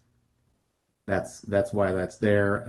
I think what we have heard from folks is that the utilities have no incremental cost that they are able to identify from building the portals that they constructed. And so I think this is perhaps in that regard only there to, in the future, protect against any other incremental costs should those arise. But from what we've been told during the numerous discussions that we had regarding this is that, in fact, there are not any additional costs that the utilities have incurred as a result of processing any of the subscriber lists. So it's at this point, we still think it's useful to have a mechanism if those costs were to rise or to otherwise be something that perhaps subscriber organizations would like the utilities to provide, when perhaps they could provide that on their own in some way. But that is what the suggestion is here, and it is not a consensus, because that's my understanding. The subscriber organizations obviously would not like to have to pay additional fees associated with this. Thank you, Mr. Vanderheyden. Mr. Naini, I see you popped onto my screen. Is this something you're going to respond to for CCSA? Yes, Chairman Richard. I think the issue, we did spend some time talking about this within the working group. And, I think ultimately the issue was that what Mr. Vanderheyden suggested was correct, and what we heard, which there was no cost. So I think a big reason for this not being a consensus item is because there is no cost. And so we didn't want to include something when we've had conversations at length with our utility partners who have said that who have suggested that there are no costs associated with this. So for that reason, CCSA was not supportive of this language. Right, thank you. Anyone else wish to speak on this issue? MEA, is this something of interest to your organization? Currently, MEA has no position on this issue. Okay, thank you. OPC? Thank you, Chairman. OPC filed comments indicating that we support staff's position on this issue, although we did observe that at this point there aren't any costs that have been identified that would actually result in fees. So we do support staff's position, but like I said, I think at this point there are no fees would actually be assessed currently. Okay. Mr. Seegers, I saw you pop onto my screen a couple times. Were you trying to get in on this? Just very briefly, Your Honor, I just wanted to note that in our comments that we filed on Friday, we did have issues with this language just because the fact that it's not sufficiently clear in specifying which costs need to be recovered from the fees that are charged to subscriber organizations and how the utilities are supposed to accomplish that. And really no justification has been provided as to why the cost of subscriber list processing should be recovered in a manner different than program credit costs or any other costs associated with the program. So for those reasons, I think we would also not be in favor of this language. Thank you, Mr. Seegers. Commissioners, questions, comments? Mr. Chairman, just one for Mr. Seegers, and just for the utilities in general. Considering, Mr. Seegers, the changes that the Commission has proposed as of this moment to the Community Solar Program, which would include increasing capacity, which conceivably should mean that we'd have even more consumers that would like to participate. Is it still your position that you don't foresee any increase in costs in the future? I think that's generally correct, Commissioner Linton. In terms of the costs of actually our administrative costs of implementing the program, I don't think that those are going to change, at least not dramatically. In terms of the credit costs, just so the Commission knows, the way that those are recovered is that for distribution-related credits that reduce distribution revenue, those are recovered through the BSA, and for retail transmission and supply, those reduce the transmission and procurement revenue, and those are recovered through the procurement cost adjustment. So there's basically two ways of us recovering our costs. But to answer your question, Commissioner, as of right now, I don't believe that anything like, for example, the capacity increase, I don't think that's going to have a tremendous increase in costs, at least not in terms of our cost to implement this. All right, thank you, Mr. Seegers. Thank you, Mr. Chairman. That's all I have. Thank you, Commissioner Linton. Commissioner O'Donnell, anything on this? I have no questions, Mr. Chairman. I just, I would agree that it's kind of vague language, but we don't have any increased cost pending, and I'm not sure what it's going to do for us. And that's where I am as well. I think this is as a pilot. I think this is something that ought to be addressed in a report, and the legislature should be made aware of the various costs, not of just this type of virtual net metering, but of all the various costs that go into the solar programs, just so one category isn't necessarily singled out. So with that, I think I would not be in favor of this language at this time. I would agree, Mr. Chairman. Good. All right, thank you. We are, I think, making some pretty good progress. I think I do owe everyone a break. Why don't we do this? why don't we take a 10-minute break, 5 after, and then we will see if we can get through these remaining items. That would be, I think we've got LMI verification, MEA reporting, utility website, adjacent parcels, and co-location. If we could at least make some significant progress on these, we'll be done with our list, and then hopefully we could wrap things up Thursday morning.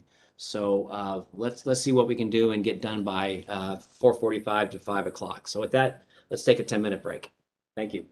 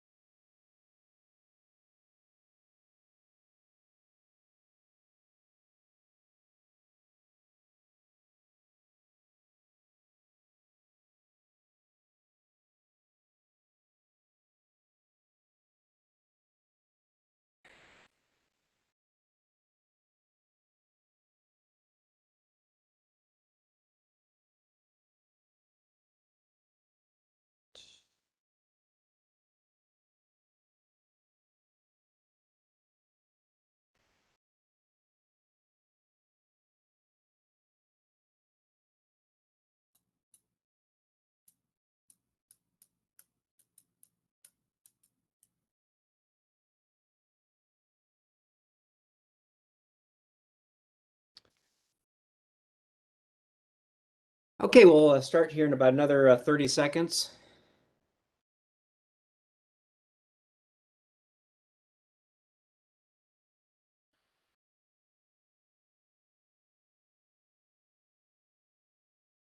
And Mr. Chairman, just for your knowledge, I'm ready to go on the record at any time.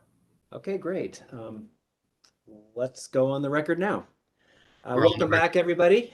And let's go ahead and pick up where we left off. I believe we had finished cost recovery and now we're on LMI verification. Let me see if I can locate that on. Your Honor, that's on page 15 of Amanda's document. Thank you. Appreciate that. Let me. So I believe this is language that is sort of clarifying the current practice without changing it for the means by which the subscriber organization will verify income. So Okay. right now, I think this is written in one sentence, and there's more than one requirement sort of written into there. But what you've got here is language that says that if you're in an OHEP program, you're deemed to have to provide a verification. So to the extent that subscriber organization, when they sign someone up, knows that that customer is in an OHEP program, they would not otherwise then have to do an income verification on that person. And that, I think that's been something we've kind of just assumed would be the simplest form. The utilities, I think the expectation there is that they actually know they have accounts and they can identify the accounts for the folks who receive OHEP benefits. So that's fairly straightforward. The second one says that the subscriber organization may qualify a customer using their documentation, so pay stubs or income tax documents, and those would be IRS tax documents or through the pay stubs.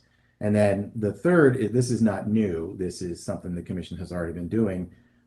If you have like a housing development that or an organization that provides services to customer or to their clients using income verification, then it's presumed that the income verification used by that organization will be sufficient to verify the status of a low or a moderate income subscriber. So in that regard, you might have like a low income housing unit that qualifies folks annually.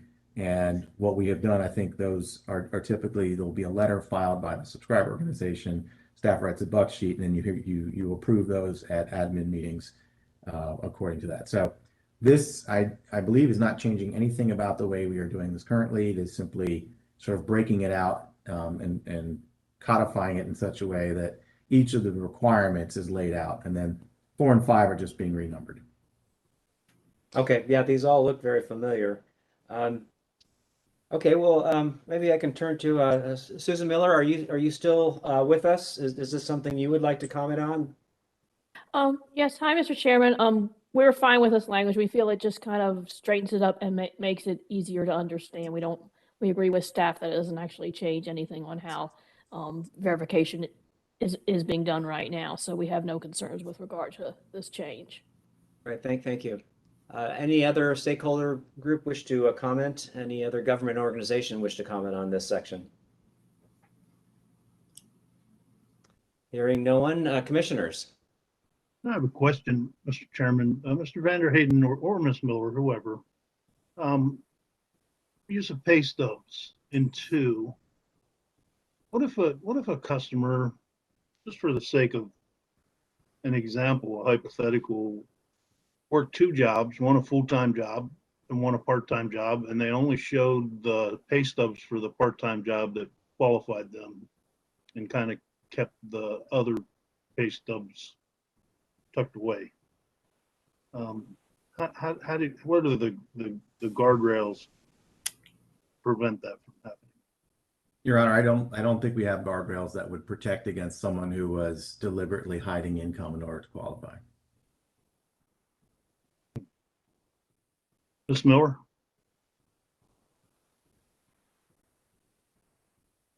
I would agree that there are no guardrails in that very specific situation. Is that a possibility? I mean, could there be abuse here, or what would be the thing? I don't know that there would be a benefit to it, but I think that would be a highly unusual situation for the benefits of signing up for the subscriber program are not so great as for people to kind of try to game this type of system. Essentially, they're buying power a different way. So I don't see that as something that's an even small possibility of occurring. how about a subscriber organization that wants to recruit a whole bunch of people into their program? Well, then my view is the subscriber organization is violating the rules because they're trying to fake that they have low and moderate income individuals and when they don't. And the staff does audits, and hopefully the audits would catch that, particularly if it happens more than one person, which would have to be to benefit the subscriber organization. So I think the subscriber organization would be taking a great risk to try to fake that it's subscribing to low and moderate income individuals. Mr. Vanderhayden, describe the efficacy of your audit program here. Your Honor, we do not conduct audits of this information. Okay. Maybe I misunderstood Ms. Miller. I believe that's what she said, but I'm not sure why she's saying that the staff conducts audits. I thought the staff was supposed to, under the regs, conduct audits or random audits of this type of thing. If I'm mistaken, I apologize. Yeah, I think it would be something that the staff is, or the commission could do, but we do not have a directive in our understanding to actually routinely conduct audits of this. Fair enough. I guess we're never going to have a way of knowing about this. It's just a question that arose in my mind. We talk about income verification for a lot of different things.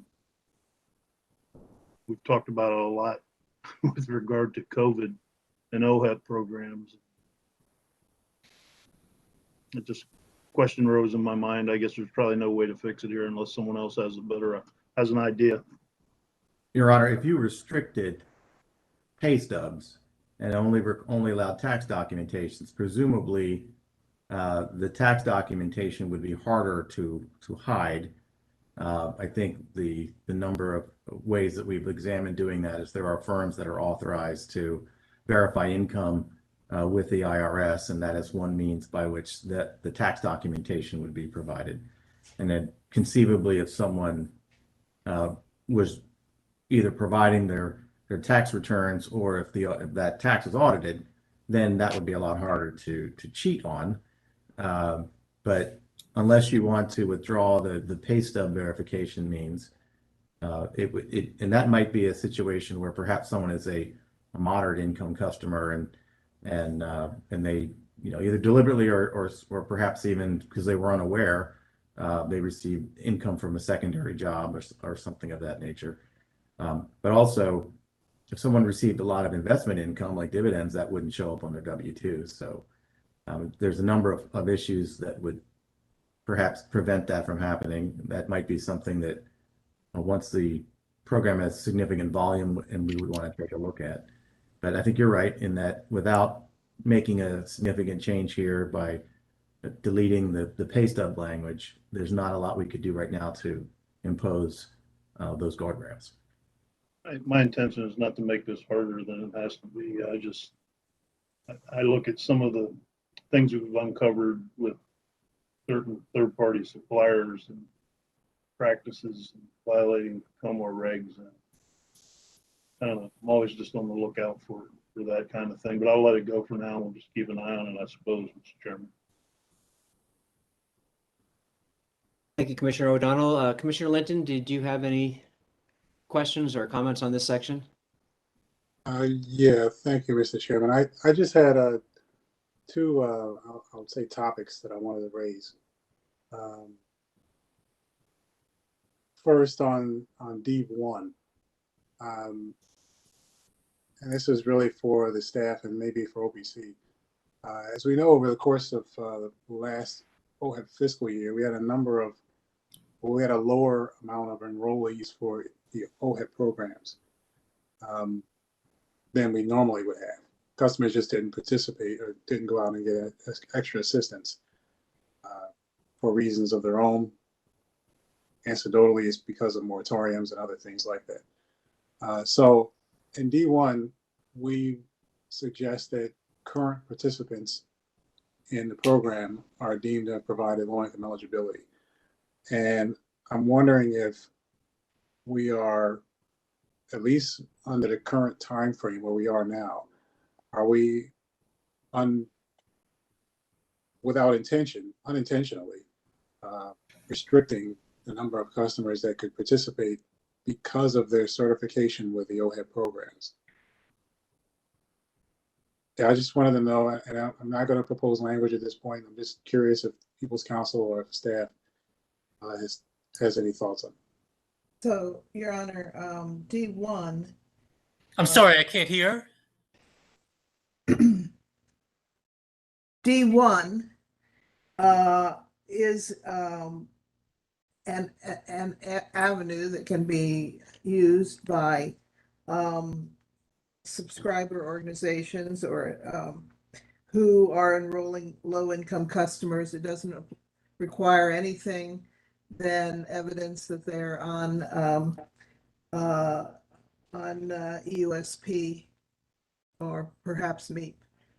They have a letter that will show that, or they can get other documentation.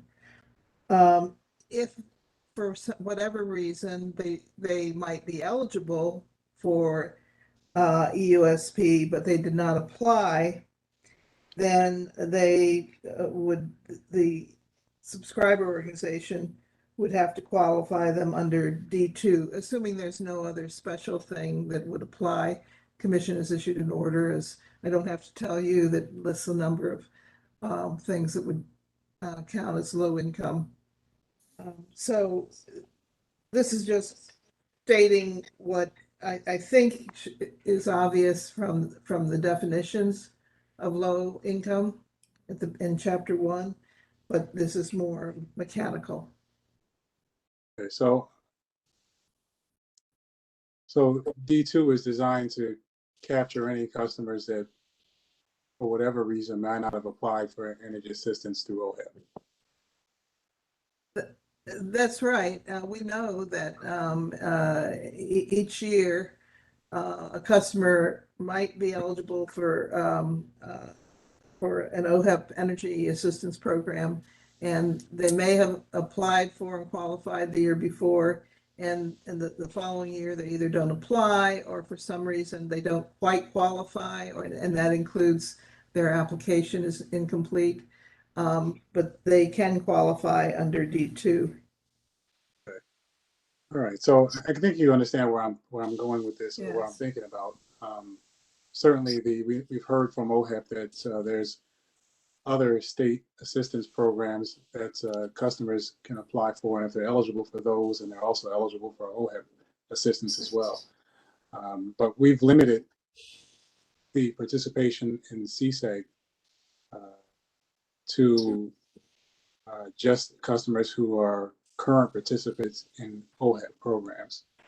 I understand that's the current structure of this, and I understand it's a pilot, so I'm not going to make a lot of changes at this point, especially if the staff and OPC are comfortable with the language as it is now. I was just pointing out that the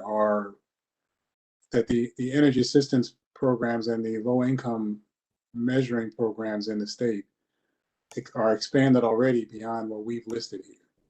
And so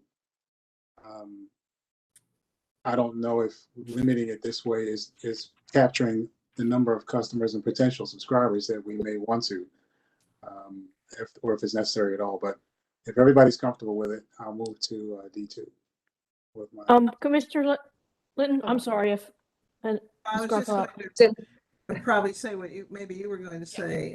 Yeah, the commission has issued a letter order that lists a whole bunch of other state programs that verify income that can also be used. So this just happens to be the one that originally appeared in the statute, but under your other authority to designate others, the letter order listed a whole bunch of other ones that could also be used. So we haven't made it that narrow, or the commission hasn't made it that narrow. Okay, and so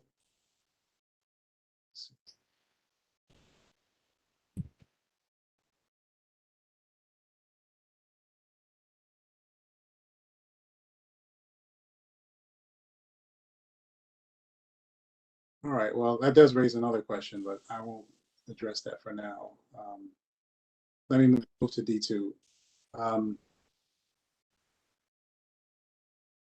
And it may not need to ask as many about this, but is this the way that the industry measures it currently, only for income verification by pay stub and income tax documents? Is that what everybody's doing currently? By industry, do you mean the subscriber organization? Yes, the subscriber organization. Mr. Linton, I'm happy to respond. So I think it will definitely depend on the organization, but I think per the previous comments, the commission also provided other methods, such as living in a low-income housing building, or some census tract data for low-income verification. So there are other methods that subscriber organizations do use.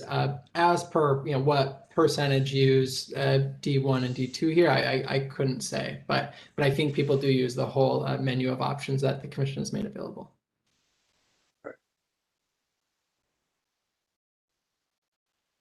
All right. Well, I think that. Thank you. I appreciate that.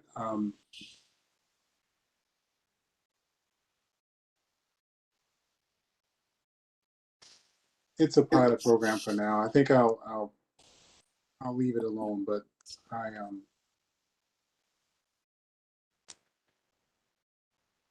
it does bother me a little bit that we have the regulations that say this, but a letter order that says something else. And once the regulations are in effect and they are adopted after the letter order, I understand we can establish our own alternate means. But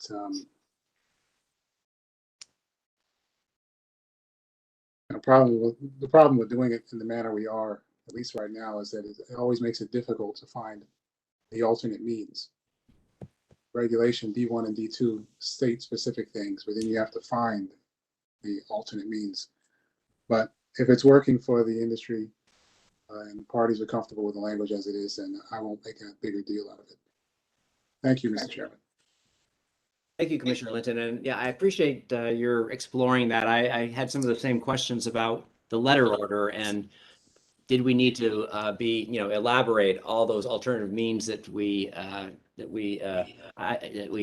decided upon in that letter order in the regulation. But I'm just taking it on faith that if the industry is happy with these regulations for verifying low income, we'll proceed. But that is of concern to me also. If at some point we need to be a little more specific.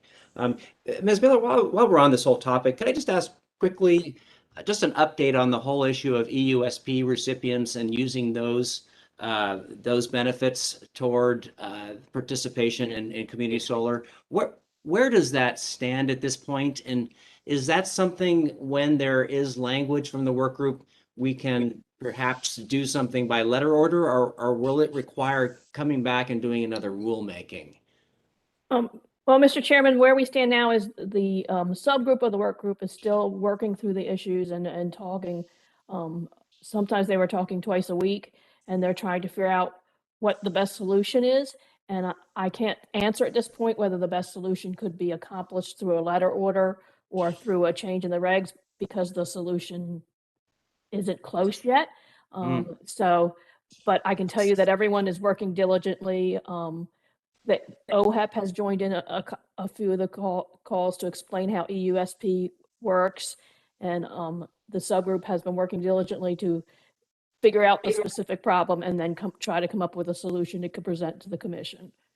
Okay, well, thank you for that update. Just speaking for myself, to me, that would be a great way of promoting low and moderate income participation in community solar. If we could figure out how to marry those benefits to participation. So anyway, I'm glad to hear that the work group is active, and hopefully we'll have something to act upon soon.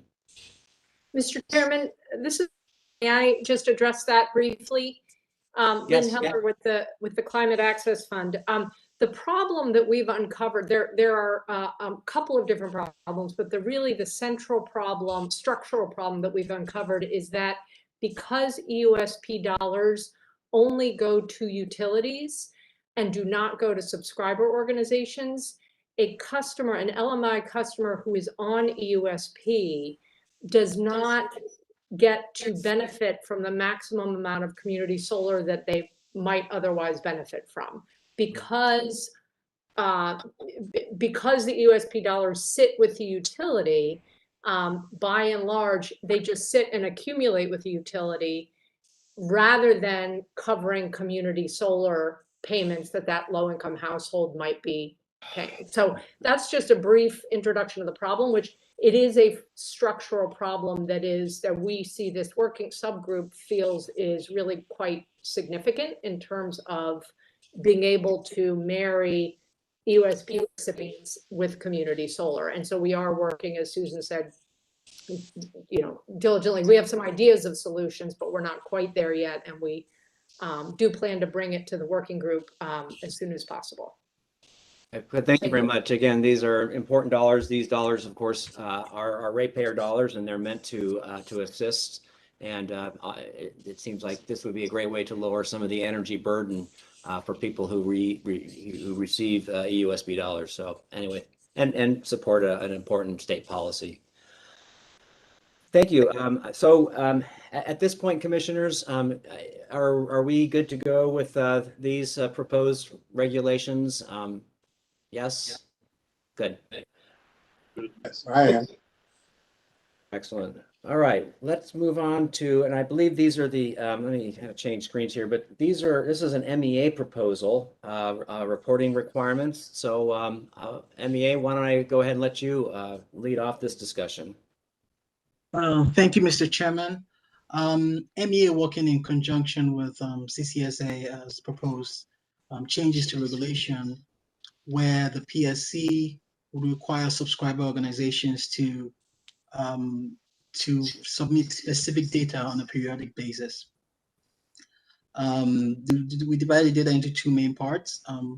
One is going to be on a public website available for the public, and the other part is going to be with states, state government agencies.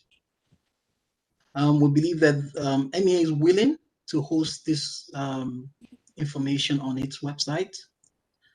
We believe that this is important for the program, and it's important for us to have data that will help us assess the health and the efficacy of the program, and to draw lessons that could probably inform the design of a future program. It's also important for the public to be able to have information on organizations that are authorized to find and sign on subscribers for subscriber organizations. Some of this information currently is not readily available online, not easily accessible to the public. I would believe that this could be of value to the program and could help us going forward. Thank you. Great, thank you. And it's my understanding too that you do have the support of CCSA. I think you mentioned that just now to collect this data and to host it on your website. Yeah, so we worked in conjunction with CCSA, and we do have agreement on the data to be collected. Excellent. Good. Thank you. Do any other stakeholder groups wish to speak on this, or do we other state organizations, commission staff?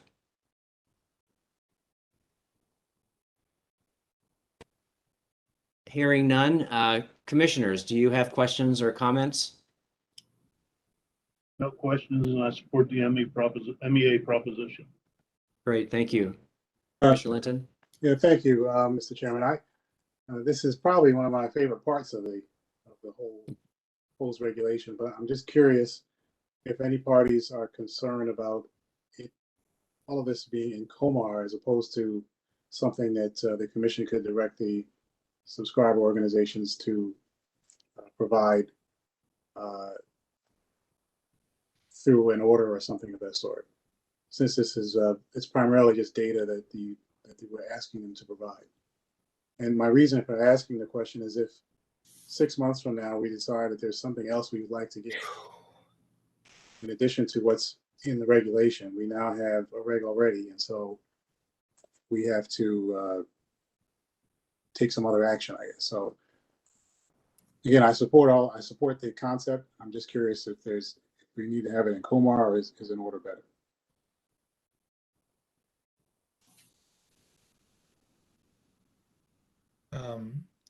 Ankur Nair on behalf of MEA. I just wanted to add that we actually did consider that as another possibility, but we just opted to go with the Comar regs now. But we're actually open to having a sort of a standing data request or, as you mentioned, perhaps an order. But we thought that the regs were a strong way to go. Is there any concern then that I understand the CCSA is supportive of this. CCSA has represented itself very well in these proceedings, but I don't believe they represent every potential subscriber. So is there a possibility that, I mean, are you concerned that there'll be some subscribers that may not respond if this information is necessary? I'm sorry, Commissioner Linden, was that question directed towards MEA? Yes. Well, I think that was one of the reasons we felt it would be important to put it in the regulations so that they are codified. Of course, that was one of the motivations, so that there would be some compelling, the subscriber organizations would be compelled. Oh, Your Honor, staff does not feel that its ability to send data requests to all or specific subscriber organizations limited by the inclusion of these questions. I guess they're not questions, these requirements in Comar. Mr. Garofalo, you're very difficult for me to hear. I'm so close too. Staff does not feel that its ability to send data requests and expect them to be answered is limited by inclusion of MEA's proposal in the regulations that are before you today. Okay. If staff decides that there's additional information they may want in addition to what's proposed here, does staff have any concerns that they'd be able to obtain that information? No, we would file a data request. We would file it to whoever it should be directed to, which may be all suppliers if it's something that's not included here. If it were not answered, we would feel that we would have the right to come before the commission in a motion to compel. Okay. Thank you, Ms. Garofalo and Mr. Nair. Thank you, Mr. Chairman. I am also supportive of including it in Comar. All right, thank you very much, Commissioner Linton. I am also. Okay. Your Honor, I Yes. think we skipped over page 17. We're on page 18 with that last section. Oh, I'm sorry. What did I skip? So at the bottom of page 17 in D, there is new. So I think this was also some information that in this case, this is information that the electric company has to provide. I believe this also had some discussions between MEA and the utilities, and I understand from reading the utilities comments in response to our filing on the 17th that they are not actually in complete agreement with this. So this is information that I think is addressing changes to the current project queue information that is required by each utility, or that each utility has to provide. And there was a desire to have more information available. And I think staff is okay with this language, but I think we had gone into this with the understanding that The utilities, which have to provide this on their website, were in agreement, and that these were things that the folks at MEA thought was important to be providing publicly. So we may need to check in with both MEA and the utility folks before we can address this. Okay, and this is trying to bring all my documents here together. Is this the issue of the utility website? Yes, it is. Okay. It probably should have a title. It's D. It just sort of reads a requirement. That probably should be like D, web information, and then et cetera. It's on page 17, and it continues through almost to the end of page 18 with the changes that are being made. I believe MEA should be able to speak to this because I think this is much of their requirements, and we would need to understand where the utilities object to this language. Okay, yeah, please. I have found it. Thank you. I appreciate your calling my attention to that. Okay. Okay. MEA.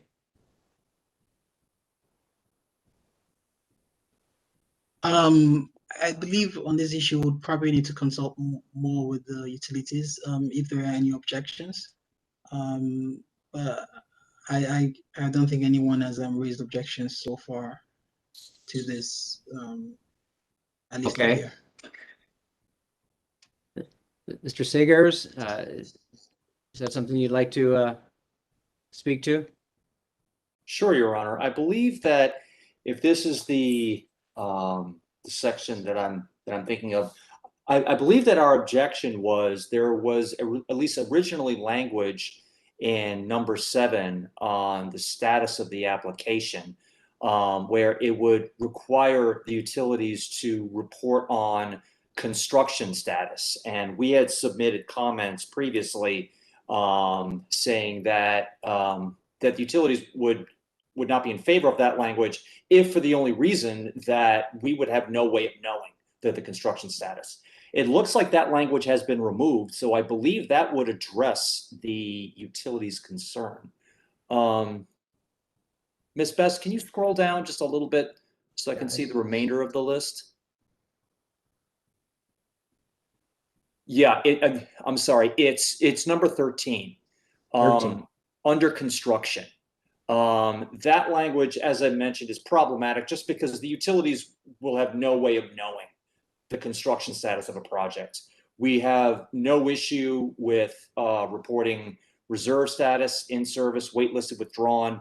Our only concern is having to report something under construction because that's just something we simply cannot do. MEA has no opposition to that. I think that's fine if that's taken off. Okay, so this is MEA's language, and MEA is okay with removing it, with striking it? Yes. Okay. Okay, but that resolves that. Okay, anyone else? Commissioners, do you have any question or comments on this? Any problem with removing that one item about project status? I'm good to go, Mr. Chairman. Okay. Same here, Mr. Chairman. All right, great. All right, so am I correct now, Mr. Vanderheyden, that we are on adjacent parcels? Yes, it's on page 21. Okay. In the co-location section. Your Honor, before we go on, if I may, I realize you voted, but it would be very valuable to have project status, which would be either withdrawn is already here somewhere else, but to have whether it's in service. And I wonder if you would reconsider that. Oh, okay. Yeah, I see that now. Mr. Segers, that should be information readily available. Is that correct? That's my understanding, Your Honor. I don't believe we had any issues with reporting whether or not a project is in service. It was the construction status that was giving us concern. Okay, so just being able to state it's under construction, that would be information you would be able to provide or would have information about, correct? Your Honor, we would not know if a project was under construction, But I believe what Ms. Garofalo was referring to is whether or not it was in service. Okay. That is information that I believe that we would have, but whether or not it is under construction, as I mentioned before, that's something we would not have. Okay, so you let me just make sure I'm understanding now how number 13 would read. So it would be just project status, whether it's reserved, in service, waitlisted, or withdrawn. You just don't want to discuss. You just don't know whether it's under construction. Is that what we're proposing? Just a strike under construction? That's correct, Your Honor. Okay, I have no problem with that, commissioners. No, I'm good. Okay. All right. Now let's move on to adjacent parcels, and I guess that goes along with. Does it go with the co-location issue?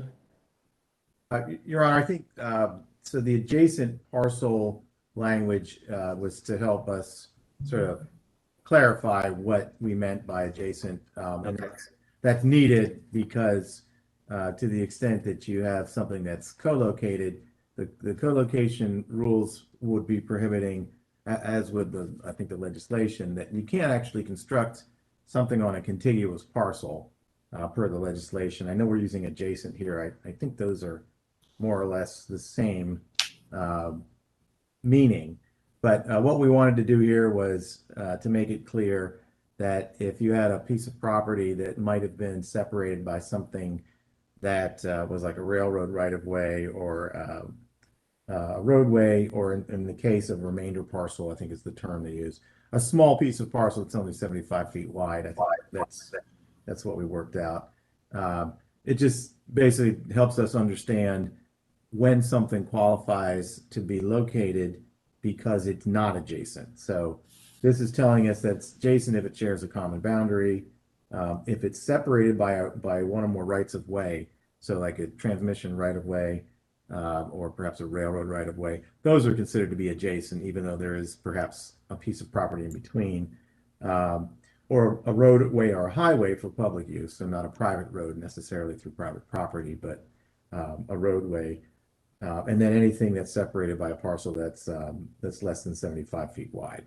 So that just helps us understand what adjacent means, and we need to have that adjacent language so we can properly apply the restrictions on building on a property that is adjacent to another or contiguous to another property. And I think this had a lot of discussion. It kind of got fairly technical. I think folks are not in a disagreement that, you know, if something's separated by like a road, it's actually adjacent. It's not a separate parcel. Okay. I guess we'll hear next from CCSA. Yes, Chairman Richards, we did spend a lot of time talking about this issue, and this is a consensus topic. Any other stakeholder wish to speak on this? I see Mr. Sagers. Would you like to speak on behalf of the utilities? Well, on behalf of the Exelon Utilities, Your Honor, we don't have any objection to this language, but once again, whether or not parcels are adjacent, that is a determination that the Exelon Utilities would like staff to make, if only because, as I mentioned before, if the utilities are to make this decision, different utilities could make different determinations that may or may not be uniform. If it is staff who is making this determination, then there'll be a uniform application.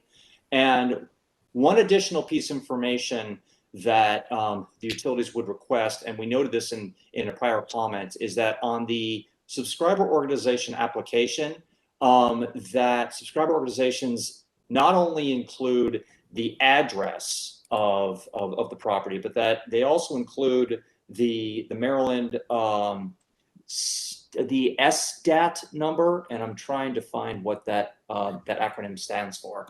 But using that information will make the job of determining if parcels are adjacent considerably easier. Just because if you use a property that it's very hard to tell if two addresses are adjacent. So that's our only concern with this language, Your Honor. Mr. Seegers, SDAT stands for State Department of Assessments and Taxation. Thank you, Commissioner O'Donnell. Okay, and just so I understand, Mr. Seegers, you don't believe the current, I guess, definition provides that information that utilities could rely on, or I guess depend on, as far as coming up with a uniform interpretation or decision?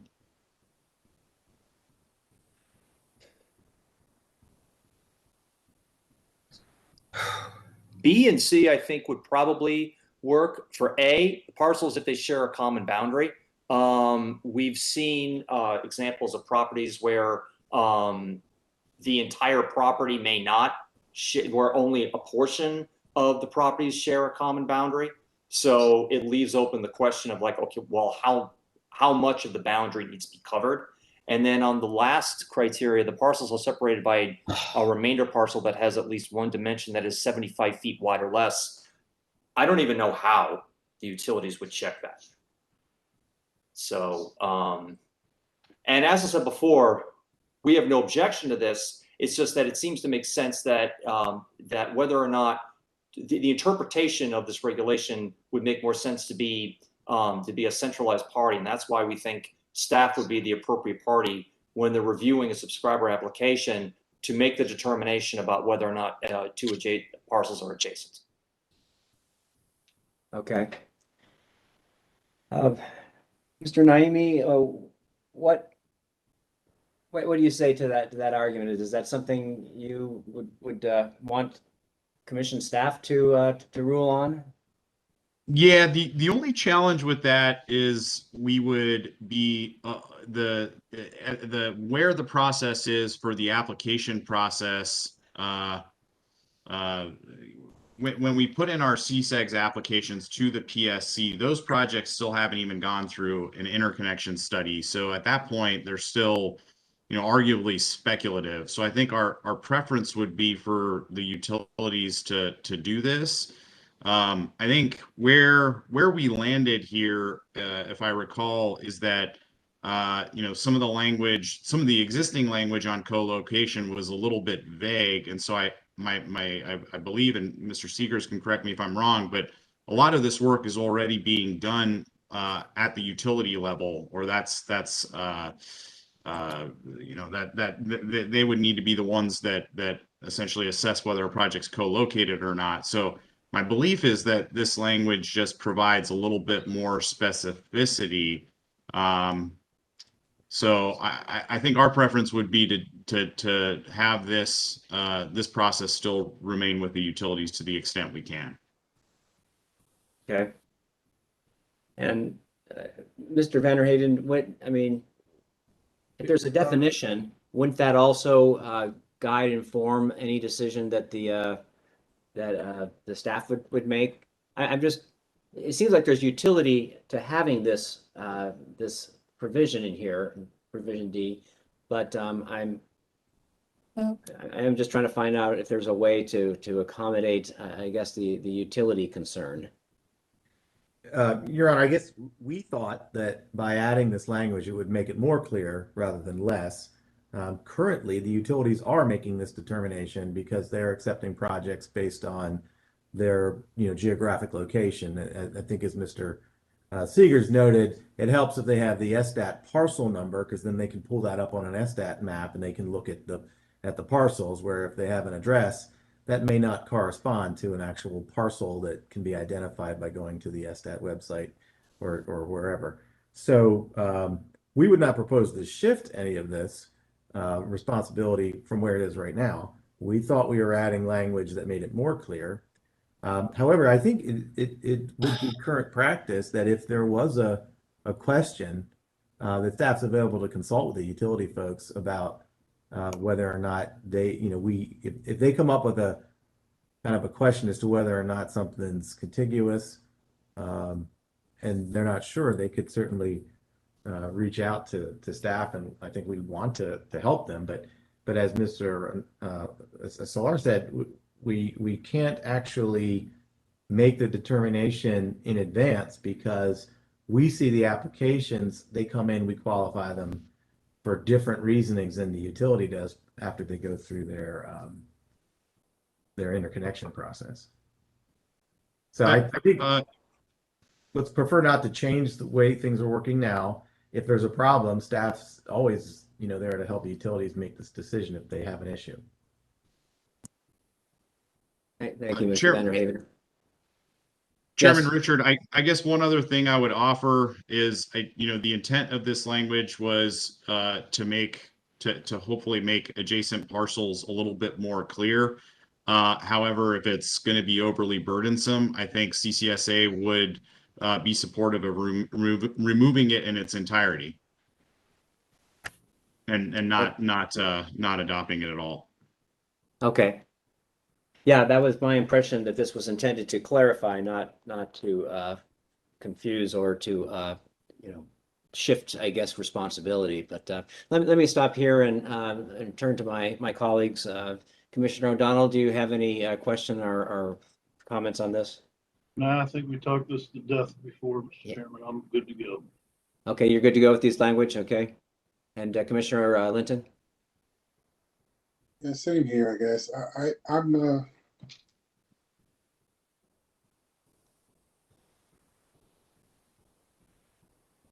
yeah, I think it's fine as is.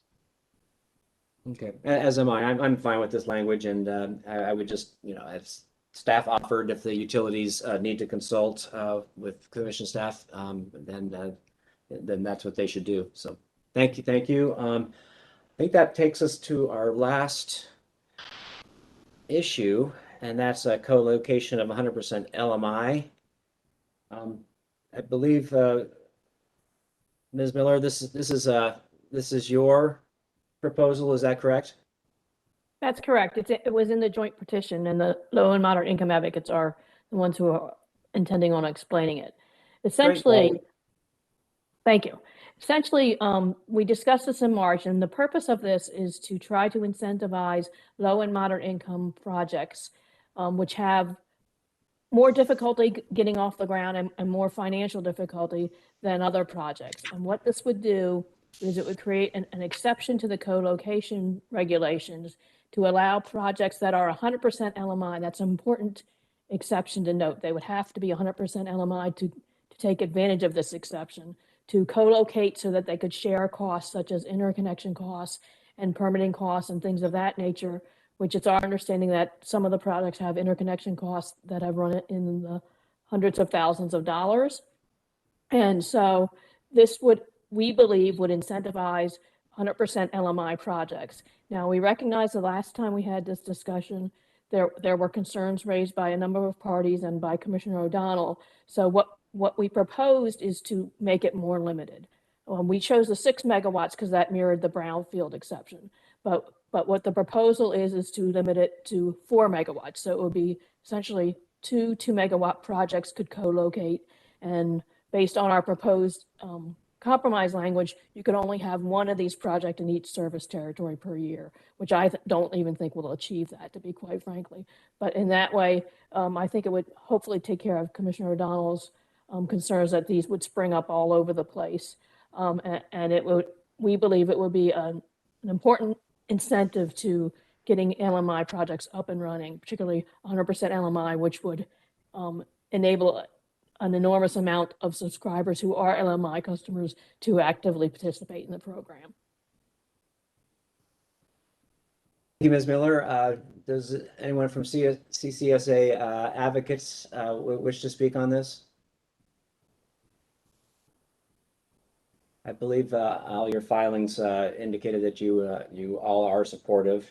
How about state agencies, MEA, OPC? Do you wish to comment or opine at this time? I'll briefly comment, Mr. Chairman. OPC supports staff's position on this issue of the co-location of facilities serving 100% of their output to LMI customers. We do support the idea, and so we said in our comments that we would not object to having those sorts of requests be considered by the commission on a case-by-case basis. But we did note that there are some significant concerns that have been raised over the years with the siting of these facilities, and we thought that if there was an opportunity for these matters to be brought to the commission's attention on a case-by-case basis, perhaps those the stakeholders that might have siting concerns would have an opportunity to have their concerns be heard. And for that reason, I think we would prefer for these regulations not to be adopted. Yeah. Thank you, Mr. Alexander. CMEA. Mr. Chairman, thank you. MEA, in principle, likes the idea of promoting LMI participation. However, in the language proposed, it doesn't state clearly whether this is going to be on a brownfield, on a farmland, and we think these siting issues could raise concerns for agriculture in the state. So that would be our major concern with this proposal. Thank you, Dr. Idrisu. Let's see, I guess staff, I'm sorry. Mr. Vanderheyden? Yes, Your Honor. I mean, I think we appreciate that that Ms. Miller and her associates have offered to reduce the scale from 6, which they originally asked for, down to 4. I'm not sure if I can, this is a new proposal that we're looking at since the 20th. So I'm not sure if limiting to, it seems to say 2 projects per year in each territory. I'm not sure if that creates an issue or not. It may not, or it may be a situation where it does take more capacity than what perhaps we expected. The issue with co-location has not changed. It still may reflect a reduction in cost, although there are LMI projects that are currently operating with 2 megawatts, some successfully apparently.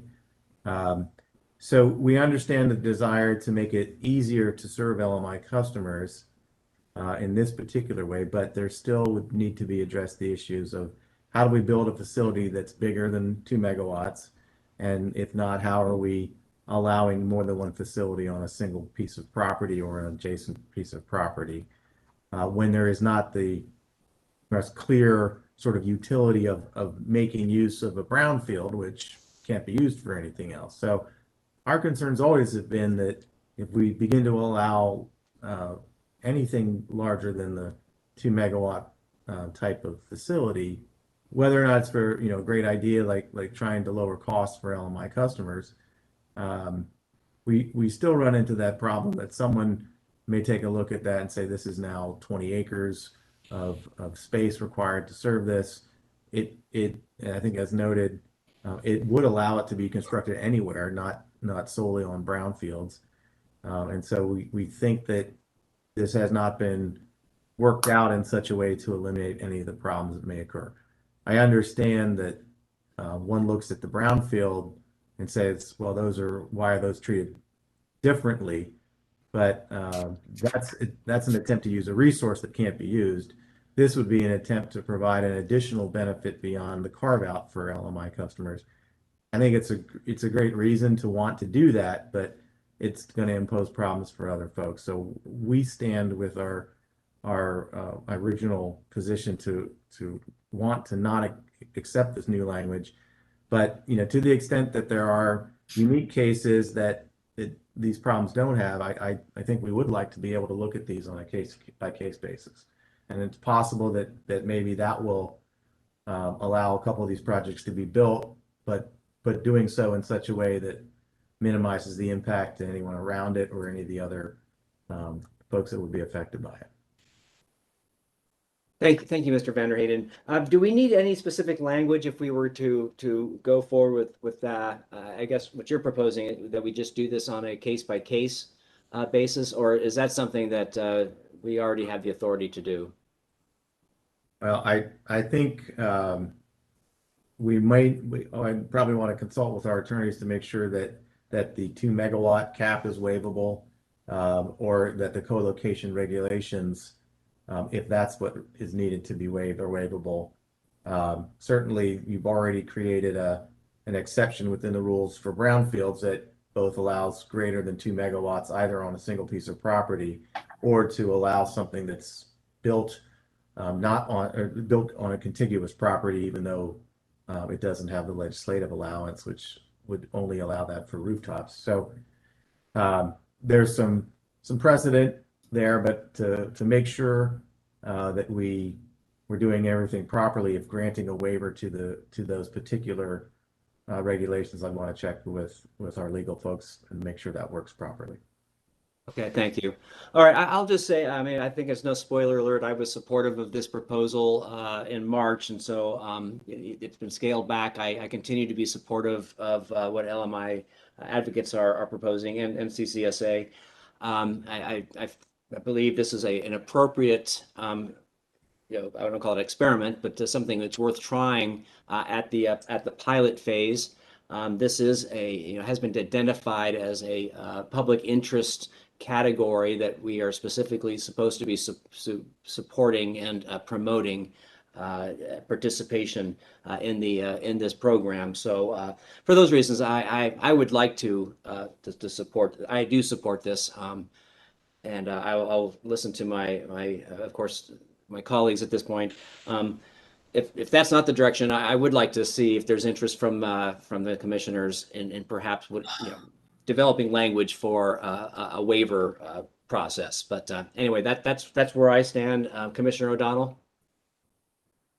Yeah, thank you, Mr. Chairman. I still have many concerns that I expressed before. I do appreciate the attempt at movement and limitation at 4 megawatts. That's a move in the right direction, and I know we gave some pretty strong words to figuring this stuff out, bringing it back to us. I generally disagree with, although I find it humorous, that consistency is the hobgoblin of small minds, and I specifically think that that's not true when it comes to regulations, because the whole purpose of regulations is consistency. So to the extent that we're going to be inconsistent with other areas of siting, still gnawing at me. However, having said that, it's a pilot. Maybe this is a limited scale opportunity to learn about this. And I do like the idea of a waiver language, so that at least we'll have a sense it's not being abused, that the inconsistency with other areas of siting are warranted and controlled and evaluated. And so with the addition of some waiver language, I think I can be supportive of this inconsistency for the purposes of this pilot program. Thank you, Commissioner O'Donnell. Commissioner Linton. Yeah, so I'd agree with Commissioner O'Donnell. I think the waiver approach is a better option here. My only reason for saying that is that I'm not entirely sure that 4 megawatts is the right number, or that we should be limiting it to only 2. I mean, there might be a justification for more. There might be a justification for less. So I do think that the waiver language provides the appropriate signal. I know you haven't had the language yet, but that kind of language would provide the appropriate signal in COMAR that the commission is at least open to considering those types of proposals. So subscriber organizations that are not participating now will know that this is at least an option that they can present to the commission for consideration. Okay, thank you, Mr. Commissioner Chairman. Linton. Oh, please. Mr. Chairman, Yes. This is Lynn Heller with the Climate Access Fund, and I apologize I'm no longer available by video. I just, for the record, wanted to add something here, if I may, and that is related to the financing of low and moderate income community solar projects. There are 30 and 51% LMI projects that are either operational or under construction. Not very many, as we all know, it's been sort of creeping and crawling along. The only reason there are even any 30 and 51% LMI projects is because the MEA has a grant program which provides an upfront cash award essentially to any solar developer that agrees, commits to providing a 20 to 25% discount for the life of this, for 20 years, which is almost the life of the solar project. So there is no, as of now, there is no market-based financing of low and moderate income community solar projects in Maryland. The Climate Access Fund is dedicated to trying to find a market-based solution to low and moderate income participation.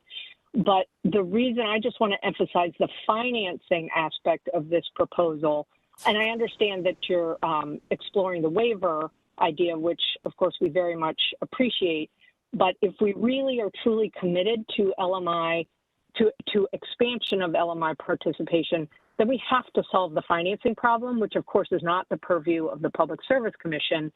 This is the area in which it is the purview of the Public Service Commission, because the more you have economies of scale, the easier the financing becomes. And so the intent behind this proposal was to put into writing that there are certain scenarios, if you're going to really try to achieve bang for the buck of 100% LMI, then it's worth co-location because of the economies of scale that can bring. We may be able to do that to finance a project with purely market-based mechanisms and not have to rely on public grant funding. And I just wanted to share that information to the extent that that helps commissioners understand how the financing of the LMI community solar projects work. Thank you. Thank you very much. We appreciate very much your participation in these proceedings. I'm sorry, go ahead, Commissioner. Can I follow up with that last presentation? Yes, of course. Make sure I understand whether or not you support the waiver, the attempt at developing some waiver language, or do not. Thank you for that question. I do support the intent to developing waiver language if the commissioners are not inclined to approve the proposed regulatory language. Yeah, because opposition to the waiver language may snatch defeat from the jaws of victory. So. Oh, no, I certainly didn't mean to suggest I oppose the waiver language. I thought I said that up front. Okay, thank you. Thank you, Commissioner. So, Ms. Best, if we can add that to the list then of items to discuss on Wednesday, and maybe Ms. Miller and you can work with our commission staff to come up with a proposal for waiver language. It appears that you have the support from commissioners to at least take that step. So Certainly, Mr. Chairman. Okay, Ms. Best, is there anything else you need from us today before we go ahead and recess until Thursday? No, Mr. Chairman, we should be in good shape. Okay, good. Well, I'll look forward to. I'm sorry, I'm Mr. sorry. Chairman. Yes. I'm sorry. Please. I'm looking at the section that's immediately below the one we just discussed. Subscriber representative requirements. Yes. I don't believe, maybe we did, but I don't believe we discussed this section. I think we were touching on it earlier when we were talking about the definition. Where we changed it to subscriber, it was contractor. Okay. I thought we had discussed this one. Ms. Best, can you help inform what if we've missed something?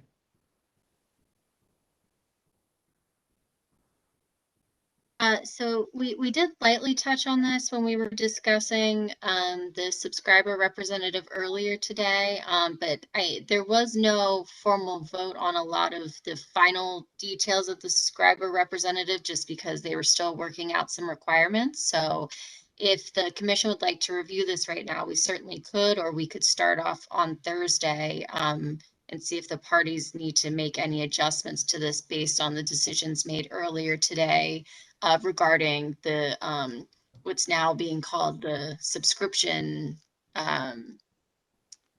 blank on the term, pardon me. It's let's say Subscription coordinator, I that's believe. it. Subscription coordinator. So, Mr. Chairman, I asked the question earlier today regarding the commission's authority to do something like this. And we did have some discussion about what that entailed. And I think it kind of spun off into more discussion about whether or not we had the authority to license a broker and things of that sort. This section, as you can see, it's a shall register with the commission requirement, that there's a form that has to be submitted. So we're basically creating a won't call it a registration process, even though we use the word register, but it's really more of a licensing process. So I was asking earlier that the staff review the concept to make sure that this is something we can proceed with. Correct, and I thought this fell under that umbrella of the area you wanted to explore, again, authority. I think we did hear that it was the general belief that we have been given broad authority in this pilot statute, but I do agree, yeah, that is something, of course, we would hope is explored over the next 24 or 48 hours. Right, and I think that's fine.